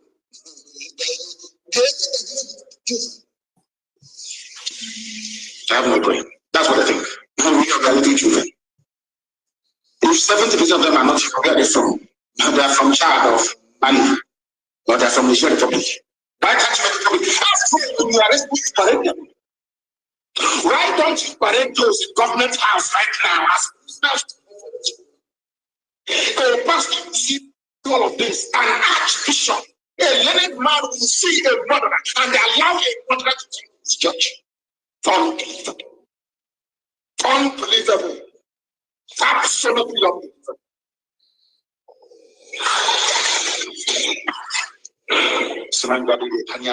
Let me see another pastor that will invite you. Then you will see 3 pregnant women are among those being held by hopeless at the right now as I'm speaking to you. You heard him. 3 pregnant women. The question is, did they make it alive? That was then. It can never happen again. This era of Prime Minister Simon Eba, the Honorable. There's Obatopia, Obatawan of Biafra. That is defeat. We have broken their arms, we have broken their strength. The hope was of the man. That government military that he used to do all those things, parade, show those power, all those muscles, has been destroyed. It has been broken. That is called defeat. That is those are the things that this government has done that people don't know, that people don't see, that people don't recognize. The freedom you have today, the air, as in freedom of movement you have today, is because the government have defeated the obstacle that was standing on the way. This is what we're talking about here. You stupid idiot of the zoo people and the POS will be asking, hey, how did you defeat the government? Thunder fire you. That for the fact that you're able to move freely without people interrupting you again was a defeat by this government. This such thing will never happen before without you being picked up, your organ harvested. Checking points are no longer. Didn't you hear somebody that said he came from Lagos to the east, nothing again? It's a pure defeat. Do you know how many thousands that you see from the east? That is the pure defeat, the work of a government that meant well for the people. Kede Arnonte, Kede Afozo. Kede Afozo, they are not. We, the government of the United States of Biafra, led by this honorable man, Prime Minister Simon Eba Jacob, and the chief commander of Biafra Defense Force, Biafra Liberation Army, Biafra Black Marine, Biafra Resistance Fighters, have defeated these idiots. The enemies of Biafra people has been defeated. Fulani always come and do whatever they want, the way they want to do it, freely and moves out freely. Is it happening again that way? It has been defeated. Before they act, they will count their teeth and they will be in fear. Unlike before, they don't even plan, they don't even count their teeth, they just bam, jump and do the thing and go because they feel that the land belongs to them. Those are what we call defeat. If you think your skin is too thick, put body, you go collect. It's defeat. Don't you know the meaning of defeat? Consult your lexicon, consult your dictionary, you're gonna have it. Government has created this pure atmosphere for you. At least the East is the most peaceful area. The East, they wanted they turn into a town of war.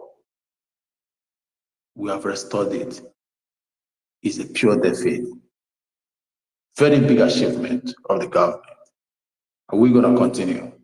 You will get why we stated that we have defeated them all. After some few minutes, we'll allow people to talk on this. I don't want to take long.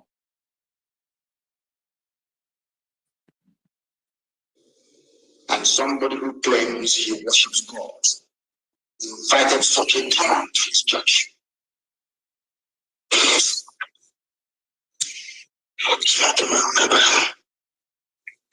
I don't blame some of these people. I blame those that support them.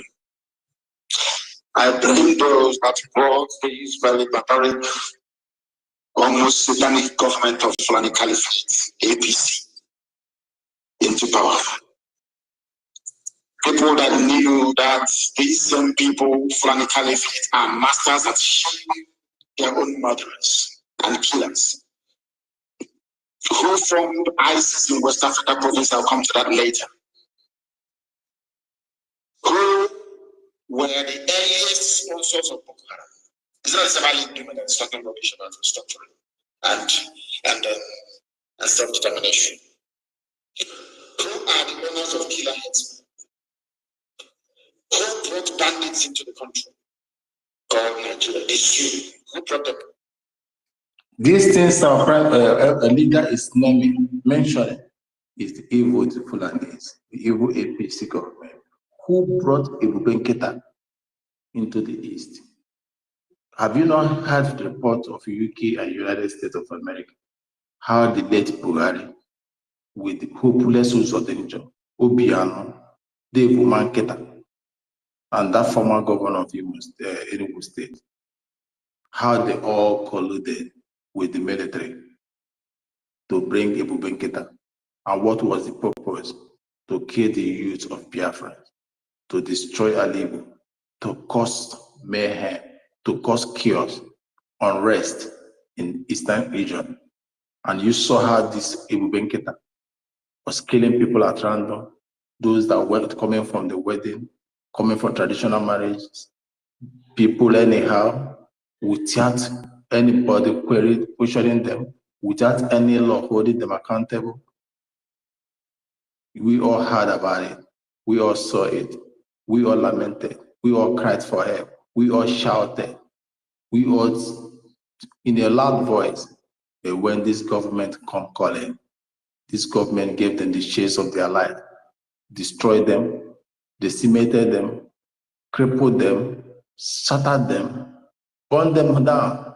Today, people that come freely to act as if that the Lord of the East do no longer fly again, no longer even talk. They can't even kill an ant. They are no more. What is it called in your language? What is it in your eye? Is it not defeat? Is it not an achievement? This government have defeated them. Ebube Nketa and all, the military, the police, the civil defense, the federal safety, all of the paramilitaries that are thieves, that are kidnapping, the DSS that are kidnapping our people, all of them, this government have defeated them all. This is what we call defeat. It is a pure defeat. A credit to the Commander-in-Chief Armed Forces, a credit to the government of the state of Biafra. My people, this government deserves an accolade. This government deserves, the only accolade this government will take is the accolade of donation, accolade of money for them to finish the remaining job. They don't need praises. The praises that talk is praises of funding. And we must give them to finish the remaining defeat, to finish the remaining work that is remaining. This, why we are playing this thing is to tell you what was happening before now.